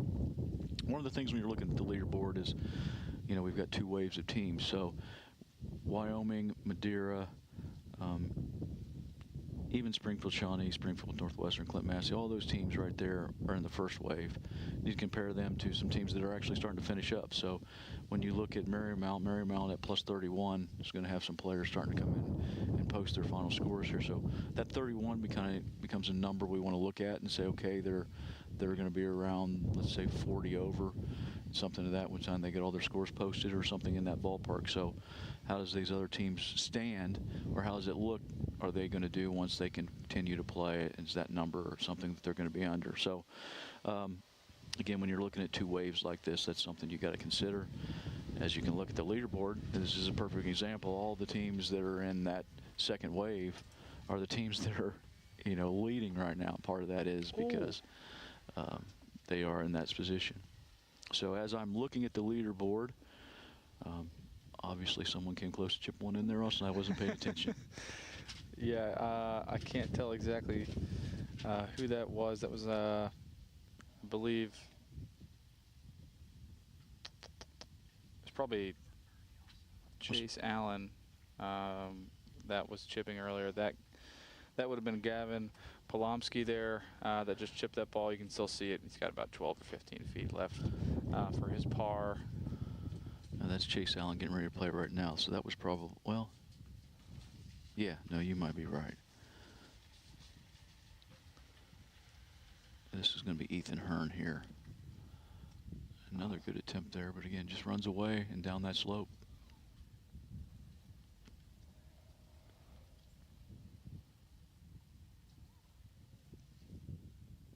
Yeah, I believe, yeah, this is Chase Allen here.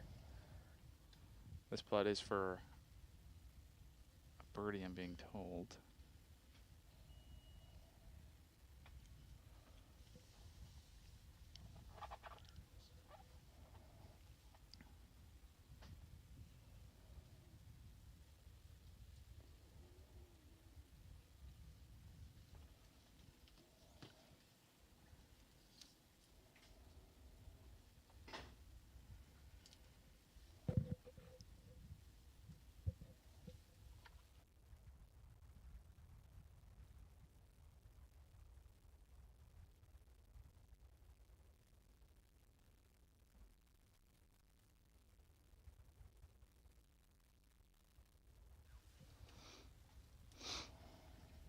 And then on the top right of your screen, we have Nick Mullen there in the gray, putting on 18, coming from across the green.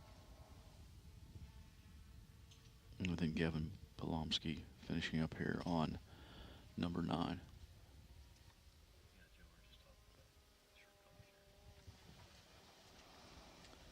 All right, so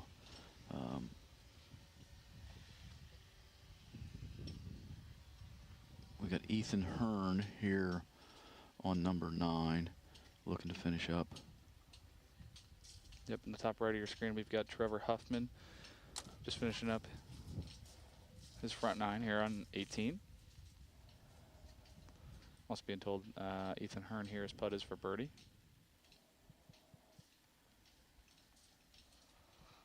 You can see there in the yellow shirt there on the top right of your screen, that is Simon Foreman.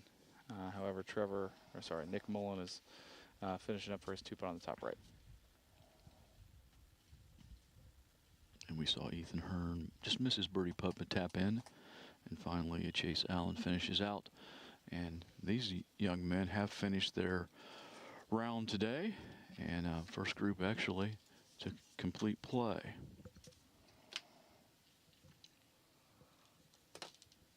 So what they'll be doing now is, again, like I said earlier, they've been keeping us updated on scores both on the iWanamaker app and on some of our scores throughout the course every 3 holes. And they're going to go to the official scoring area, turn in their scorecards, and verify that the scores that they were giving the scorekeepers was correct. But the official scorecard is the official card. So they're going to head that way, sign their scorecards, and wait for their teammates to complete play and see how everything plays out here this afternoon.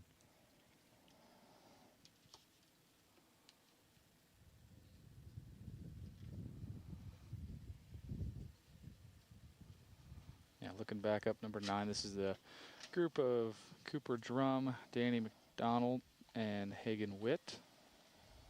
I believe that would be Danny McDonald there with his approach into number 9. Just got it on the back edge of the green there, so honestly a pretty good leave from where he was at.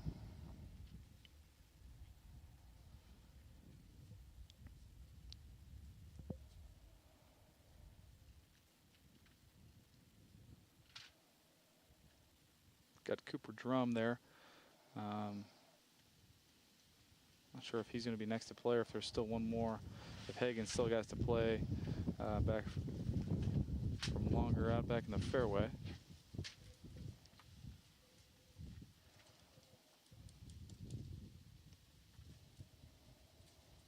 Yeah, it looks like he's waiting for Hagen to play.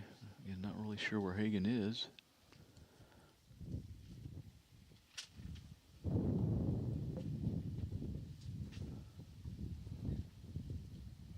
All right, it's going to be Hagen then, I think, right, Austin? Yeah, that's Hagen Witt for Greenview.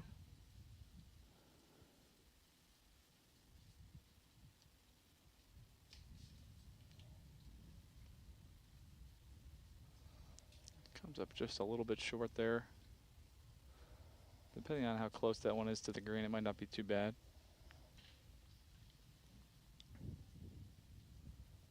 And really nice shot Cooper there. Drum throws it in there pretty close, pretty quickly also. Yeah, wasted no time throwing that next to the hole. We did see that he was ready. He definitely was ready. Yeah, itching to go, and for good reason, as he throws a nice shot in there.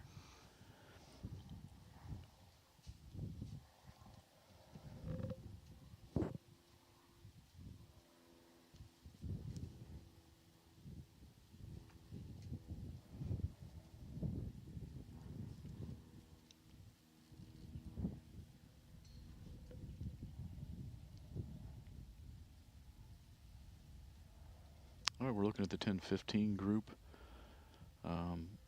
Coming down 9 fairway again here, just looking to conclude their rounds.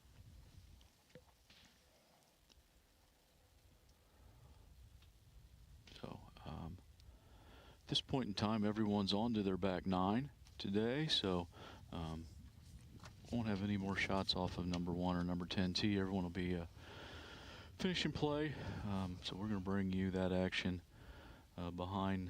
from behind number 9 green and number 18 green.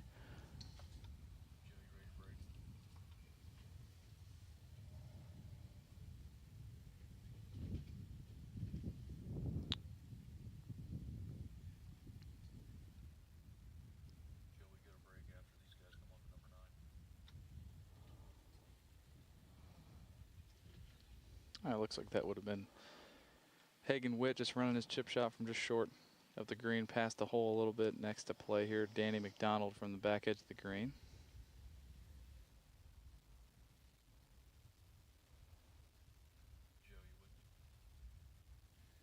What's up, Neil?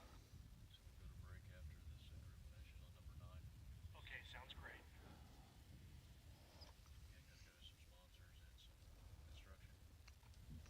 Absolutely.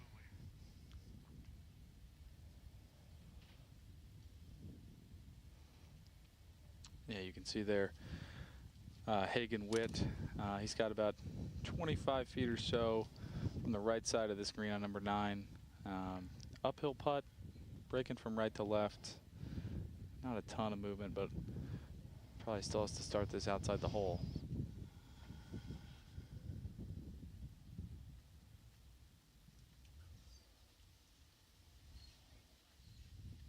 Looks like he read a little more into that one than what there actually was there, and left himself a little tricky putt coming back down the hill. He sure did. This would be Cooper Drum from Marymount. Next to play, he's got about 7 or 8 feet. Hopefully he was paying attention.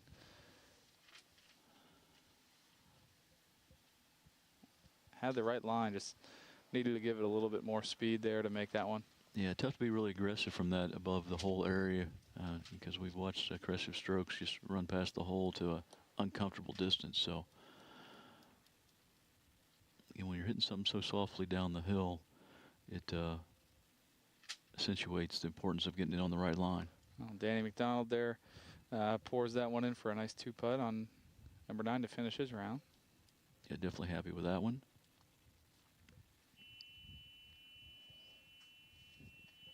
And this is Hagen Witt looking to do the same as Danny just did. Yeah. And it strokes that in nicely. So these young men completing their round today. Again, heading to the scoring area to turn in scorecards. So we have completed all of everyone's at least on the back 9, so we won't be showing you any more tee shots off of 1 and 10. So what Austin and I are going to do now, again, is we're going to take another quick break. And while we're doing that, we're going to cut to a few commercials, and then a few more instructional videos, and be back with you here in about 20 minutes. When we come back, we'll bring you the conclusion of play and determine the 3 teams, Austin, that are going to end up going to the state tournament along with the 3 individuals. So look forward to seeing you all back here in about 20 minutes. See you then.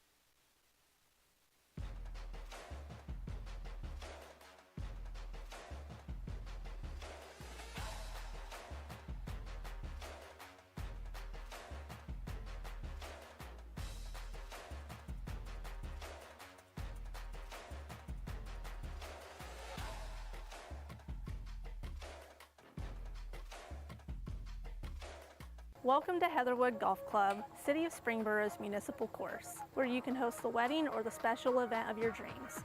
From small, intimate functions such as rehearsal dinners and baby showers to larger events like weddings, graduation parties, or corporate events. Join us to experience our exceptional service, high-end facilities, and breathtaking views. Check us out on Facebook, Twitter, or online at golfheatherwood.com, or just stop by to play a round of golf or check out the clubhouse. You may also contact me by phone directly at 937-748-3222.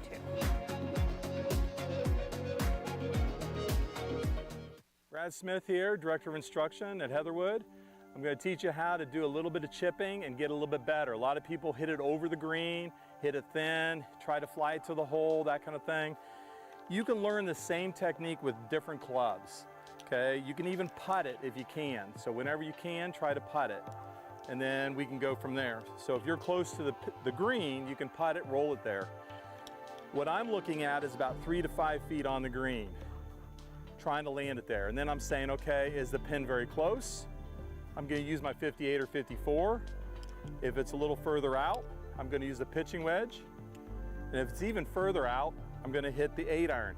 But my landing area is always the same. So the technique, I'll just do the technique here real quick for you. So the technique is all about taking the ball, put it in the middle for now. You can play it forward or back later on. Just play it in the middle for now. Set up. You can open up just a little bit and then take your whole body and move just a little bit this way. So even my head goes this way. So I'm stacking everything on this left side. That's going to allow me to go up and follow through on this side of the ball. So I'm hitting down into the ball a little bit better. So my practice swings are going to match my landing area. So I'm not looking at the hole. I'm not saying here's the hole, I got to swing that big. It's the landing area, which is a different type of shot for most people, because everything we do, putting, you look at the hole. This is how big I swing. Chipping, no, right here. So I'm going to put my ball right in the center for now. Lean forward, hands are forward. Look in the landing area. You can watch my eyes go from the landing area to the hole. And then I'm going to take it back with my left arm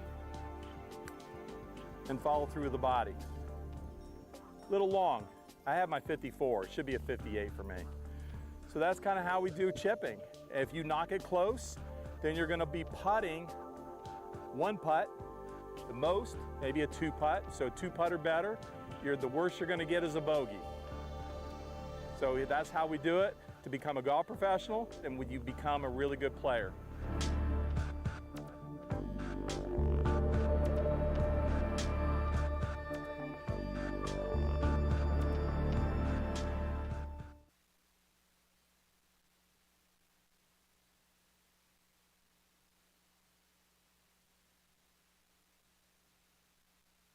Brad Smith here, Director of Instruction at Heatherwood. I'm glad you came back to watch how you chip.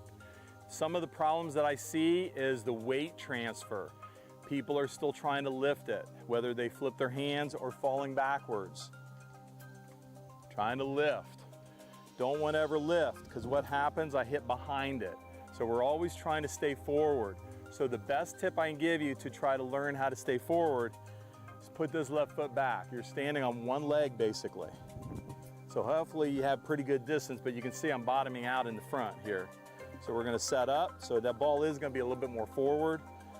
You can see all my weight went to the left side, put my foot back, and then use the left side. Not bad for one leg. So this is how we do it. This is how you're going to get better at chipping here at Heatherwood.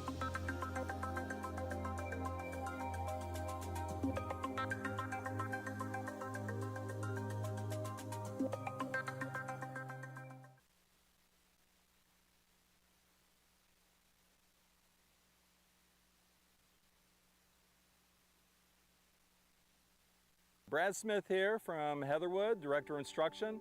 I'm here to show you how to putt even better, okay? Not only we had a speed drill, we have making sure you hit it on the line. And the line is this thing I made for a couple pennies, 2 pencils, a string. You don't have to have the colors. I think I had an old Halloween pencil and some red string. You can do whatever you have to do. The whole key is to get this ball so the string is intersecting the ball. So then what you're doing is you're trying to roll this ball on a straight line. So you got to find a straight line, make sure it's straight uphill. I guess you can do downhill, but I like to go uphill. And all I'm trying to do is understand if I'm pulling or pushing. So this is where we make sure the ball is rolling down that imaginary line. In this case, we don't have the imaginary line, it's the real line. And I can get my putter that has a line here, and I can line it up to the red line. So this line here is, I'm gonna set that up to the red line. So you can still run your process, your routine if you want, and it's all about taking that ball down the line. And you can see I had good face control. It rolled down the line very, very well. If I push it, you'll see, so it could be swing path or face angle. So my face angle is going to be a little off. And you can see I pushed it. Plus I hit it too hard. Speed control is pretty important. So this one I'm going to pull it. So this one I get here and the face shuts down, like a lot of people do. They shut it down because they're looking or they're getting too quick to go in the hole. You will not lose a ball on the putting green, so no reason to look up.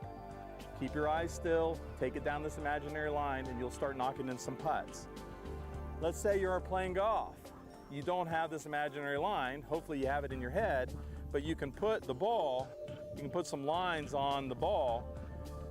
Okay, or if you don't want to use the lines, there's usually you could use Titleist or whatever and line that up to this imaginary line that you would have when you don't have the line.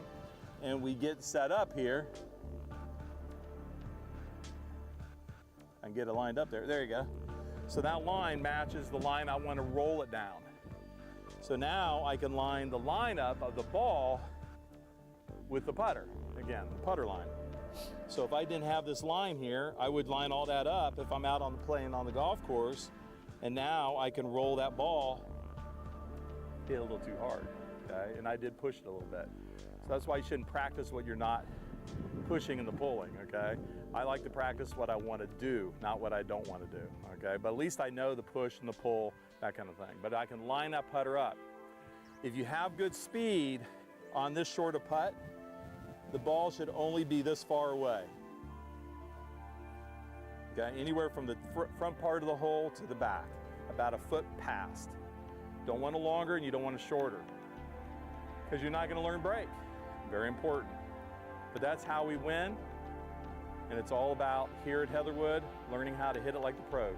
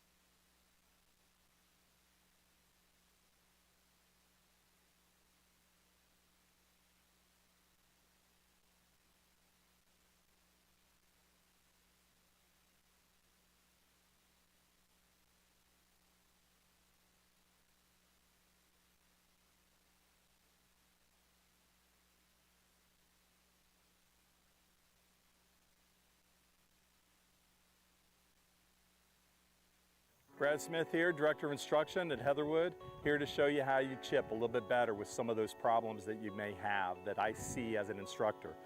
We have one of the problems that I see people trying to scoop the ball, the flipping. So they have a tough time leading with the hands. Take your alignment aid. If you don't have a alignment aid, take another golf club, turn it upside down. But you can take your alignment aid. We have a bunch of them here on the dry range you can practice with. Just put your alignment aid here. It feels kind of weird. Put the alignment aid on the side, and all you're doing is working on not hitting you on the side. Pain is the quickest way of learning, okay? You start getting a nice bruise, you'll figure it out. So weight on the left side, lead with the hands. Weight on the left side, lead with the hands. And you can see that never touched the side. And that's how you start chipping things in.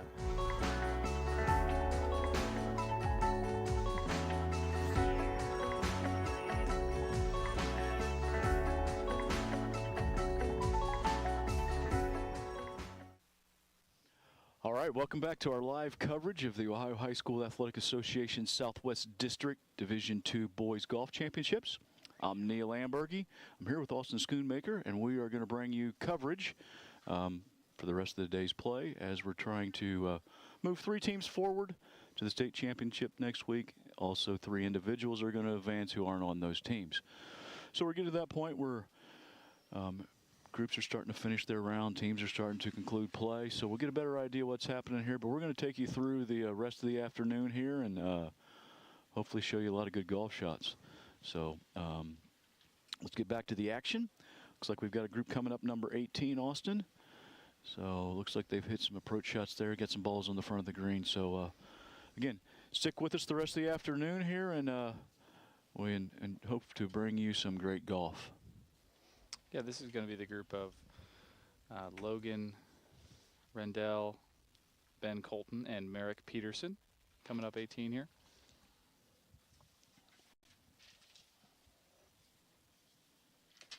Again, got 2 cameras now. We had 4 cameras earlier, but no one's going to be heading to 1 or 10T the rest of the afternoon. So we're going to be bringing you action from behind number 18 green and also behind number 9 green as these young men conclude play in today's tournament.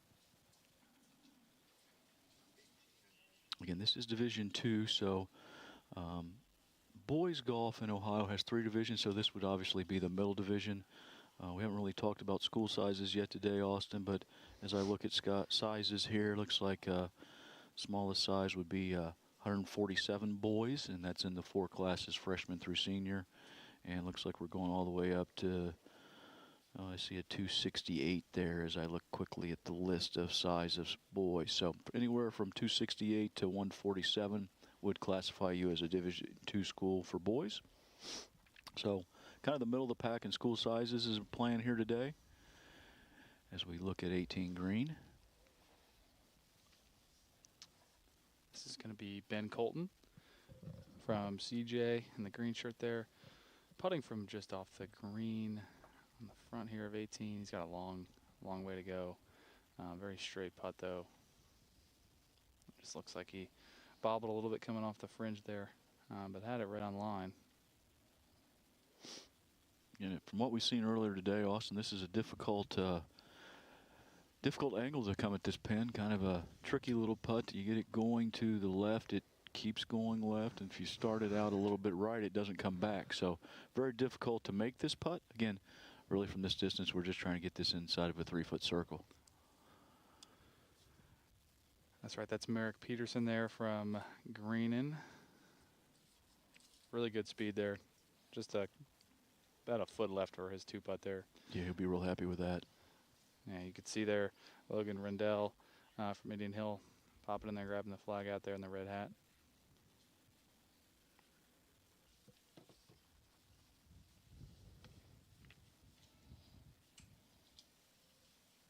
Again, as we look at these young men finishing up play, these guys are playing in the number 2 spot for their team. So after they finish up one more group for their team to conclude play, so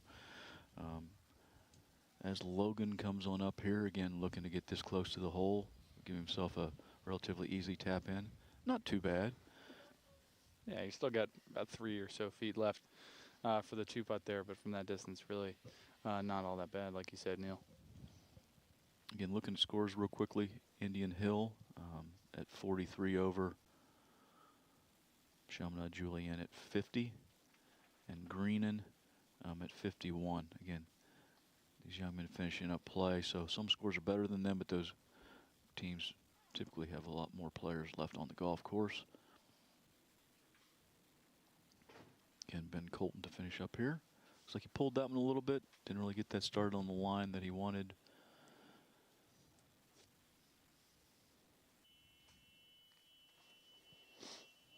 Again here, Logan, 3 feet or so left to finish up for the 2-putt here on 18.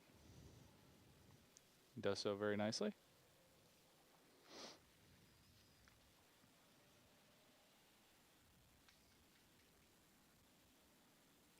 Again here, Ben Colton from CJ, finish up here on 18.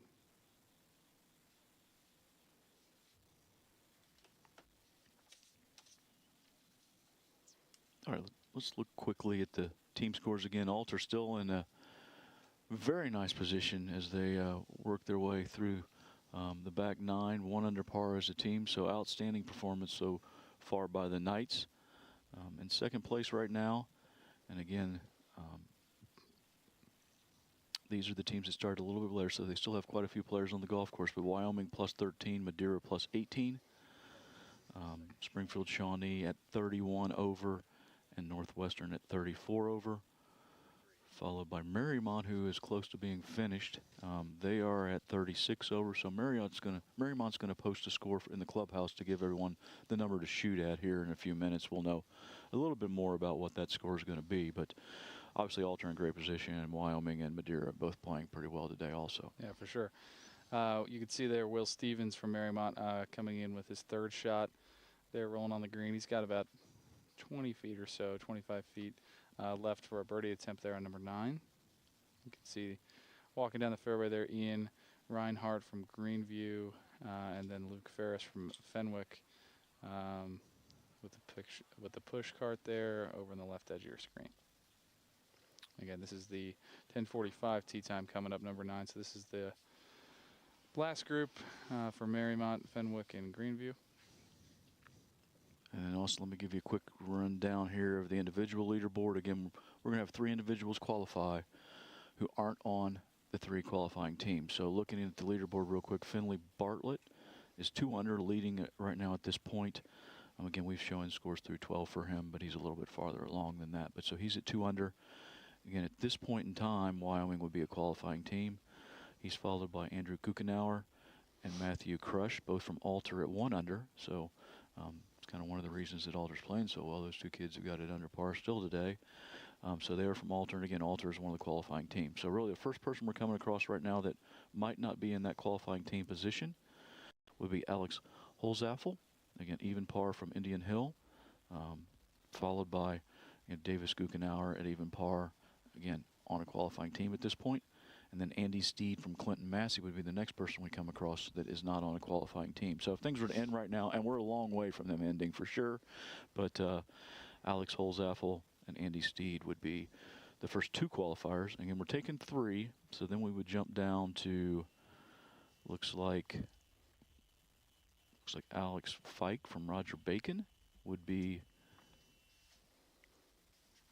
at 1 over, would be in right now. Again, long way to go, but that's kind of give you an idea of where we stand right now.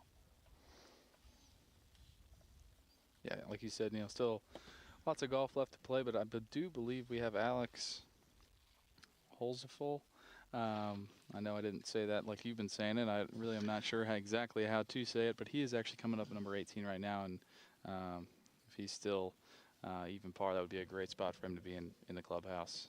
But right now we're looking at number 9. You saw Luke Ferris there play from just over the green. That was his chip there was for eagle, and all of these players on number 9 are going to be putting for birdie. Yeah, and I've been pronouncing that Austin Holzap full, but again, I could have been pronouncing it wrong all day too. But again, apologize if we have pronounced it wrong, but we're doing the best we can with what we limited time we get to spend with these kids to actually ask pronunciations.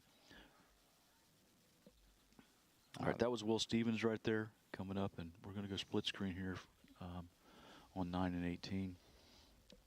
That's the top right of your screen. We've got Griffin Turner from Greenan from just over the green.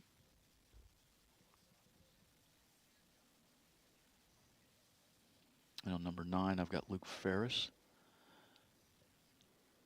It looks like Griffin just caught a little bit too much of that one, but got it on the green.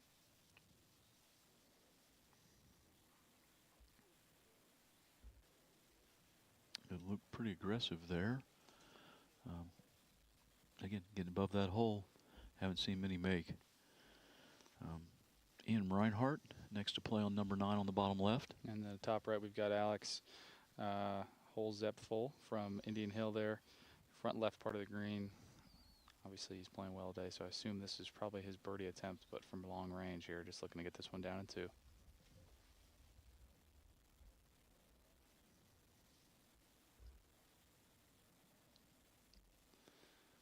Gave it a good run, but he's going to have a little bit more coming back than he probably wanted.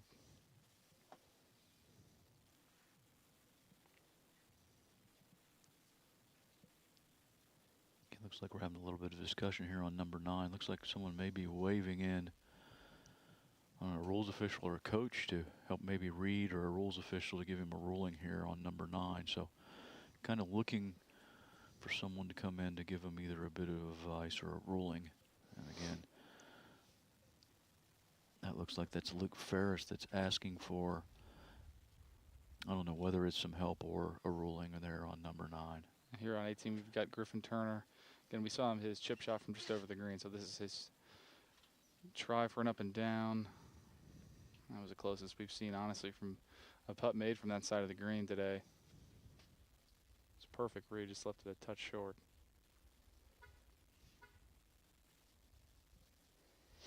Again, not really sure what the conversation was about over there on number 9, but it looks like at this point Will Stevens is going to go ahead and finish up with his putt.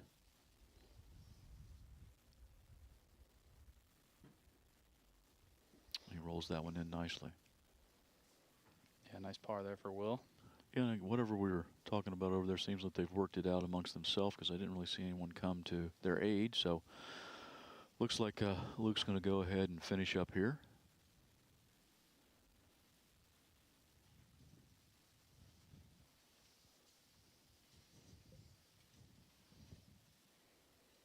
It just caught a little bit of edge of the hole, but it didn't drop for him. Finally, Ian Reinhardt to finish out for Greenview.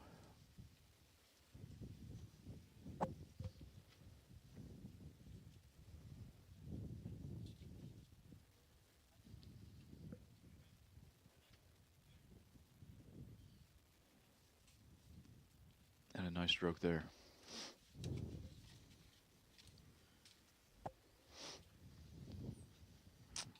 Well, and while we were watching that, we did see the 1040 group on 18 finish up. Alex Holzepfel, Luke Laudergy, and Griffin Turner. They all finished up on hole 18, and they will head to the scoring area to sign their cards. And again, Alex was even par through 15, so hopefully he was able to post a score there for something that could be a number that everyone's shooting for that individual spot.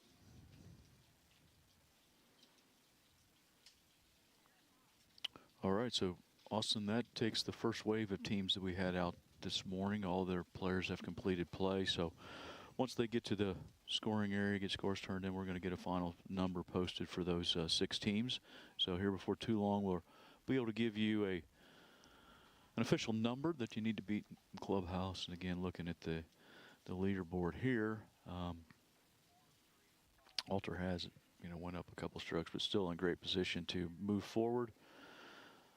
And at this point in time, I would think Wyoming and Madeira have got themselves in some pretty nice spots too, if they can continue their good play, take those other 2 positions. But again, still quite a bit of golf left to play, and when you're dealing with the team event, things can change relatively quickly.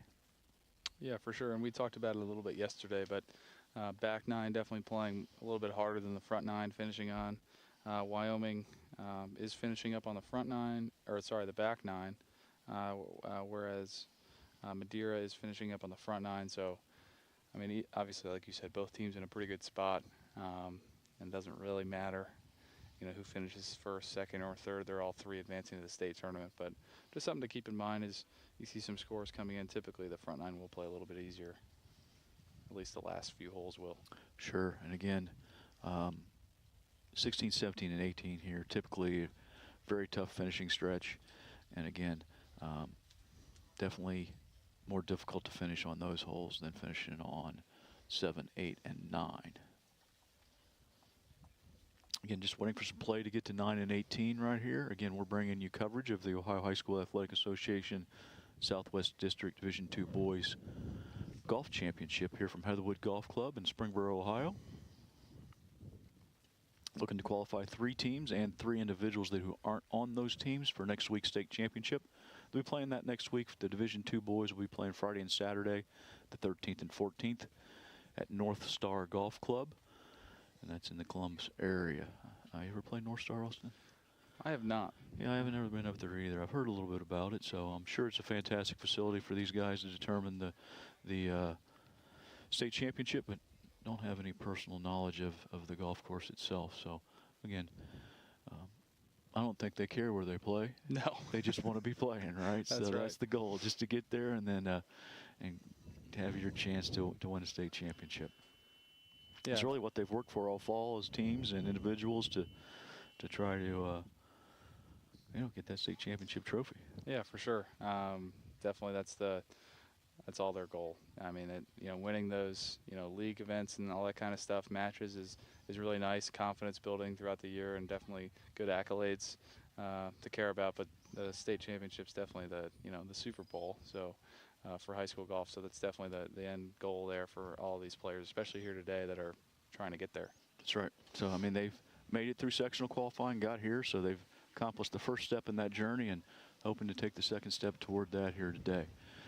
So again, just waiting for some play to come into the camera view here. So while we do that, I don't know, Austin, what do you want to talk about here today? Beautiful day for golf. So I mean, that's a scary thought when we got to come up and think about something. Yeah, we talked a little about music today, and we made a comment about Dan Walter and his musical. Like, Dan's our superintendent here. We're going to try to get him on camera to sing a few songs, and ran into Dan at one of the breaks, and Dan surprised me and said he was a U2 guy. Wasn't really expecting him to be a U2 guy, but he was. Yes, he certainly was. Also threw a little Barry Manilow in there on us. He liked Barry Manilow, so again, if you got a lot of Barry Manilow fans out there, I don't know how many there are other than Dan Walter, but he is a Barry Manilow fan. We do, again, I don't know if these scores are official, but Alex Holzepfel from Indian Hill did post with a 73, 2 over par.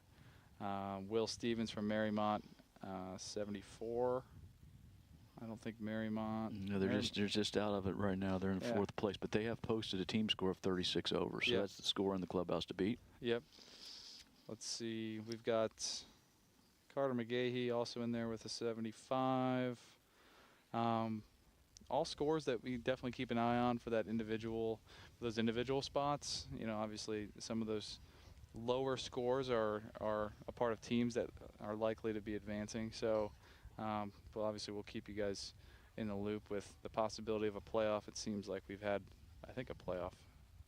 We had a playoff yesterday for the D3 boys, and last year I felt like we, had one almost every day for the individuals, trying to make it to the state tournament. So, obviously, we'll keep you guys up to date on that. Quite a distance here between groups finishing, right? So we've got quite a. I don't know if someone had an issue on the golf course and had to wait for a ruling or something like that. But while we're waiting to get some people in the camera's view here between 9 and 18 green, everyone's probably going to be happy to know the Marine, Russell Hodgson, has showed up, and she's going to be doing some player interviews now as we get some kids off the golf course and get their opinion on how the day went and such. So rather than hear our banter, Austin, between me talking about music and different things, we're going to jump to Maureen, and she's going to have some interviews with the some young men that have finished today. So, Maureen, I hear you've got someone ready for us. So, welcome, and who you got? We've got some Fenwick Falcons here, and guys, I'm going to pass the mic down. Tell us your name and the grade you are in school. I'm Gavin Plumsky, and I'm a sophomore. I'm Hugh Lenz, I'm a junior. I'm William Lenz, and I'm a sophomore. I'm Danny McDonald, and I'm a junior. AJ Black, and I'm a junior. All right. So, how'd it go for you guys today? Not too good, but our one guy shot well, so at least we got that going. What'd you find challenging today? There's a lot of water, I'm not going to lie. It was kind of tough, especially when you're not hitting it straight, so that was kind of my challenge today. Anybody else have anything challenging you want to share? Very. So how does the heat affect the way you play? Sweaty hands. Sweaty hands. Almost slipped out. But yeah. And you've got a pretty exciting story to share as well. Yeah, almost a hole in one, but 2 feet about, probably. Yeah. What were you guys thinking when he shot that? He came in and he told us, he sat there, he's like, dude, I had one that was like this close, and I thought he was going to say it went in, but it was pretty close. It was fun to hear. We got another one joining us. Hi, go ahead. Tell us your name and your grade. I'm Luke Ferris. I'm a junior. And you obviously just got in, so how'd things go for you today?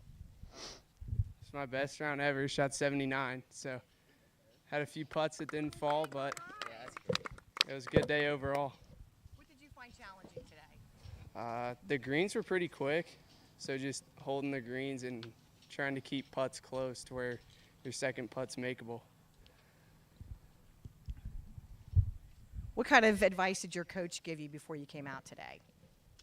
Have fun, relax. So who had fun? All right, well, that's what it's all about. Well, congratulations, guys. So we might be seeing you again, right? It sounds like he had it, maybe? Hopefully, but. All right, but he had a good round. All right, well, thanks so much, guys. Enjoy the rest of your day. Those are our Fenwick Falcons. Back to you guys. Thanks, Maureen. And thanks to the Fenwick Falcons, who aren't too far from here. We see them occasionally on the driving range and playing here. So see some familiar faces there, and glad that they got to experience everything there is to experience here today.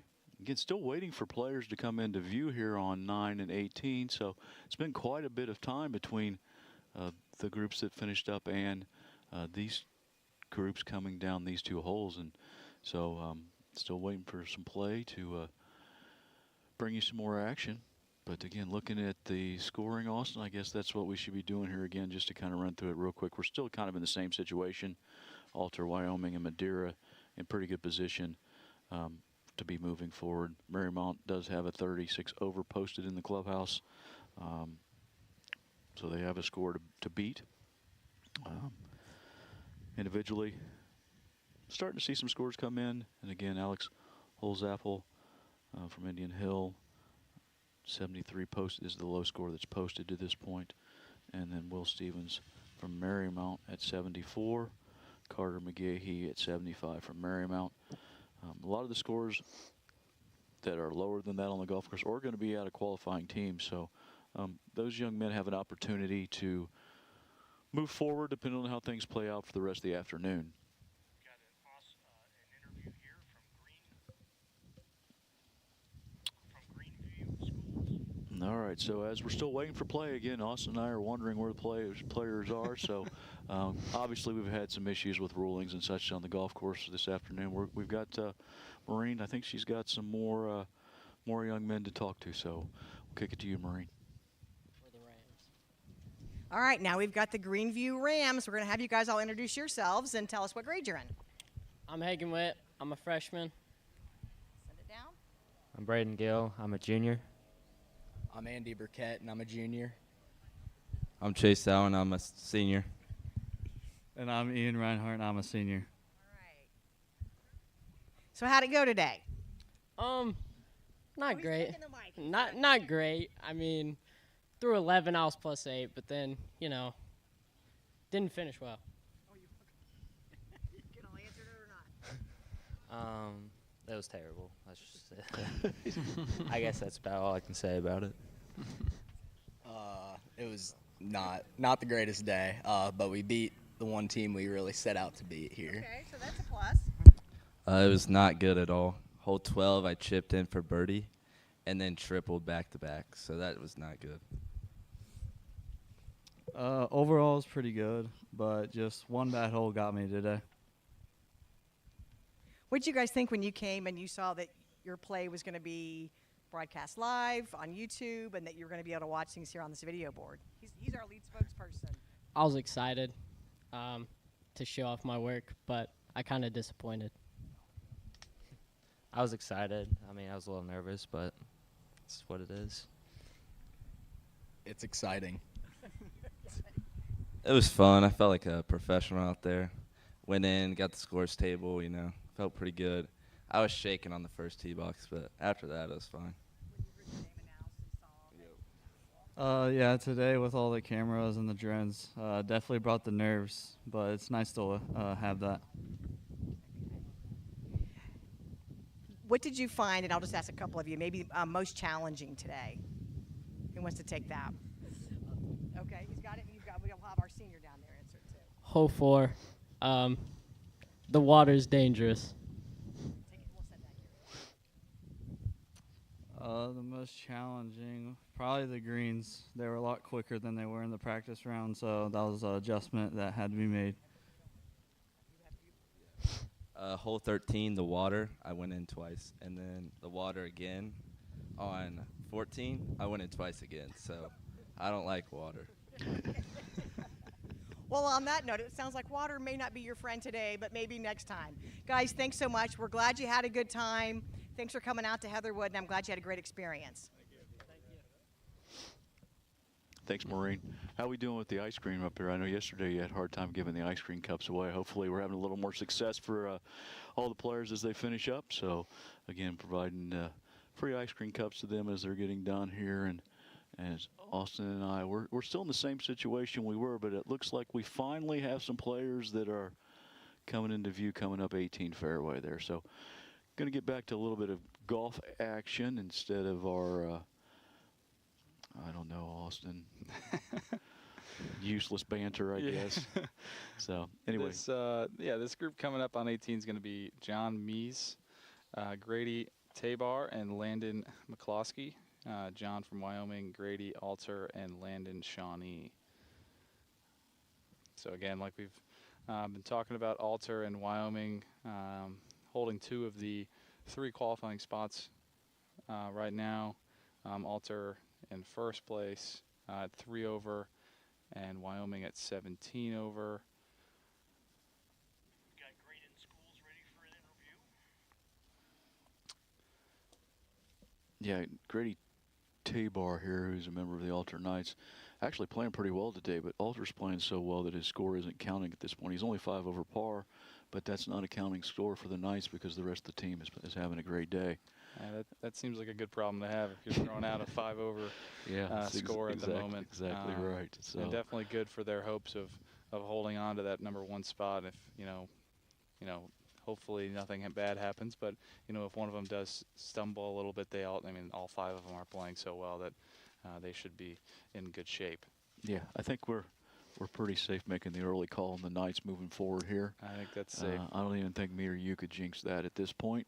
So I think that they could make travel arrangements already because they've played so well today. Yeah, you can see back there John Meese in the light blue shirt on the left side of your screen there, and I believe that's Grady Tabar on the right side of your screen in the white hat there.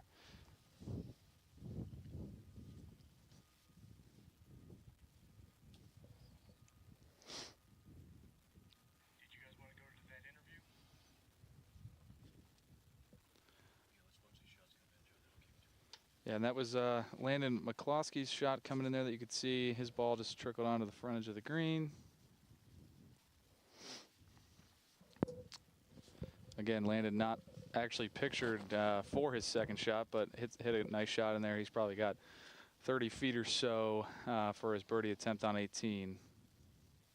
And John Meese next to play here at 18.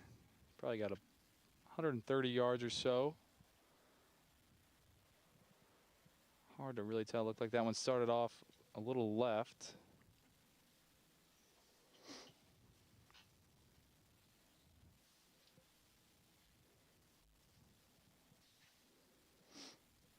Again, we have Grady Tabar here from Alter.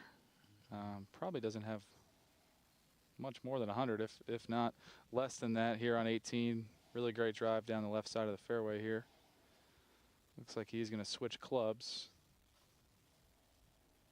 A little bit of breeze here, but not a tremendous amount. That could be just enough to make him think twice.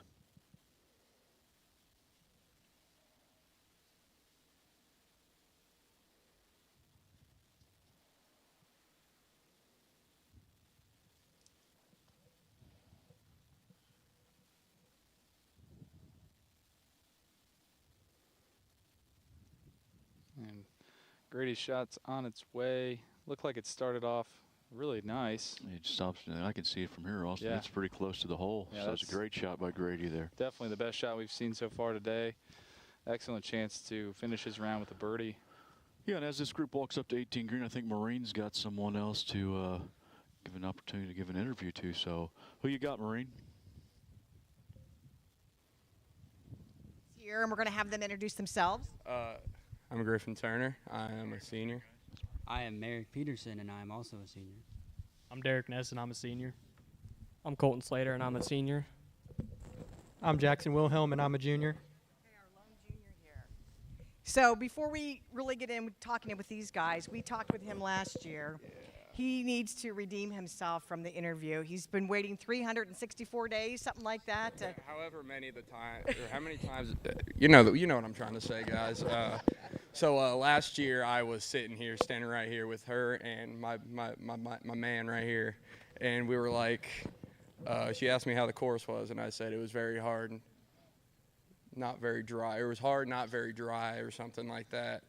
So it kind of sat with me for 365 days, and I just can't get over how terrifying it was walking into school the next day, because I knew how many people watched that, and it was, yeah, very, very terrible. Okay, so how did the course play for you today?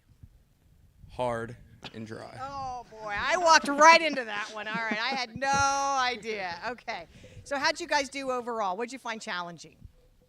There were a few bad shots left out there, but the course was very nice, and it really wasn't that hard. Anybody else want to take that? Okay. So, I shot a 94, shot a 51 on the front. There were some moments where I was in copper, and there were some moments where I was in champion. I birdied 2 of the toughest holes on the course. Or did I say birdie or bogey? I birdied 2 of the hardest holes on the course. So overall, I finished strong, and yeah. Okay, you got to respond to that. I would say the hardest part for me on the course today was getting the ball in the hole. You know, that was probably the hardest part for me. Okay. You 4 are seniors. What's it going to be like at the end of your season, which may be coming up soon, not to have each other? It's going to suck. It really does, because spending 4 years with these guys, it's been the greatest experience, and it coming to an end has got to be like one of the worst things. I know you've got a fan club out here of parents. What would you like to say to your parents? Thank you for everything you do for us. Couldn't have said it any better. Okay. I got one. Oh boy. So I want to thank Miss Susan Ness over there. So before the season started, she got us these windbreakers. And at first I didn't like them. And they kind of grew on me, and now I love it. So I want to give a special thanks to her, and then obviously my parents for taking me everywhere. It was my dad. Mr. Ian Ness, I'm sorry. There you go. All right, so did he redeem himself? No. Oh, okay. I thought you did a fine job. All right. Run it back. All right, well, best of luck to you. I know you guys are ready to go get your ice cream, so go enjoy that and have the good rest of the day. Appreciate it. All right, thank you. All right, Marine, quickly cut back to number 18 green, John Mees looking to finish up here. And beautiful putt there. Nice stroke for John. Yeah, great putt there. Great way to finish. While we were away, I think we saw Landon McCloskey. He rolled his putt up there, looked really close to the hole. Again, this is Grady Tabar, who hit a really nice second shot in there. He's got this one for birdie, only about 3 or 4 feet.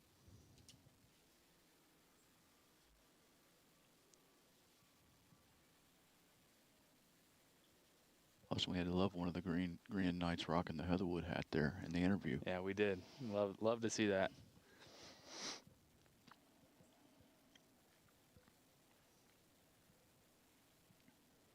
Well done there. Yeah, great birdie there to finish the round for Grady. All right, so we've got some more interviews with Marine, so take it away, Marine. Now we've got some Marymount Warriors here. Go ahead, fellas, and introduce yourselves and tell us what grade you are in school. I'm Will Stevens. I'm a junior. And you're also the captain of the team, right? Yeah. Okay. I'm Ethan Hearn. I'm a freshman. I'm Carter McGahee, and I'm a junior. I'm JP Wick, and I'm a junior. I'm Cooper Drum, and I'm a junior. I'm Drew Seichter, and I'm a senior. Okay, so what was challenging for you today? I felt like the greens were really difficult. Had some tricky pin placements out there. Didn't hit it in the water. Oh, psych, I lied. I actually did hit it in the water one time, but other than that, I didn't lose too many golf balls, which is an accomplishment. Anybody else want to answer that? What you found challenging?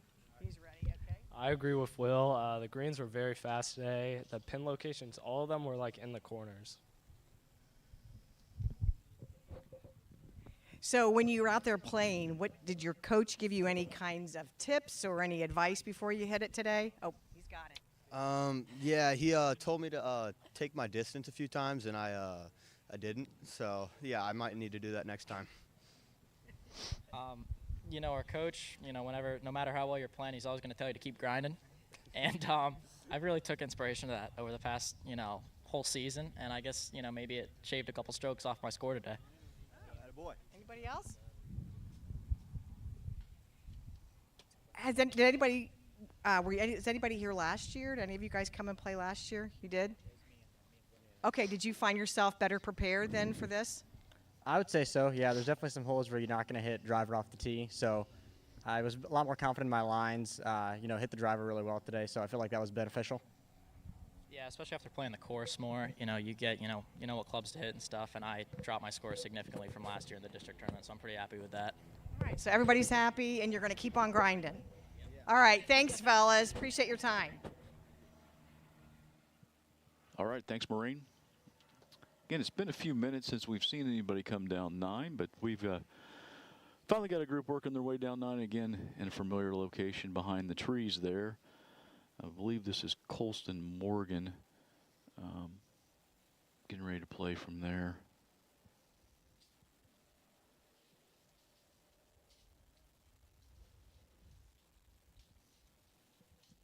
And looks like we've got Nolan Hockett in camera view right now, working his way down to his tee shot here on number 9.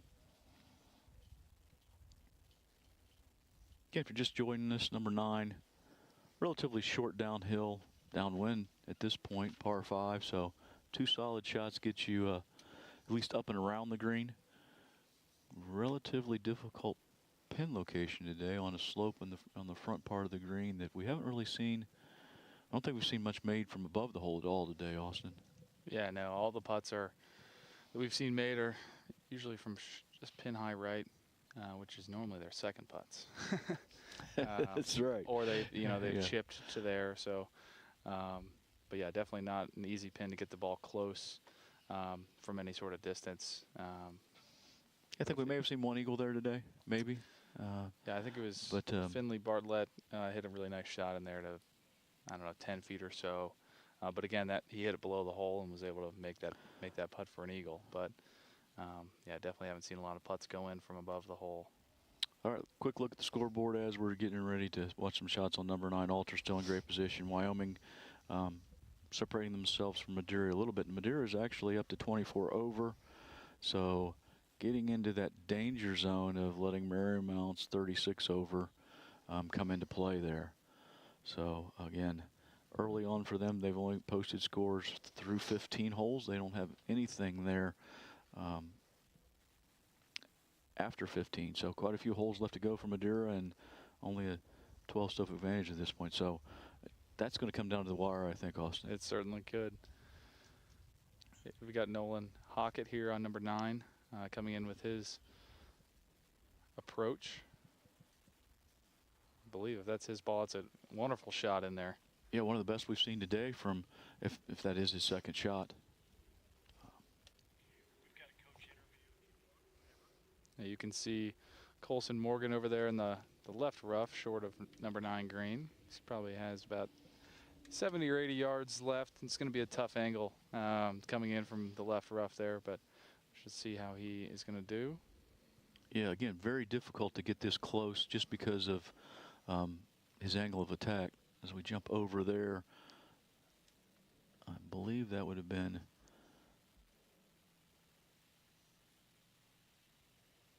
this is Andrew Sampson. Nope, this is going to be Colston Morgan. Again, very difficult to get this close just because he's coming out of the rough, and I mean, green's sitting above him a little bit. He's almost got to land it in the perfect position, short of the green, let it trickle on, and then roll down by the hole. I think anything 15, 20 feet would be good here. Really not a bad result, but you can see it just keep running away from you. I think he may even landed that in short of the green, Austin, and it just kept trickling. Yeah, he just shows how firm that front part of the green is here on number 9. You can see there Andrew Sampson in the white and blue hat there, walking up to the green as well. All right, as these guys are coming up to their balls, I think Maureen has someone else that she wants to talk to. So let me cut it to you, Maureen. We've got Coach Calloway here, perfect name for a golf coach, and you are the coach at Marymount. How did your kids do today? You know, they did well. We had one of our players, one of our top players was out injured, and the other guy stepped up, and I feel everybody made a great effort. We just talked to your team. They said the number one thing you tell them is keep grinding. What does that mean for them? That means never give up. You know, you control the controllables, control the things you can control, and play the course. Don't worry about the other guys that are out there, and stay focused. How did you find today's rounds or the way your guys played? Were you pleased with what they did? Yeah, I was pleased. You know, and the other thing I try to teach them is you manage a golf course and you know, be deliberate, but be thoughtful. And what I mean by thoughtful, make the right decision when you have to make a decision, so you don't cost yourself extra strokes. And leave if you hit a bad ball. Once you get through that, you can't affect that. You can affect what you're going to do, not what you did. So look forward, don't look back. That's great advice just for everyday living, I think. It is. You probably share a lot of that with your team. Yes, I do. Yes, I do. It's you know, sports are like life. You know, you have ups and downs, and you get knocked down. How are you going to get back up? You know, but the main thing is get back up and never give up. Never give up and keep on grinding. Well, thanks so much, Coach. Pleasure talking with you. All right, coming back to split screen action here. Again on number 9 here. Looking at Colston Morgan. We saw his shot come in here, land short, and roll back to this position. So not really sure if this is a birdie putt, possible birdie putt for Colston. Yeah, I'm being told that this putt is for birdie for Colston Morgan there. Long birdie attempt, but still for birdie. The top right part of your screen, we're going to have the group of Charlie Steed, Andrew Gokenauer, and Desmond Hausman.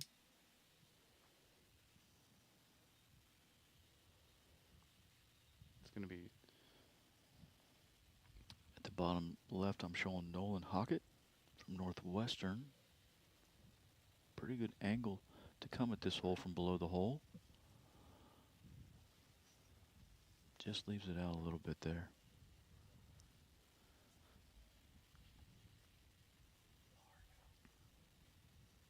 Tap in par for Nolan. And again, Andrew Sampson now looking to finish off his round with a 15-foot putt.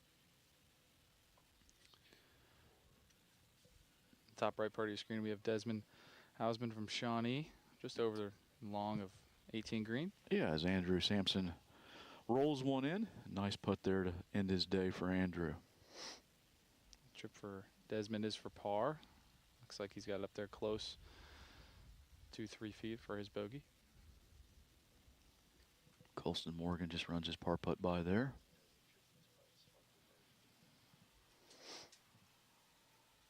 Taps in to finish his round. The bottom left there on hole number 9.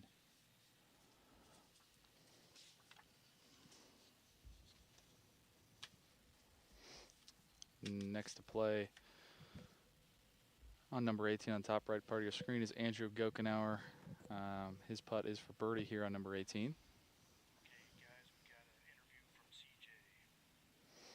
He left that just a little bit short. Andrew did, but he just has a short attempt left for his par on number 18. And next is going to be Charlie Steed here from Wyoming. This is also a birdie attempt.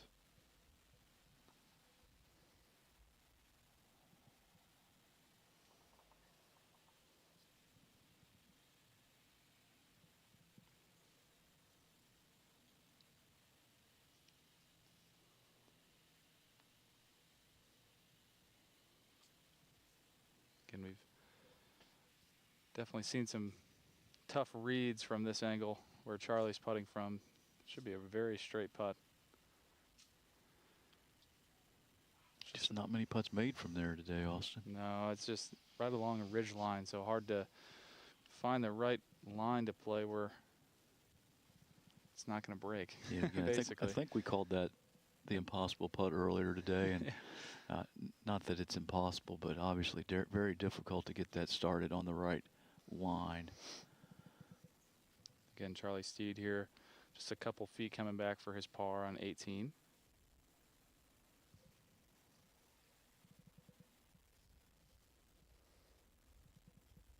All right, as Charlie finishes up, looks like we still have Desmond Hausman to finish there on number 9.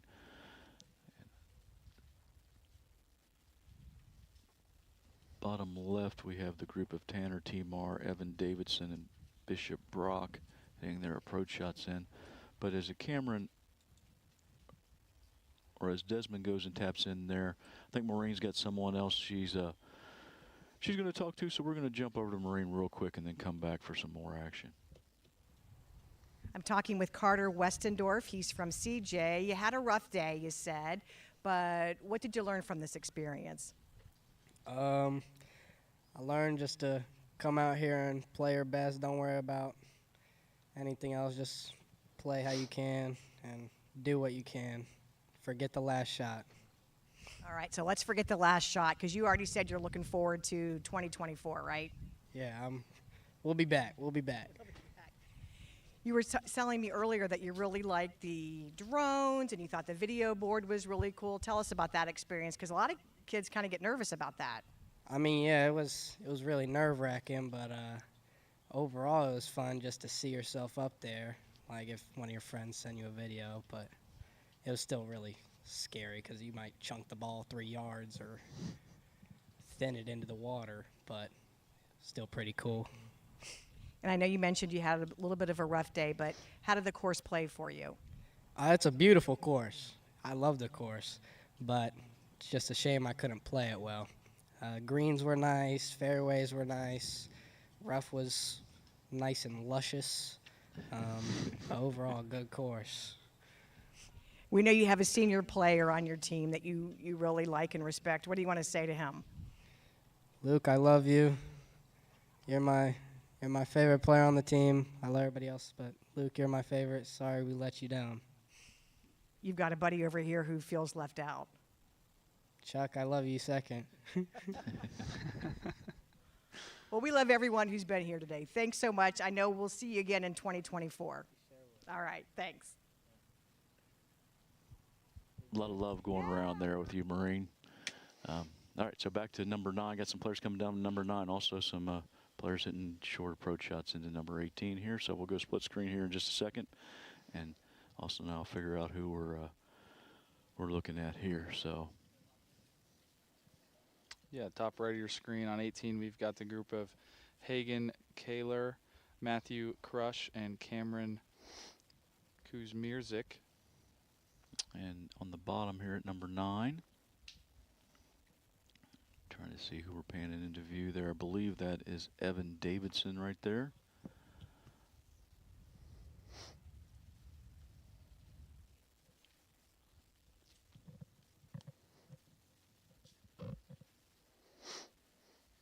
Again, Evan's got a short little pitch shot up and over the bunker here on number 9, trying to get it close to the hole. I'm assuming this would be Evan's third shot in here, so hoping to get it close and give himself a birdie opportunity. You can see Cameron on the top right of your screen from Shawnee. Wow. There's one. Wow. There's one from today, so nice way to finish the round there for him. That sure is. Very long putt from the fringe. So it's not impossible. Not impossible. Just have to hit it far enough away to make it, I guess. And again, on the bottom left there, nice shot in there by Evan. Gives himself a nice birdie opportunity. And Tanner Timar in the fairway again, trying to do the same here and get his ball in there close for his opportunity for what we're assuming would be a birdie. Yep, in top right part of your screen, we have Matthew Crush there from Alter sizing up his putt. 15 or 20 feet or so coming across the green, looking to follow Cameron's footsteps and get one to go in. How you feeling about this one, Austin? You haven't made any calls today. You willing to step out on the ledge here or what? I like to stay off the ledge. I get it. Yeah. But I'm going to say he's going to make it. Yeah, I got a good feeling about this one too. Oh. He talked me into it. Again, it was aggressive stroke. Again, 3 good shots down on number 9 as we're looking at that, assuming those could all be birdie putts. In fact, one may even be an eagle putt. Never really did see Bishop Brock's shot come in there, so it's possible to be a second shot. But again, 3 nice uphill opportunities. Yeah, we got Hagen Kaler on the top right part of your screen now. Looking to finish off his round. Just burns the left edge there.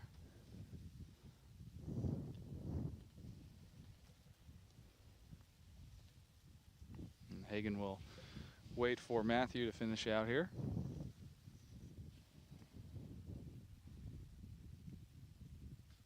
Again, we have players down on number 9 doing some golf wandering around the green, trying to figure out the breaks, the speed. So, and then Tanner Timar here is going to be first to play. I believe this is a birdie putt for Tanner. A little right to lefter. Again,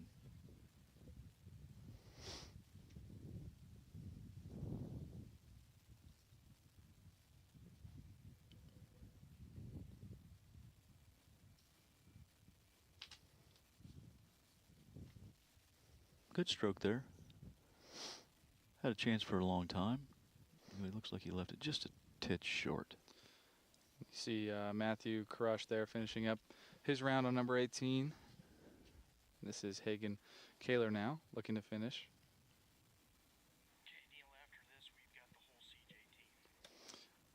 Hagen pours that one in.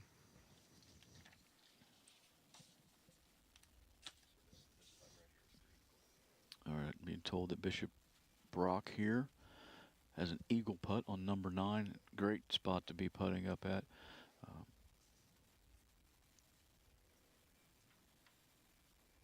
Bang. Beautiful way to finish for Bishop. Makes eagle to finish the round.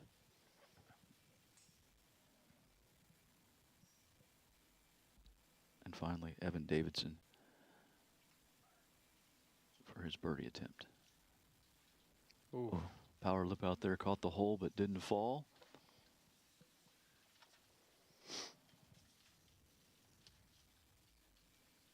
It looks like he caught the hole again. Looks like it's got a lid on it for him there as Evan struggles to get it in the hole here on the last hole. Finally. All right, Maureen, here you may have a bunch of eagles over there. Okay, we've got some more CJ Eagles here. They were so inspired by Carter's interview that they wanted to come back and share their story. Go ahead and tell us your name. I'm Charlie Shinneman. I'm a junior. I'm Luke Lariatigi. I'm a senior. Just pass that on down. I'm Michael Cartone. I'm a sophomore. I'm Ben Cullen, and I'm a junior. I'm Carter Westendorf again, and I'm a sophomore. Coach Paul Colton. So you're super senior, okay. So how did you do today? I did terrible, plain and simple.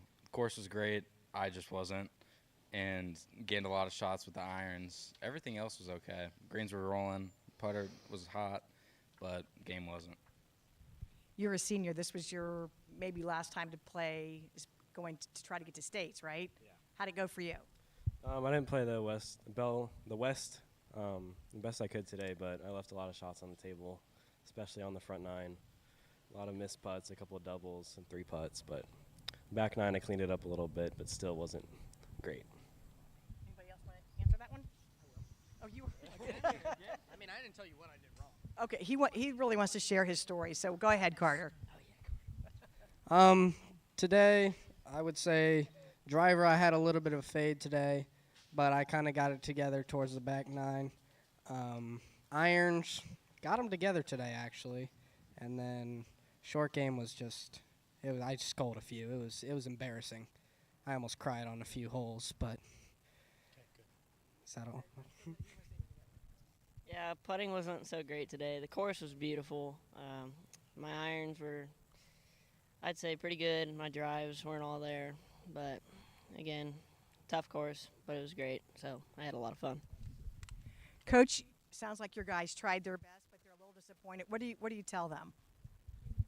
When we talked afterwards, we were all disappointed that we let down Luke, right, our graduating senior, right? And we have 2 juniors that we talk with as well, that we don't want this same feeling in 2024, right? So it's disappointing that we sent Luke out with a dud, but, you know, it was fun watching him all 4 years, watching him develop as not a golfer, but as a man.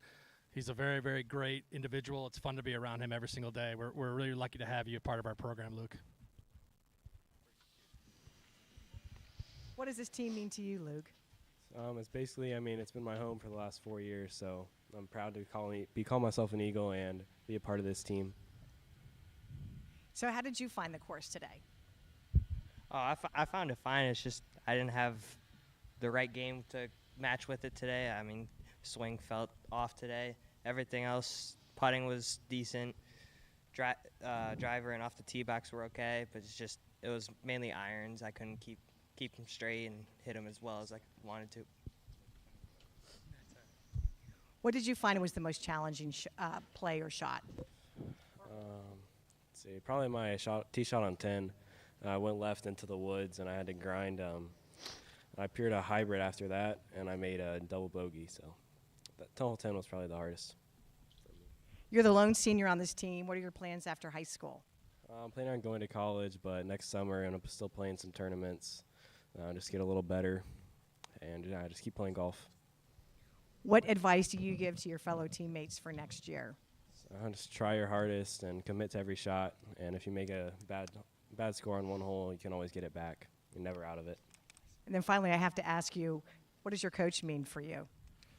I mean, he's pretty much been there for me since the beginning of my junior year, and he's kind of influenced me in my game, and he's done a lot of good for me. So I'd like to thank him for that. All right. Thanks, you guys. Enjoy the rest of your day. Thank you. Oh, very nice. All right, thanks, Maureen. Getting back some action here on number 18.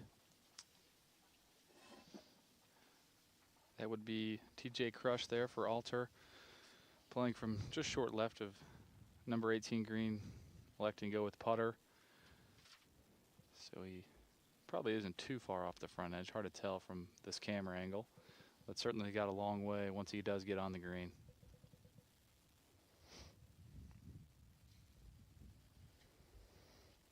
And comes up just a little bit short there.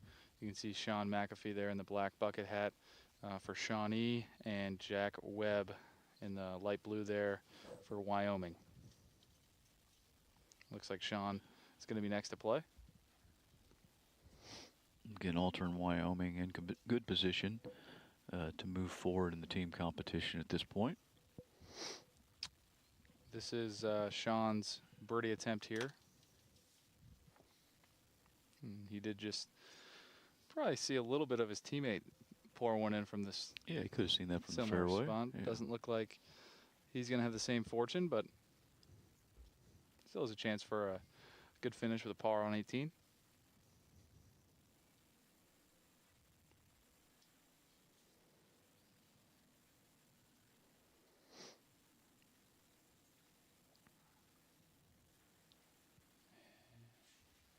Jack Webb. Also from about 30 feet or so, coming up from the front part of 18 green here. What do you think about this one, Neil?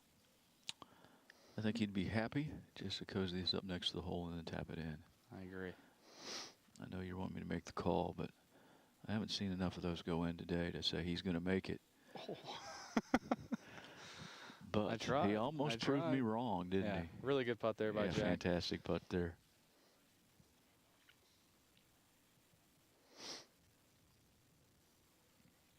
Again, Sean McAfee for Shawnee. He's got 5 feet left for a par on hole 18 here. Good stroke for Sean. Good way to end his day. And TJ Crush for Alter. Roughly the same distance, maybe a.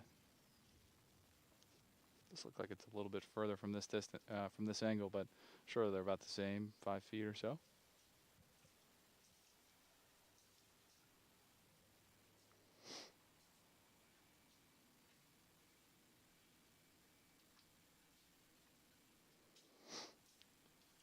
Should try to move a little bit left to right, I'd say, but definitely not starting this one outside the hole.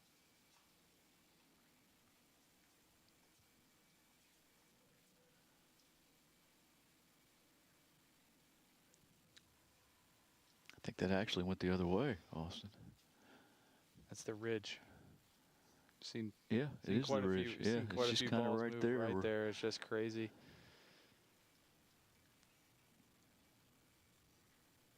I could save myself by saying that I meant left to right from our vantage point. And finally, Jack Webb to finish up here.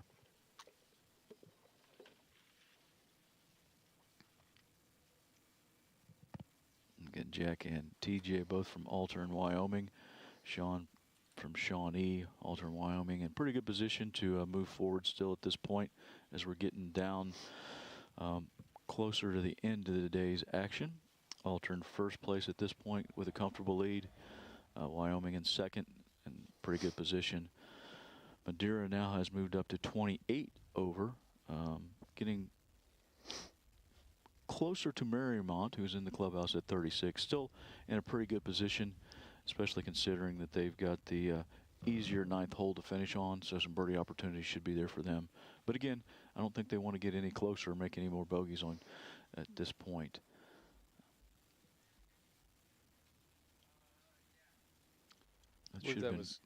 Yeah, Caden Harris there for Northwestern, coming from just short left. Tough angle to come in from there on number 9 with that pin.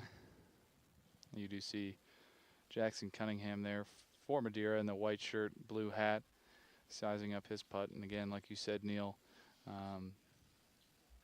on the easier finishing holes for sure for them, but certainly would be nice for them to maybe get a couple birdies coming in to secure that third place for them.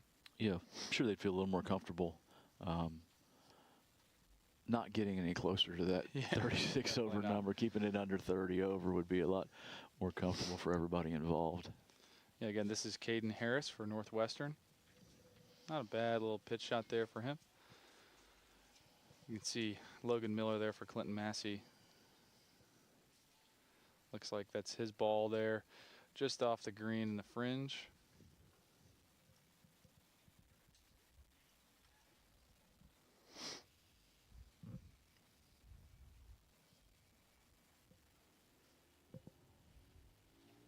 Looks like Logan's choosing to use putter.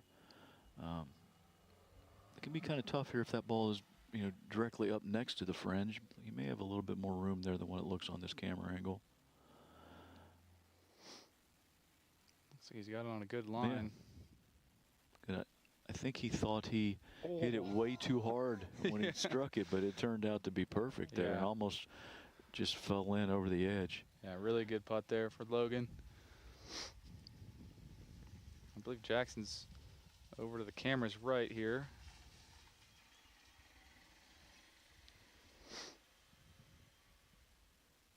Again, this putt going to be braking from his right to left, coming down the hill. Definitely tough to judge the speed here on this one.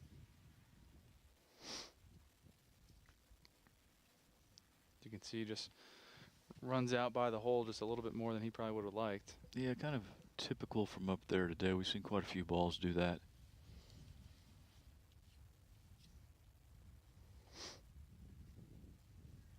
Finally, Caden Harris here, the uphill putt.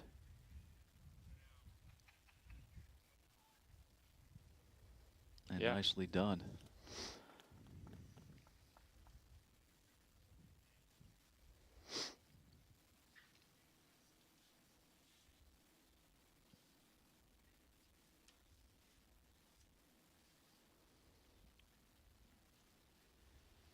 And again, Jackson Cunningham to finish here.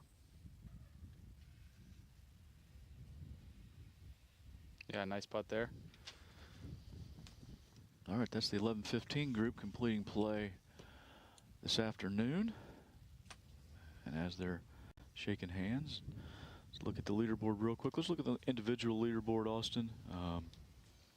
Finley Bartlett, 3 under par leads at this point. And he's a member of the Wyoming Cowboys, which looks like they're going to qualify. Davis Kukenauer from Alter at 1 under, along with Andy Steed.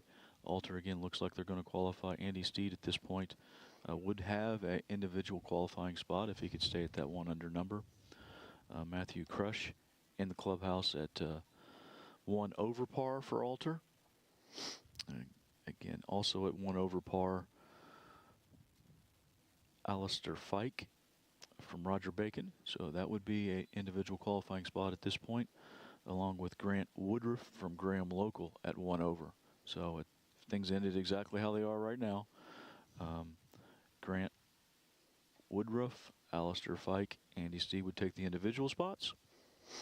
Alter, Wyoming, and Madeira would get the team spots without a playoff at this point, which would be kind of unusual for us here. Seems like we always have a playoff, but again, we do have some scores posted in the clubhouse. We have Alex Hozaffel in at 73, so that's 2 over.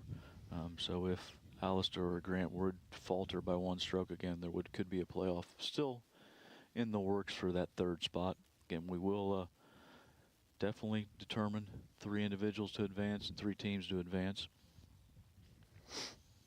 Again, the more players from Madeira that work through number 9, and again, as I'm saying that, looks like Wyoming's score has gone up a little bit, but they're still in good shape. But the more Wyoming players, Madeira players work through 9 and get their scorecards turned in, the less likely it looks that that 36 over from Marymount would come into play.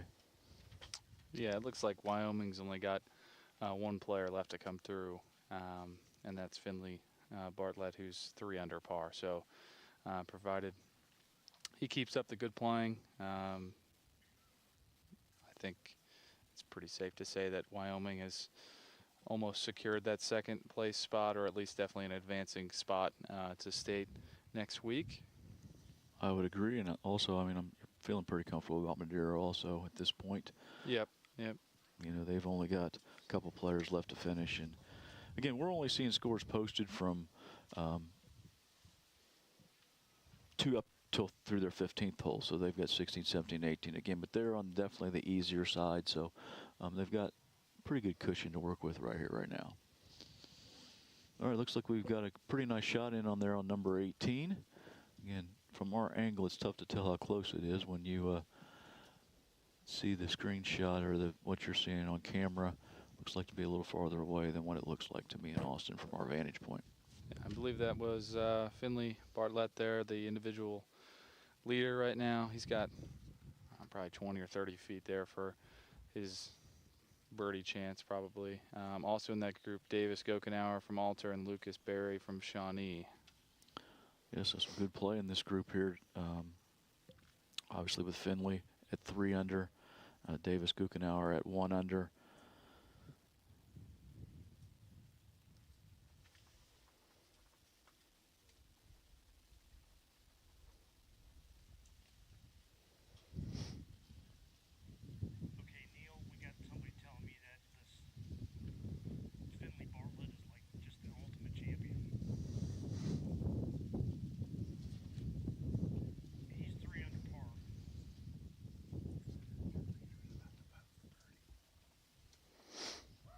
Yeah, so again, that's Finley Bartlett's ball there on 18 that you can see.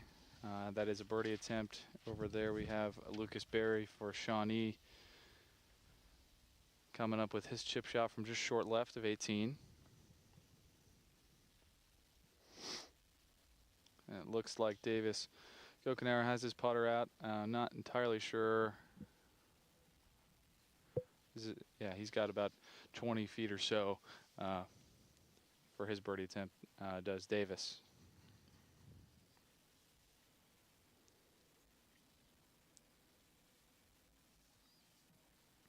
And Finley Barton continuing his good play. Shot 67 to qualify in the sectionals.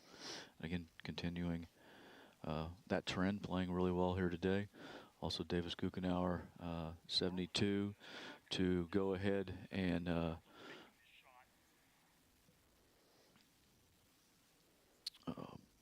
qualify. And again, he's at about that same point. Again, he's 1 under today, so looking to shoot 70 here today. Again, Finley Bartley here for par. Again, Austin, I think this is the unmakeable putt. Or at least we have not seen very many putts go in here today, but if anyone's going to make it, it's going to be him. Yeah, the way it's been, right? And you can see it just get on that ridge and just move. Yep, to the opposite way, whatever they're thinking. That's exactly right. So again, I'm sure he started that where he wanted to. It's just a very difficult putt on that line. And I've seen a number of putts today do exactly what that one did. Yeah, but just a tap in left for his par here at number 18. Yeah, and we'll make him medalist here in the tournament today at 3 under, looks like. Well, depending on what he did on 16 and 17.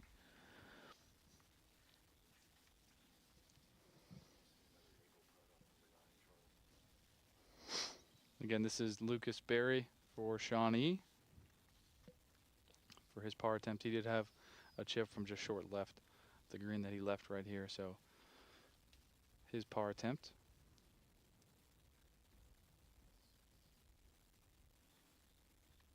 And that one almost looks like it went the other direction. It sure did. And they weren't that far apart from where their starting point was. So again, very difficult read there. And for sure we thought we'd have seen more putts go in, but just one of those hole locations that's tough to get that ball in the hole. Again, this is Davis Gokenauer from Alter with his birdie try.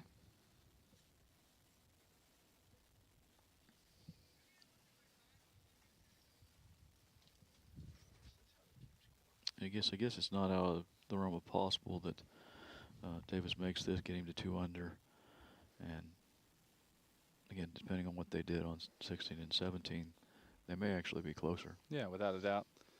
Davis does tap in for his par.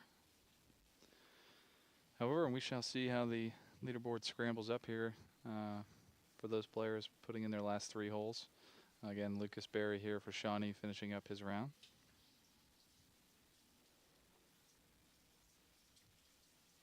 Very nice job by Lucas. One way or the other, you know, Finley and Davis appear to be on teams qualifying for the state, so they're going to get to play next week. As we jump to number 9, I think this is an eagle putt for Carter Atkins from Northwestern.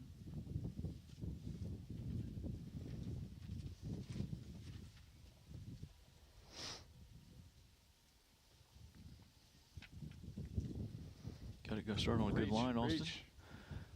Just lacking a little bit of speed, but a very good effort there on Carter's part. Yeah, should just be a tap-in birdie there for Carter. Also in this group, Keegan World from Madeira and Owen Goodwin from Clinton Massey.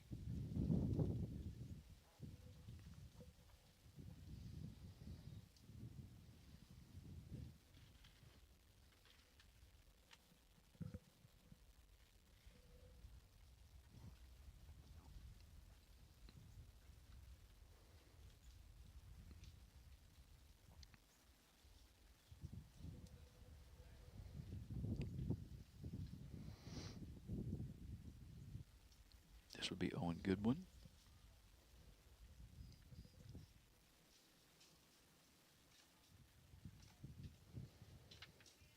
Yeah, pretty big break from right to left here.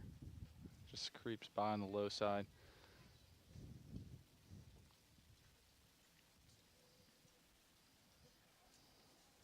finally Keegan whirled here. Again, Keegan, one of the Madeira Mustangs, who are currently in that third qualifying position.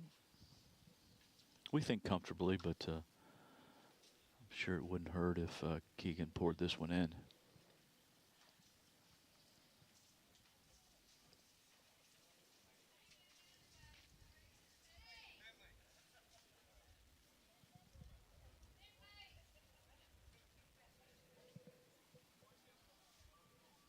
Oof, just a little bit low, but still a nice stroke, and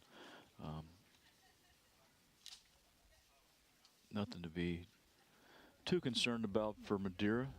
So he marks it to line it up again to tap it in.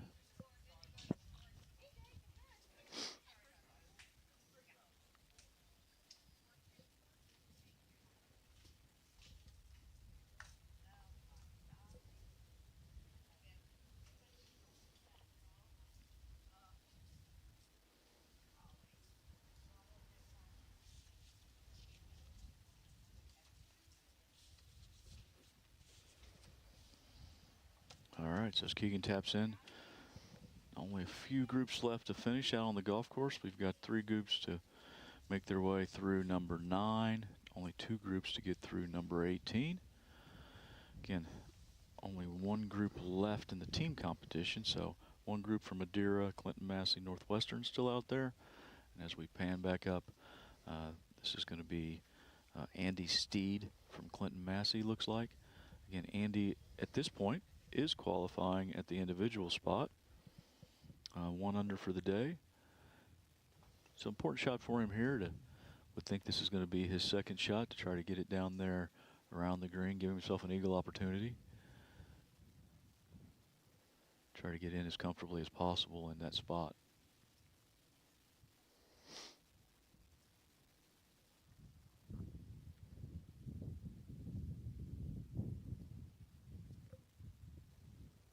Looks like he's got it just short. And not too difficult up and down from there. He's close enough to just pitch that onto the green and let it trickle down by the hole. Eddie Hartung next to play. Again, Eddie from Madeira looking to secure that 3rd team position at this point.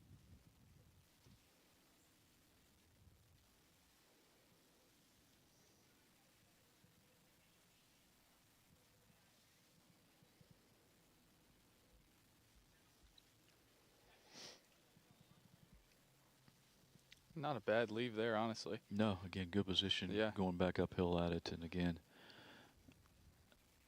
I mean, that's down there pretty far, Austin. I don't know if that would have been his drive. Maybe he got in a little bit of trouble off the tee. Not sure there, but again, either way, good position there, either for birdie or eagle. And finally, Nathan Hackett just short of the green here, obviously in at least 2. Again, fairly straightforward chip. May need to land it just short of the green and let it trickle on and then trickle down by the hole. Definitely want to start this off left of the hole because it's definitely going to break hard right as it loses pace. That practice swing looks like he may be taking this up in the air.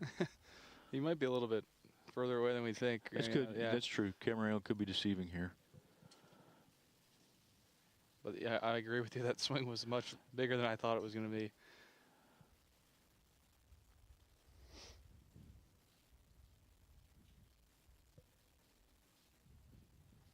Oh, yeah. Yeah, again, I think that ball was in the air quite a long time there. So, again, I think he was a little farther than that angle made it appear. Yeah, 'cause that's a pretty good shot in there from, Yeah. you know, not a lot of green to work with, and it is sloping away. Again, Andy Steed here just bumped this onto the green, let it trickle down by the hole. Again, well played. I'm sure he'd like to be below the hole as opposed to above it, but still a nice shot there. Yeah. Being told that that was an eagle chip, too, so if it was, then just a short putt there for his birdie. Yeah, and as we're looking at this leaderboard real quick, looks like Finley Bartlett has posted a 4 under 67 score. So again, shoots 67 in the sectionals and 67 in the districts. Again, right now a member of the Wyoming Cowboys, so going to qualify as a member of a team. Davis Guckenauer in the clubhouse at 1 under 70, and again, member of a qualifying team and as a member of the Altar Knights. Andy Steed just finishing up with a birdie putt here on number 9. He would take the first individual qualifying spot if things have went well for him on 7 and 8 also. But jumping back here, Eddie Hartung from Madeira.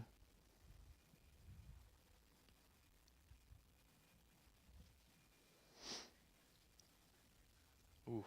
And again, things Off the have edge there. things have tightened up for Madeira as far as qualifying in that third spot. All of a sudden, they have jumped up to 33 over, so only 3 strokes ahead of Madeira. So that putt there, that hole there by Eddie, could be pretty crucial. Again, I think that's probably Eddie's looking at probably making par there. I think. Not sure that his drive would have been down there. I think that was probably a birdie putt he had there again, but not sure. But just kind of estimating what he would be making at this point. Yeah, and obviously we're not sure, how 7 or 8 went for him. Yeah, he could have birdied 7 and 8, and it'd be irrelevant Yeah, at this point. Yep. This would be Nathan Hackett for Northwestern. On top right of your screen there, Tate Armstrong finishes up for the Urbana.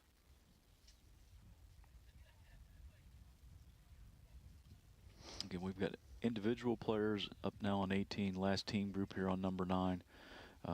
As you're looking at the split screen, Alistair Fink from Roger Bacon is one that you want to pay attention to. He, at this point, is tied for that 3rd qualifying spot. And this is Jacob Ingram taking a run at that putt, and again, the putt that we haven't seen very many. I think it was the gravitational pull of the earth that had that fall in, and it's an outstanding way for Jacob to finish. I definitely thought that was going to hang up on the edge there. Here is Alistair Fike, though, for Roger Bacon, looking to finish off his round on 18 there. And then important putt here for Eddie Hartung for Madeira on number 9. Taps it in, so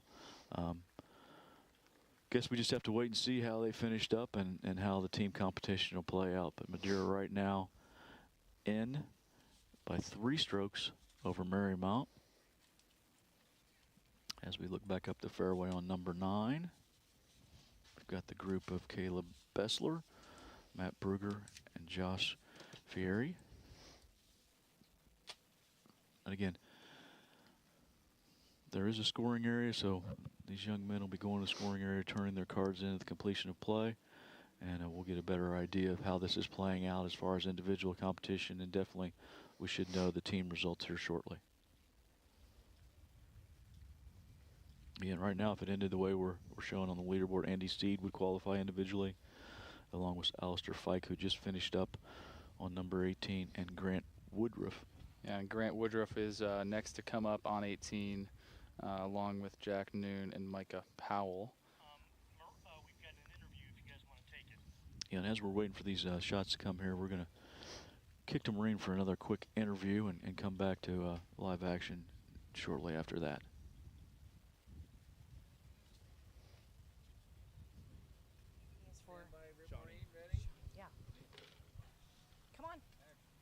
All right, we've got some golfers here from Shawnee High School. Guys, if you could just give us your name and what year you are in school. Here, we'll pass it down.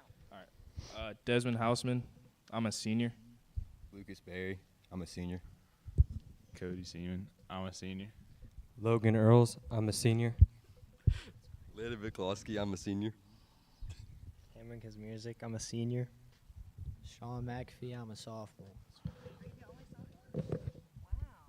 So this team is loaded with seniors. How'd it go today? I wasn't hitting it as good as I can. Beautiful course, though. I had fun. I think at the end of the day, that's what really matters. I agree. How did anybody else want to answer that? How'd the course play for you? I think I found the water too many times today. But other than that, I did pretty good. That seems to be a common comment that we're hearing about water. Yeah, go ahead. I just feel like the greens are a bit too inconsistent. I feel like if they were a bit more consistent, I'd be able to putt better. Okay. We'll make sure we get that back. Anybody Anybody else want to address that? So how did you prepare for today? Was anybody here last year? Okay. Couple. I'm gonna come all the way down here. How did you prepare for this year? I went to bed at like 11:30. Woke up at like 7. I took a shower. Then I went to Bob Evans, and then I got in a minivan and just like started waving at people on the highway on the way here. Well, it sounds like you guys had a fun time on the way here anyway. So a lot of you played together for 4 years. You're all seniors. What advice did your coach give you before you came in and started playing today? I think his advice before every round was just have fun. You know, don't take yourself too seriously. Yeah, just have fun out there. Anybody else want to take that one? So, we've got our sophomore down here, our lone sophomore. Go ahead. He was a great coach this year. He really helped us a lot. I feel like as a team we came together a lot more this year, and that's just a big thanks to Mr. Billett. Very true. He's one of the best coaches I've ever had, certainly. Is your coach here still?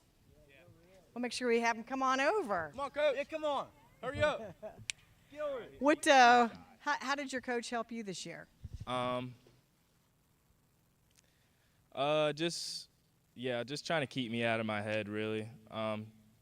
Like I said, just telling me not to take everything too seriously. I play better when I got a smile on my face, and I think that that's true. So I appreciate him saying that. Anybody else want to talk about your coach? He told me always to play the shot that I want to play and just to trust it. Does anybody plan to continue playing golf after high school?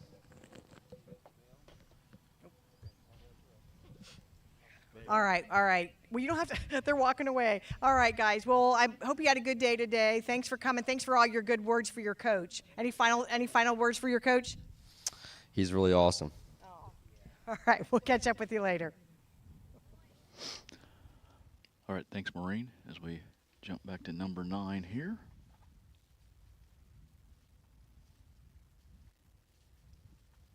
Be Matt Bruder coming up with his approach shot there, and then this is going to be Caleb Bessler. Again, just short of the green. Assuming they're in 2. Yeah, I have confirmed this is an eagle chip here.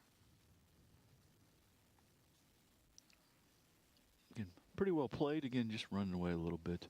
Get a quick little update here on the individual leaderboard. Andy Steed did finish birdie par birdie to go from 1 under to 3 under, so he has secured his spot in the state championship next week. It looks like maybe Matthew Brugger there.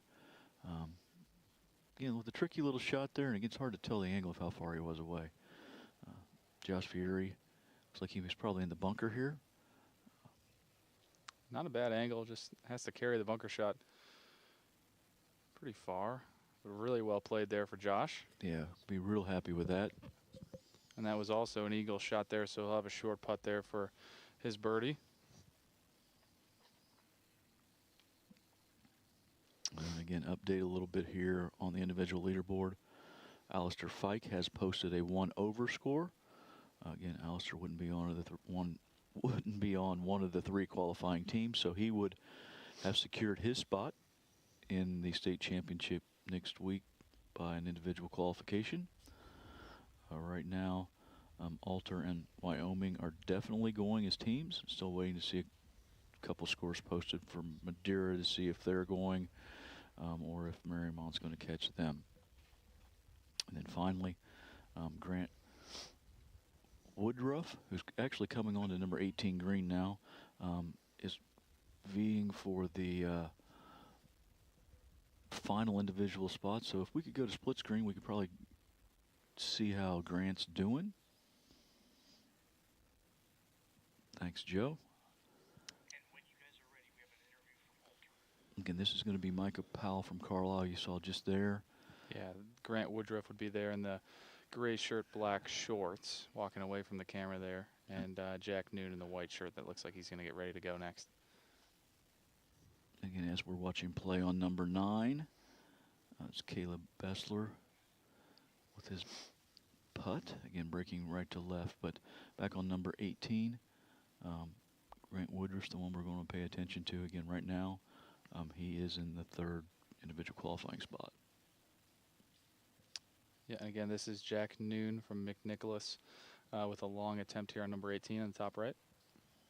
Again, Caleb Bessler with a nice stroke there on number 9. Just stays out of the hole, but short tap in for him. Yeah, a good putt there for Jack. Just a little tap in. It looks like he's going to mark it first and let Grant putt on 18. Again, this is going to be Matt Brugger to finish up on number 9.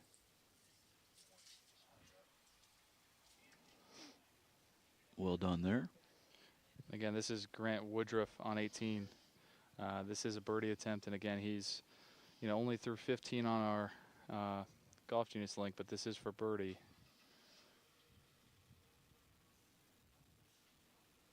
That's a good putt there. We'll see how he played holes 16 and 17, but it will be a par for him on 18. As Josh Fury finishes with a birdie on number 9. Got Micah Powell here from Carlisle on 18 here. About 10 feet left. Oh, just burns the edge there. He'll tap in. And Jack Noon here to tap in for his par. And that concludes all play on 18. We'll see how Grant Woodruff finishes up once his scores get posted. One more group to come down. Number 9 as we're looking at here.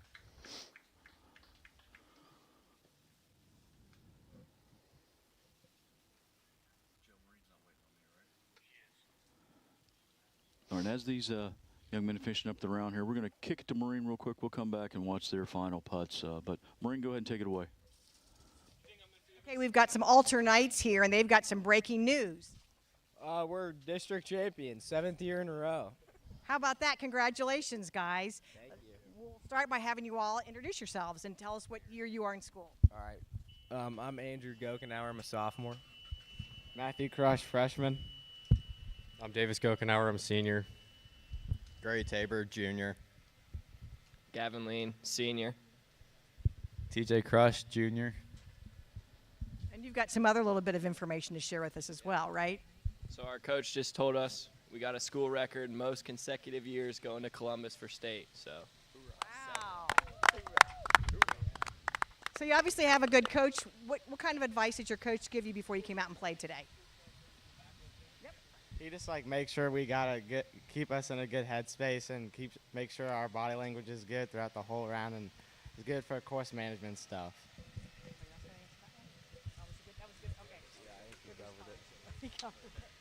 So for you guys, you're going back. Some of you are going back this 4th time to Columbus. How are you? Yeah, how are you preparing for that? I'm kind of just doing what I always do and just working hard to prepare for the event. I kind of am used to playing at state at this time, so hoping to play well. What did you find most challenging today, or what was the most difficult hole? I got that. So the most challenging for me would just be, the mental game. I was hitting it solid for most holes, but the mental game really got me, brought me down. Front 9 was here, kind of, yeah. But that's all I got to say. Okay. Anybody else want to talk about a challenge? That was the perfect answer right there. And what about the course? How was the course to play? Course is beautiful. It was in great shape. Never seen it better. Yeah, basically what Andrew said. The course is playing well. Greens are rolling good, and yeah. I'm sorry, guys. Neil was talking. Okay. You obviously are very fond of your coach. What would you like to tell your coach? I would just like to thank our coach for doing all that he does. He puts in a lot of time and effort, and he puts up with us through the van rides and stuff, and I think we need to congratulate him for that. Tell us about a van ride. That's what we want to know about. Oh, everybody. I'll pass this one to this man right here. He's got the music and the tunes. It's going to be a pretty fun time. That's all I got to say about that. You want want to talk about it too, the van ride? What happened? So we usually get in. He usually puts on some music, and then we usually just jam out. It's usually very different music, but he just loves singing. Okay, but that kind of helps you get in the right headspace to get ready to play, right? Yeah, it does. All right. So is that how you'll prepare for Columbus as well? A little bit of Bob Marley music? Yeah, You also have a lot of fans out here. I'm assuming those are parents. How important were your parents to this victory? You're going to take it again. All right. They were extremely important. They, do a lot for us. My dad woke me up this morning, so I mean, obviously, he just plays a big role and helps us out a lot. Finally, I know some of you were here last year. Did the video board, the drone, all the cameras, how did you decide that you're going to handle that? We're pointing to this guy. He's got it? All right. Well, I think it was kind of cool that we had all this stuff available to us, and it kind of just, allows us to play better under pressure. So it prepares us for state really well. Well, we congratulate you. I hope you bring home a state championship. Thanks so much for being here. All right. Thanks, Maureen. All right, so we've got a little clarification on what's going on here as we finish up on number 9.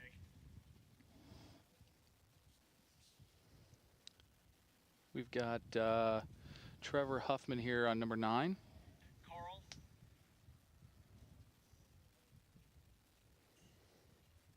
Also on number 9 is going to be Nick Mullen and Simon Foreman. Looks like that's going to be Nick Mullen there walking across the screen. Again, Trevor Huffman looks like he's about to play his next shot.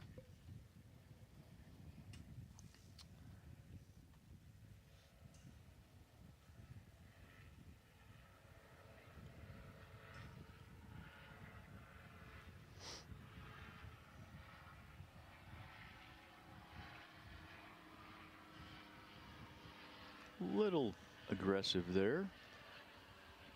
Again, we're going to stay with this group and show you their final shots. So make sure they get their camera time. But we have determined some of the, well, let's go back to the golf right here right now. That's going to be Simon Foreman in the yellow shirt, but next to play will be Nick Mullen with his putt from the fringe there. Ooh. I look really close there. Yeah, good attempt by Nick. And Nick looks like he's just going to tap in there to finish off his round on number 9.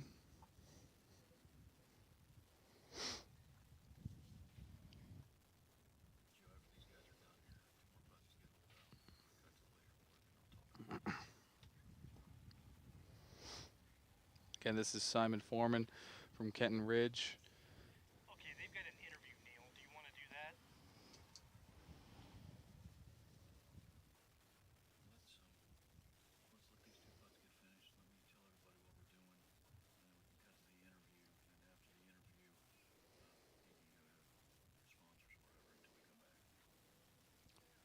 Simon Foreman pours that one in to finish off his round.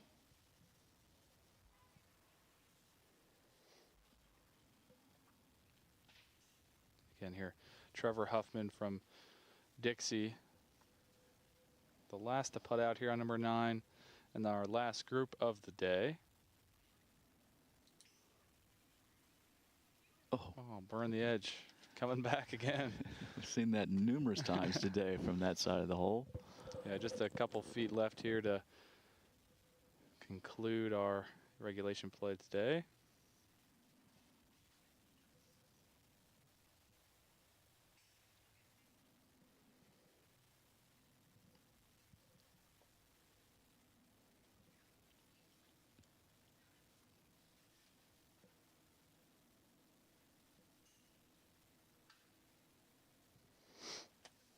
All right, that concludes regulation play for us today. So, situation right now, I'd like to congratulate Alter Knights, Wyoming Cowboys, and the Madeira Mustangs, as Madeira qualifies in the 3rd spot. They shoot 34 over and just edge out Marymount, who shot 36. So Alter, Wyoming, Madeira have qualified for the 3 teams moving forward to the state championship next week. Individually, medalists for today's event, Finley Bartlett with a nice 67, 4 under par. As far as players moving forward in the individual spots, Andy Steed has qualified, shooting 3 under. Alistair Fink has qualified with a 1 over score. So those 2 young men are going to the state championship next week. We do have a playoff for that 3rd spot. So Alex Holzaffel, 2 over from Indian Hill, not on one of the qualifying teams, is going to be in a playoff, along with Grant Woodruff from Graham Local, a 2 over score, has put him in a playoff. So we're going to have a playoff, 2-person playoff for that final spot. And we're going to cut away. Marine's going to have an interview for you here. So we're going to cut to Marine for an interview. Austin and I are going to get prepared for the playoff, and make sure you stick around. We're going to bring all the playoff action to you here shortly, probably as soon as they can get over there. Austin, I would say here in about 5 minutes or so, we can look to get that playoff started. So again, jump to Marine here real quick, and then we'll be back with you to bring you playoff coverage here shortly. All right, I've got the Clinton Massey team here, and Andy just got some good news. Why don't you share it with us? I'm going to state, so. He's going to state. Congratulations. We're going to have the rest of you guys introduce yourselves, and you go ahead and tell us your name and grade. I'm Andy Steen. I'm 11th grade. Colson Morgan, freshman. Evan Davidson, 12th grade. Name's Logan Miller, and I'm a senior. I'm Owen Goodwin, and I'm also a junior. We'll come back and talk to you in a second, Andy. But how did the course? How'd you play on the course today? Well, things didn't really go as planned, but you know we tried to make the best of it and stick through and keep a positive mindset. How did the course play for you? How did you find course conditions? The course conditions were pretty good. The fairway was nice, and the roughs were pretty thick. Hit the driver pretty good today, but the irons were not following up. What was challenging for you today? My drives were really good today. Probably the biggest challenge was my wedges and mid-iron shots. They just were not going where I needed them to go. And what hole did you find easiest or most difficult? I mean, the hardest hole out here is easily 16. It's just a beast of a hole, but, you know, none of the holes out here are that easy. Okay, Andy. Now, last year, you and I stood here. It was difficult because you missed going to state by 1 shot. What made you come back and get to state this year? I just really want a revenge. I went to this winter and did as much practice as I could, played summer events and won Player of the Year in that too, and just came back here with my head high and off I went. I'm so glad because it was very difficult because I know how much you wanted it, so I'm so glad that you're back and that you're going to state. How important was your coach and your coaching through all this from the last year? It was very important. Having Phil Larrick here today, just getting us through and making sure my head was keeping up, and that's all I can really say. I mean, he's a great coach, and it's been a pleasure playing for him. How did you guys like the video board and the drones and having all this television shots? I mean, that was pretty cool. It didn't really affect me because, you know, I'm used to playing on big stages all the time. Was anybody else affected, or are you all used to the big stage? I was all right. You also have a lot of support, too, from your parents. Anybody want to shout out to your moms and dads? Yeah, my dad actually came today. Unfortunately, he wasn't able to go on the course because of work, but it was awesome for him to come and see me get it today. My mom is in Orlando right now, so she couldn't see it, but she's probably happy right now. She's probably watching you live on YouTube. Anything else that you want to share about your experience? How do you like playing Heatherwood? Oh, I love it. Can't get anything better than it. Going from Pipestone to Heatherwood, it's fun. It's challenging. You can't make mistakes. That's how it kind of goes. What's your strategy for next week? Winging it. I don't know yet. That'll kind of come over this weekend, and then when I get up to the practice ground, I'll be able to see it, and then get rock and rolling. Get rocking and rolling. Well, guys, thanks so much. I hope you all get rocking and rolling. Congratulations again, Andy. Thank you. Welcome to the City of Springboro Heatherwoods Golf Club. I'm Mayor John Eggerville. We are so happy that the Ohio High School Athletic Association Southwest Regional Golf Tournament is going to be hosted right here in Springboro. Welcome. We are so glad to have you. We wish you nothing but success throughout the whole tournament. If there's anything at all we can do in Springville to make this tournament even better, please let us know. We'll see you around the golf course.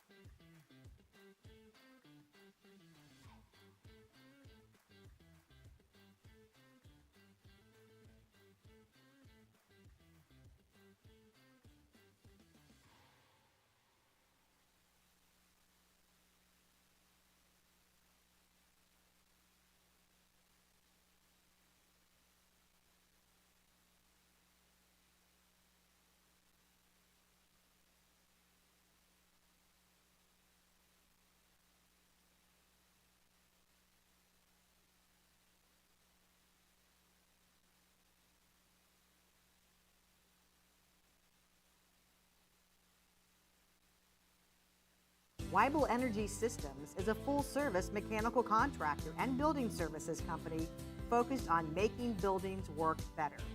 You can rely on us for all of your building's operational needs, including HVAC installation, service and preventative maintenance, building automation and controls, energy services and monitoring, healthy building consultations, and commercial plumbing, as well as security cameras and door access controls. Weibel Energy Systems serves Dayton, Cincinnati, and Columbus. Learn more at goweibel.com.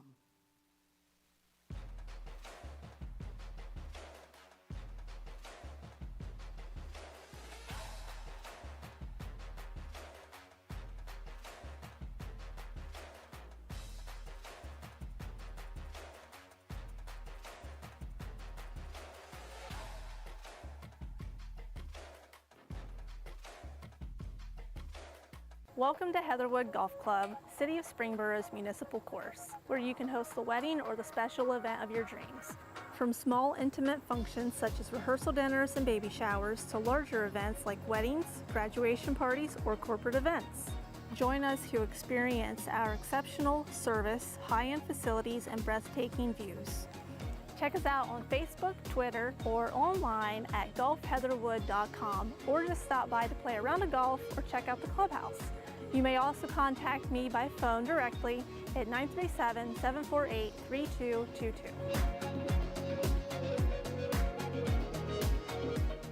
Brad Smith here, Director of Instruction at Heatherwood. I'm going to teach you how to do a little bit of chipping and get a little bit better. A lot of people hit it over the green, hit it thin, try to fly it to the hole, that kind of thing.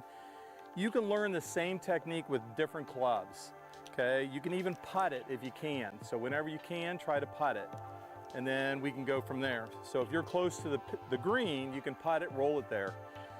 What I'm looking at is about 3 to 5 feet on the green, trying to land it there. And then I'm saying, okay, is the pin very close? I'm going to use my 58 or 54. If it's a little further out, I'm going to use a pitching wedge. And if it's even further out, I'm going to hit the 8-iron. But my landing area is always the same. So the technique, I'll just do the technique here real quick for you. So the technique is all about taking the ball, put it in the middle for now. You can play it forward or back later on. Just play it in the middle for now. Set up. You can open up just a little bit and then take your whole body and move just a little bit this way. So even my head goes this way. So I'm stacking everything on this left side. That's going to allow me to go up and follow through on this side of the ball. So I'm hitting down into the ball a little bit better. So my practice swings are going to match my landing area. So I'm not looking at the hole. I'm not saying here's the hole, I got to swing that big. It's the landing area, which is a different type of shot for most people, because everything we do, putting, you look at the hole. This is how big I swing. Chipping, no, right here. So I'm going to put my ball right in the center for now. Lean forward, hands are forward. Look in the landing area. You can watch my eyes go from the landing area to the hole. And then I'm going to take it back with my left arm and follow through with the body. A little long. I have my 54. It should be a 58 for me. So that's kind of how we do chipping. If you knock it close, then you're going to be putting one putt, the most, maybe a two putt. So two putt or better. The worst you're going to get is a bogey. So that's how we do it to become a golf professional, and when you become a really good player.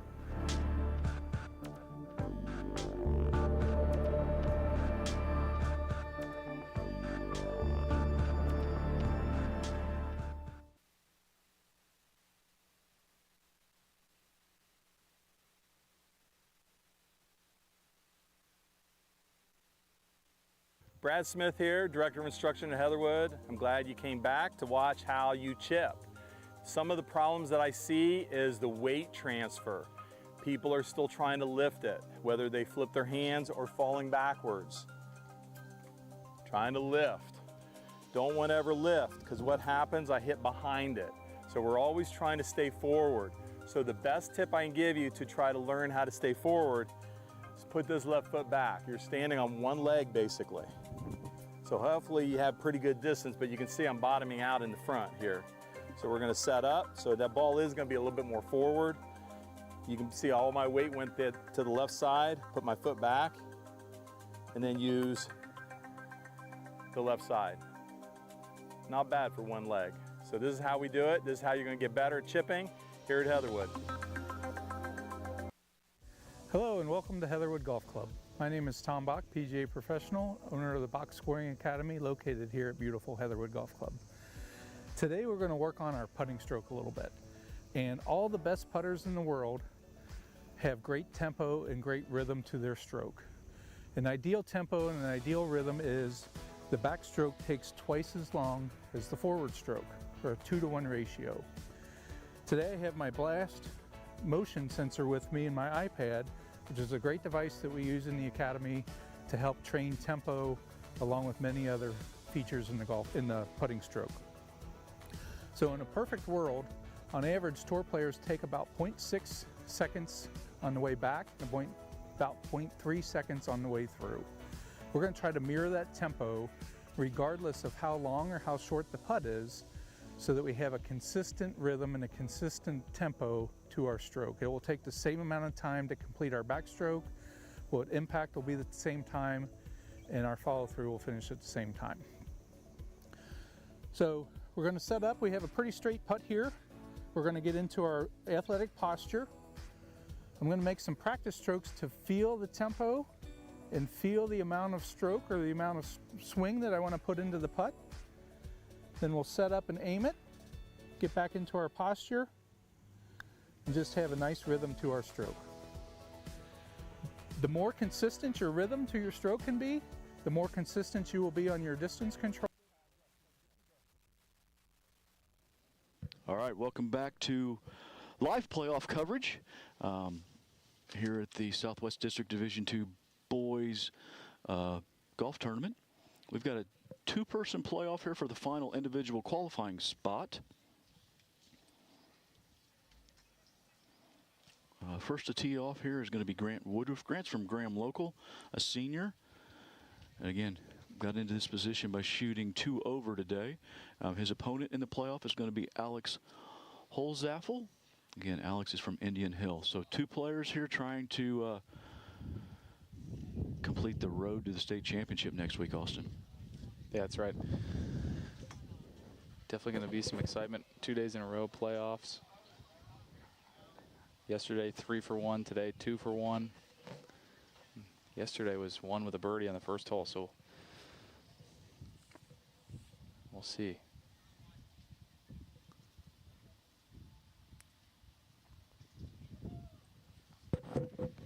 Again, going to do the best we can to give you some complete coverage here with a overhead view and the cameras we still have on the golf course. So, well, Grant ripped the grip off the club with the club twirl there, so I think he liked that one. Next to play, again, Alex Holzaffel. And going with a fairway wood here. Again, number 1, fairly short dog leg to the right, par 4.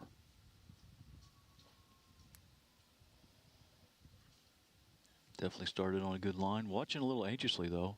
It looked like it might have been starting a little bit more left than he was probably would have liked.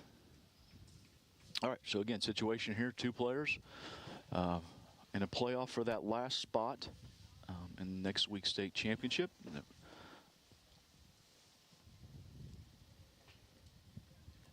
guys can see we got the drone out. Gonna give us the best coverage we can for the playoff here, however long it may take. Again, going to continue to play holes 1, 17 here. 17 is a par 3 here at Heatherwood. Again, you can see it. 17 is on the other side of the pond, and then back up 18, which is just to the left of the camera angle here. So this little triangle, 1, 17, and 18, we're going to continue to play that until we get a winner, whether it's after the first hole or after the 15th hole. We're gonna go until one of these young men wins a hole. Again, try to bring you coverage as long as we can. We are limited a little bit by battery power and such to that with some of our equipment, but hopefully we can make it here and let you guys see the results and figure out who's in that 3rd individual qualifying spot. Again, quick review of what's happened here already today. Alter has secured a team spot, shooting a 6 over par 290. Wyoming has taken that 2nd spot with a 20 over par 304. Madeira, they've come in that 3rd spot with a 34 over 318, and just edge Marymount, who is 36 over at 320. So Alter, Wyoming, Madeira will be teams heading to next week's state championship. Individually, 3 qualifiers who weren't on those teams. Finley Bartlett was our medalist today at 4 under, shot 67. So outstanding round by Finley. But being on Wyoming, he isn't going to take one of the individual spots. He's already going as a member of a team. So Andy Steed shot 68, 3 under. That's going to be our first individualist heading to North Star next week. Again, some great scores here.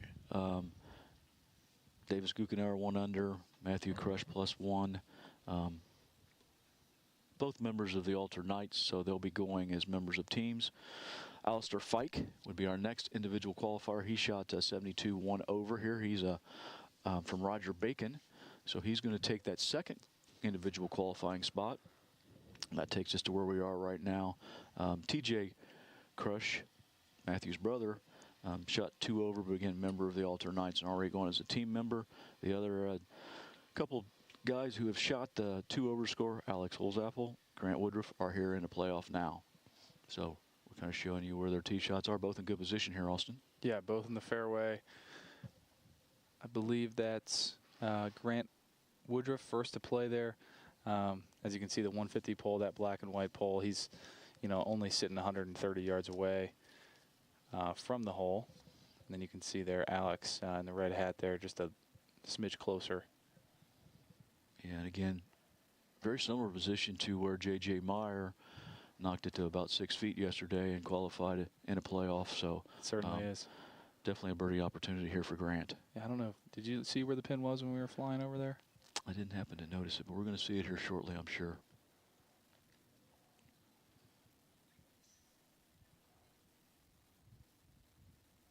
I really couldn't tell by his reaction. We got a fist pump from Coach, so must have been good enough for a fist pump. So. That's right.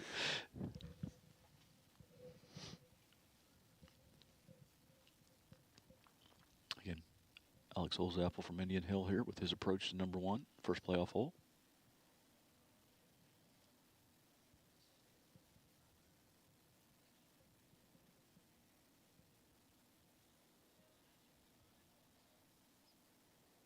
And as we pan out, maybe we can see the results here. Again, hard to tell from Alex's reaction whether that was good or if he was happy with it or not, but we're going to know shortly.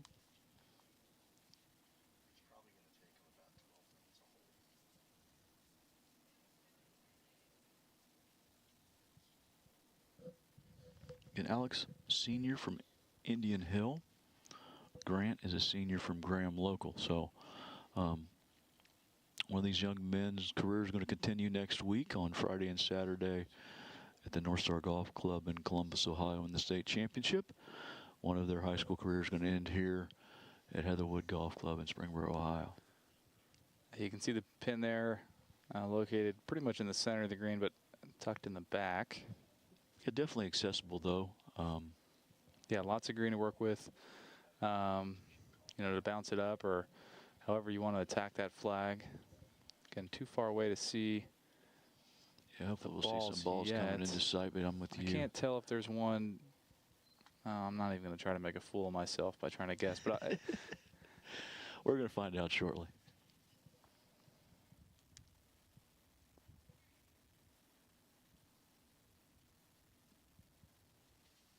Does look like there could be something just long and left. Well, Grant's walking toward. Grant's got a pitch mark, and there's one right there. That's going to be Grant's, I believe, and it looks like Alex's may be on the back, Austin, just through the fringe here. So Grant with a makeable birdie attempt, and early, truthfully, Alex, not a bad place to be if you're pitching onto the green. Just slightly downhill to the hole, but pretty straight. And again, it kind of depends on his lie, what kind of shot he's going to choose to play right here. But I would think he's just going to kind of pitch it onto the green and let it run down by the hole. Yeah, it looks like he might have his putter, honestly. Looks like that's about 15 feet or so there. Looks 5 or 6 steps that he took. Yeah, pretty flat green here at Heatherwood #1. So not going to have a lot of movement in this part of the green.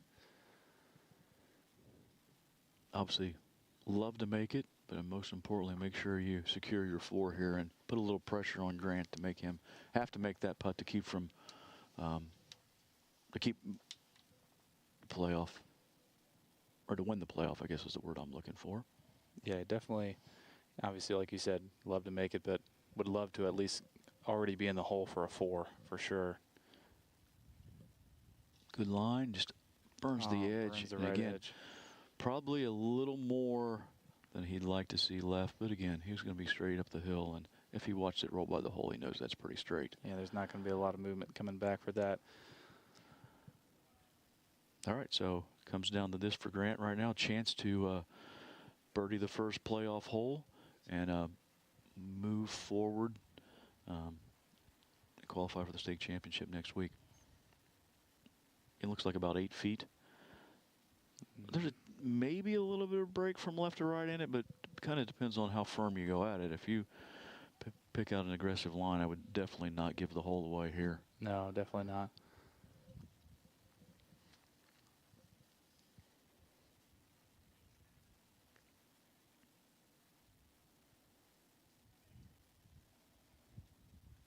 Again, looks like he was planning on it breaking a little bit more there. Again, good speed, though, for that line. It just didn't take any of the break at all. So, again, he's going to be in the hole with 4.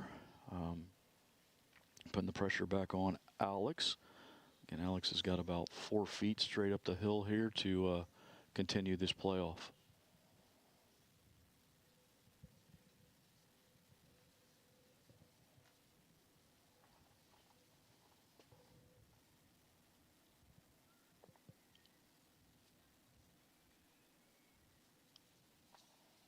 Oh, he burns the edge. So that'll do it for the playoff. Unfortunately, Alex makes bogey on the first playoff hole. Grant with par, so Grant Woodruff is going to take the 3rd individual qualifying spot in next week's state championship. So as the players are making their way back in, we'll be doing an awards ceremony, so we're going to cover that awards ceremony live once we get to that point. Right now, it's going to conclude coverage from Austin and I. I want to thank everyone that's been with us today. If you want to watch some more golf, we'll be here tomorrow. We'll be doing the Girls Division II tomorrow. Again, same sort of format. Be starting on-air broadcast about 9:50 for first tee time at 10 o'clock. Next week, we'll be having the Boys Division I and Division II on Wednesday and Thursday. So if you found us on YouTube today, I'm sure you can find us tomorrow on Wednesday and Thursday. I'd like to thank everybody involved in the broadcast, from all the volunteers and staff here, manning cameras and such, to the TV crew, Joe, Carl. Jerry was with us yesterday and not here today. But again, I'd like to thank everybody involved in getting this to put on. Again, pretty big process to bring what we're bringing to you in with the cameras and everything. And again, A lot of work's gone into it, and we're pretty proud of the product we're putting out there. And again, want to thank everybody for joining us. What we'll do right now is we're going to cut away again for some more instructional videos and something like that until we get to the point where everyone's ready for the trophy presentations. We'll come back live for the trophy presentation. You guys know what I'm trying to say. We're going to be back to give the trophies out here in a little bit. But on behalf of myself and Austin, thanks for joining us, and hopefully we'll see everyone tomorrow. Yep, see you guys tomorrow. Thanks for watching. Hello, welcome to Heatherwood Golf Club. My name is Tom Bach, PGA member and owner of the Box Scoring Academy here at Heatherwood. Today, I want to work on a very difficult shot for many people, but we're going to try and make it as simple as possible. We have a downhill lie where we need to pitch it up in the air onto the green. Okay? This can happen often if you hit your ball too far or it chases through the green and ends up on a bank behind it. Many players struggle to get this ball up in the air high enough to be able to stop it on the green.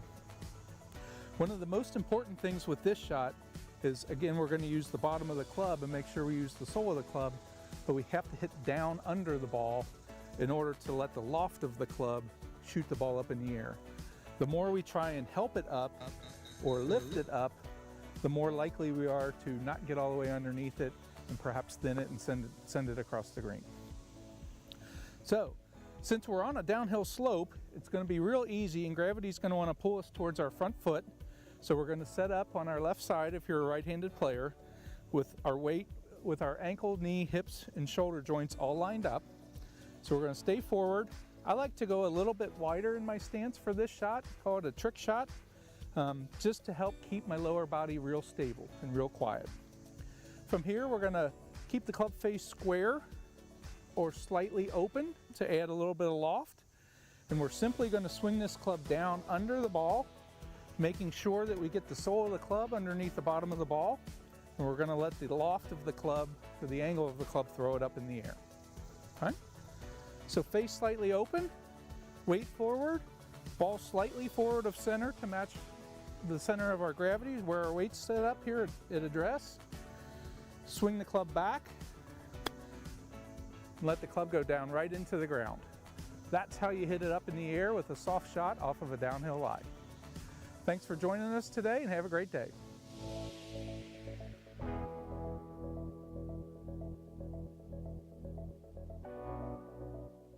Hi, welcome to Heatherwood Golf Club. My name is Tom Bach, PGA member and owner of the Box Scoring Academy here at Heatherwood. Today we're going to help you with some bunker shots. There are a few key elements in bunker shots that we want to cover today. One of the most important things is, just like with all of our wedge shots, we want to use the bottom of the club and the bounce of the club.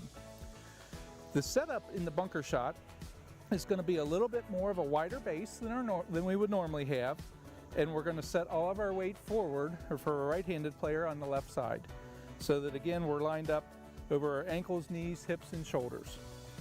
From here, we'll open the club face slightly. Again, with the wider base and setting our weight forward, we want to keep our lower body quiet. At this point, we're just going to swing the club back as if we were hitting a pitch shot or a flop shot. Maybe open the face up as we go back a little bit and splash the sand. As long as we splash the sand, the ball will come out. So again, set up, a little wider base, weight forward, club face slightly open, open it up on the way back, and splash. In the follow through, you want to keep your arms relatively close to your body, and that will help elevate the shot up in the air. Good luck with the bunker shots. If we can help with anything, please feel free to reach out to the Box Scoring Academy or any of the fabulous golf professionals here at Heatherwood Golf Club.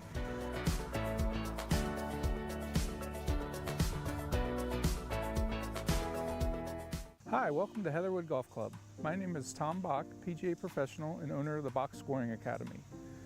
Ever struggle with those uneven lies from around the green? Well, here's some suggestions on how to tackle them. In our setup, just like with all of our greenside wedge shots, we want to set our weight a little bit forward with everything posted on our lead side. So our ankle, our knee, our hip, and our shoulders are all lined up together. And with the ball below my feet, we're going to have a little more squat in our stance so that we can get down and get the club underneath the ball. It's important with all greenside shots to have the club face set either square or slightly open, so that again we expose the sole of the club and we can use the bounce of the club to help us get through the turf. So in the setup, ball's positioned a little bit forward of center since my body is forward. I'm posting up on my left side, have a little more squat, and since the ball is below my feet, I'm actually going to raise the handle of the club a little bit so that it goes with the slope of the grass. And now, when the club comes through the turf, the bottom of the club or the sole of the club will be level with the ground, and I'll have a lot less chance for the heel to catch and turn the club over or the toe to catch and turn the club over. So from here, we're just going to set up forward, a little more squat in our stance, club face slightly open. We're just going to swing our triangle with our shoulders and our arms and let the club go under the ball, and it'll pop right up in the air. That's how you deal with the ball below your feet. If you run into a situation with the ball above our feet, everything will be the same from a setup standpoint. We're still setting up on the left side. Ball position is still slightly forward of center. We don't need to have extra squat at this point because now the ball's higher than we are. We actually will maybe grip down on the club ever so slightly to counteract the hill. And this time we're going to lower the handle again so the bottom of the club is laying flat, level with the ground. Swing our triangle and let the ball pop right up in the air. Thanks for joining in today. Have a great day.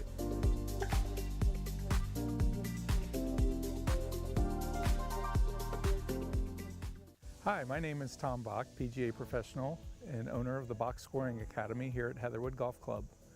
Welcome to our great facility. Today we're going to do some tips for you. Right now we're going to work on that simple 20-yard pitch shot from right next to the green. We're often faced with this shot on long par 4s or if we hit a wayward drive. And this is a great opportunity for us to save a par or maybe even make a birdie on a par 5. So a few of the key fundamentals of this shot would be to get set up in a position that kind of mirrors the impact position. And by that I mean in the full swing, we would normally shift back and drive and shift through and turn through the shot. With this particular shot, since it's such a small swing, we're just going to go ahead and set up into that impact position by setting our weight a little bit forward, maybe about 2/3, 3/4, and leave it here. In order to enhance consistent contact, we want to try and keep our lower body as quiet as possible.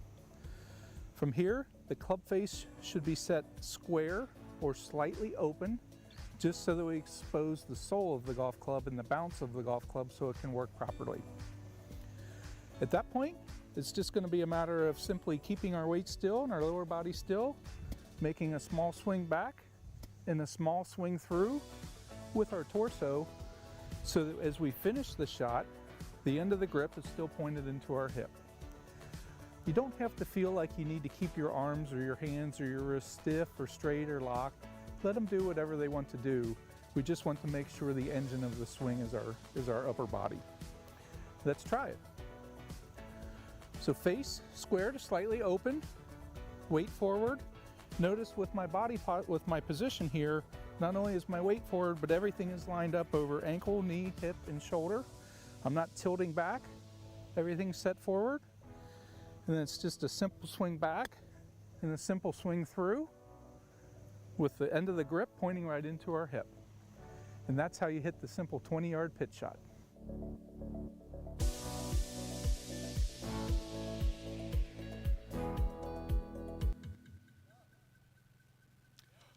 Good afternoon. My name is Steve Jerk with Miami Valley Golf, and I have the honor of listening to echo. Okay. I have the honor of presenting this afternoon's awards. Before we start with our awards, we would like to thank the City of Springburg and Heatherwood Golf Club for their commitment to our next generation of golfers and their hospitality and hosting to today's District 2 Boys Championship. Additionally, Our thanks go out to the city manager of Springboro, Chris Pizzuto, golf course superintendent Dan Walter, general manager Tom West, and all their staffs for making these district championships a reality. Thank you.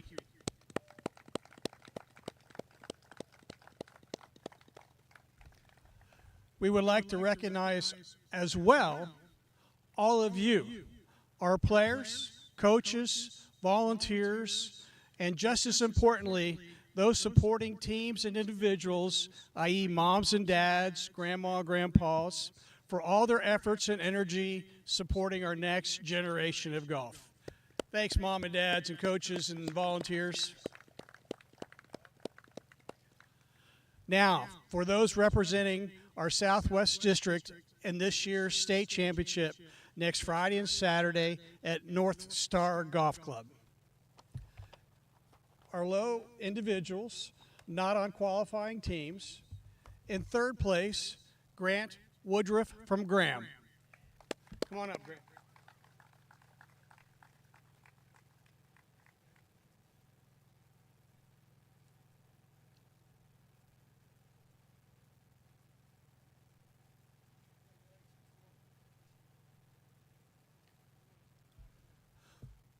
Our runner-up and second place individual from Roger Bacon, Alistair Fike.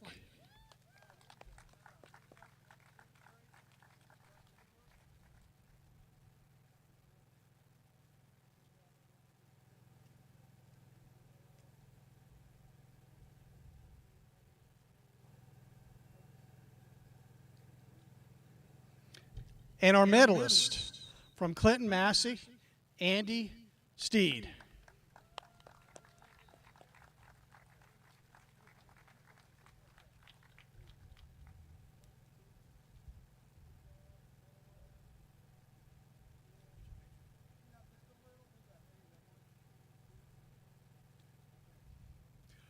Okay, our third place team from Madeira High School. Come on forward, please.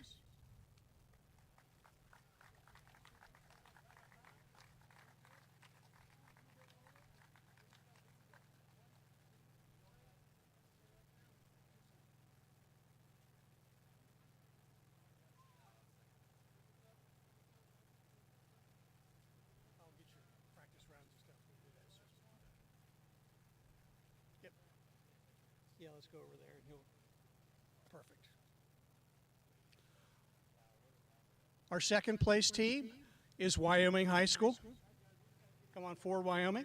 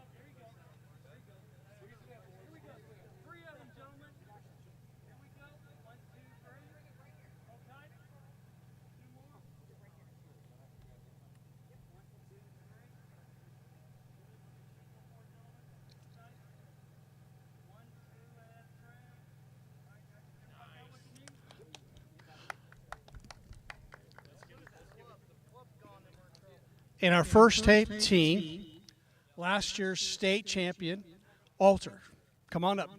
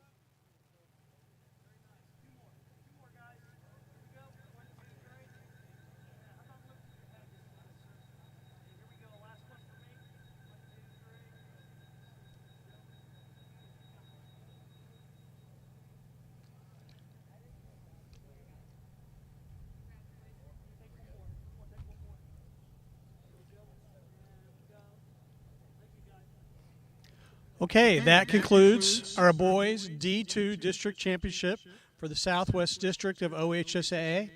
All the best to the qualifying teams individual, and all the best to everyone as they move forward in their golf career. Be well, everybody.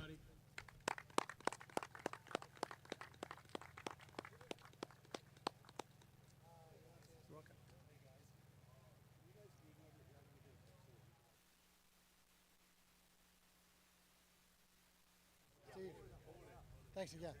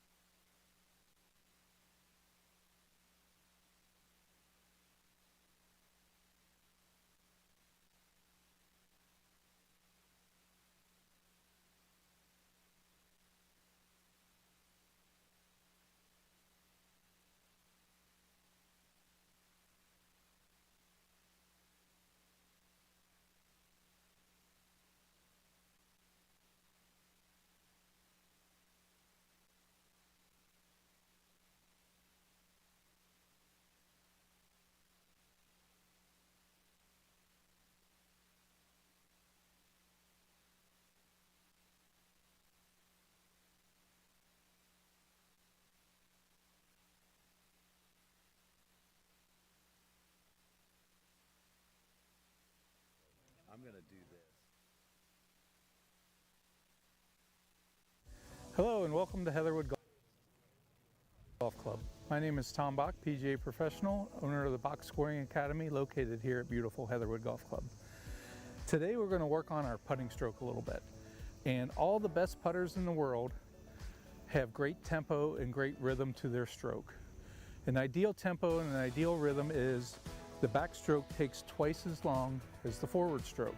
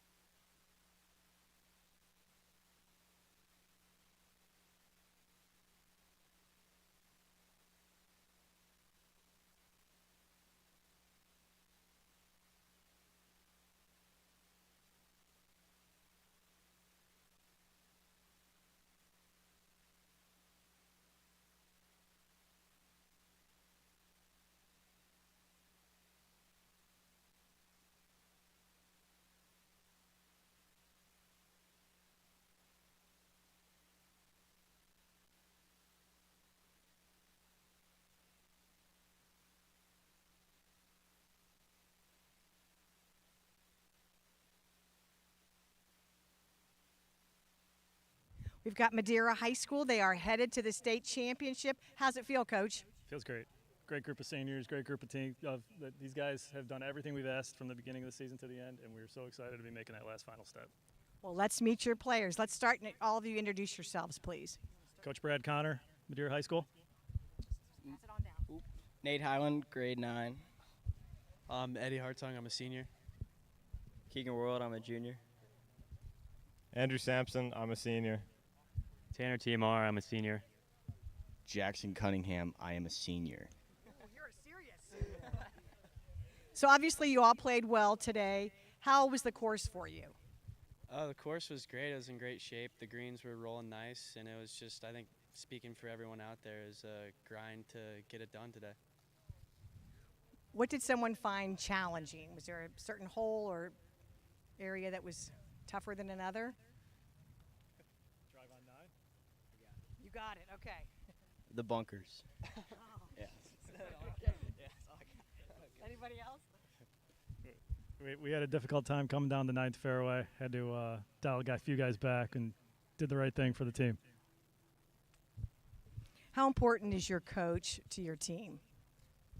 He's very important. You know, he's always there giving us great advice that we need to know. You know, to play certain shots. He's always, you know, like today, looking at the leaderboard, knowing where we sit at, know our tendencies, and know what's best for our game to help us get to where we need to go. Coach, how are you going to prepare them for next week? We'll do a lot of the same things we've been doing. We played this golf course back about 2 months ago, so we'll draw off of what we did that day, and we should be able to continue the path we've been on. And this is the most consistent team that I've coached in my time at Madeira, and I expect that these guys will continue on that same path. We'll practice. We'll hit the course a couple times, and we'll be ready to play in a practice round next Thursday. Finally, what's your pre-game ritual? Anybody want to share that? Okay, we're pointing all the way down. Pre-game ritual? Yeah, what do you do before you get ready to play? I like to sleep on the bus ride before the round, and then I show up, no putting. Light range session, maybe a couple balls, and then first tee, I show up and I ball. You know, just for example, at sectionals, we had a bit of a lightning delay, so I just took a nap in the pro shop for like 2 hours. And then usually a little range session, I hit a lot of them off the hosel usually, but then we don't do that on the course.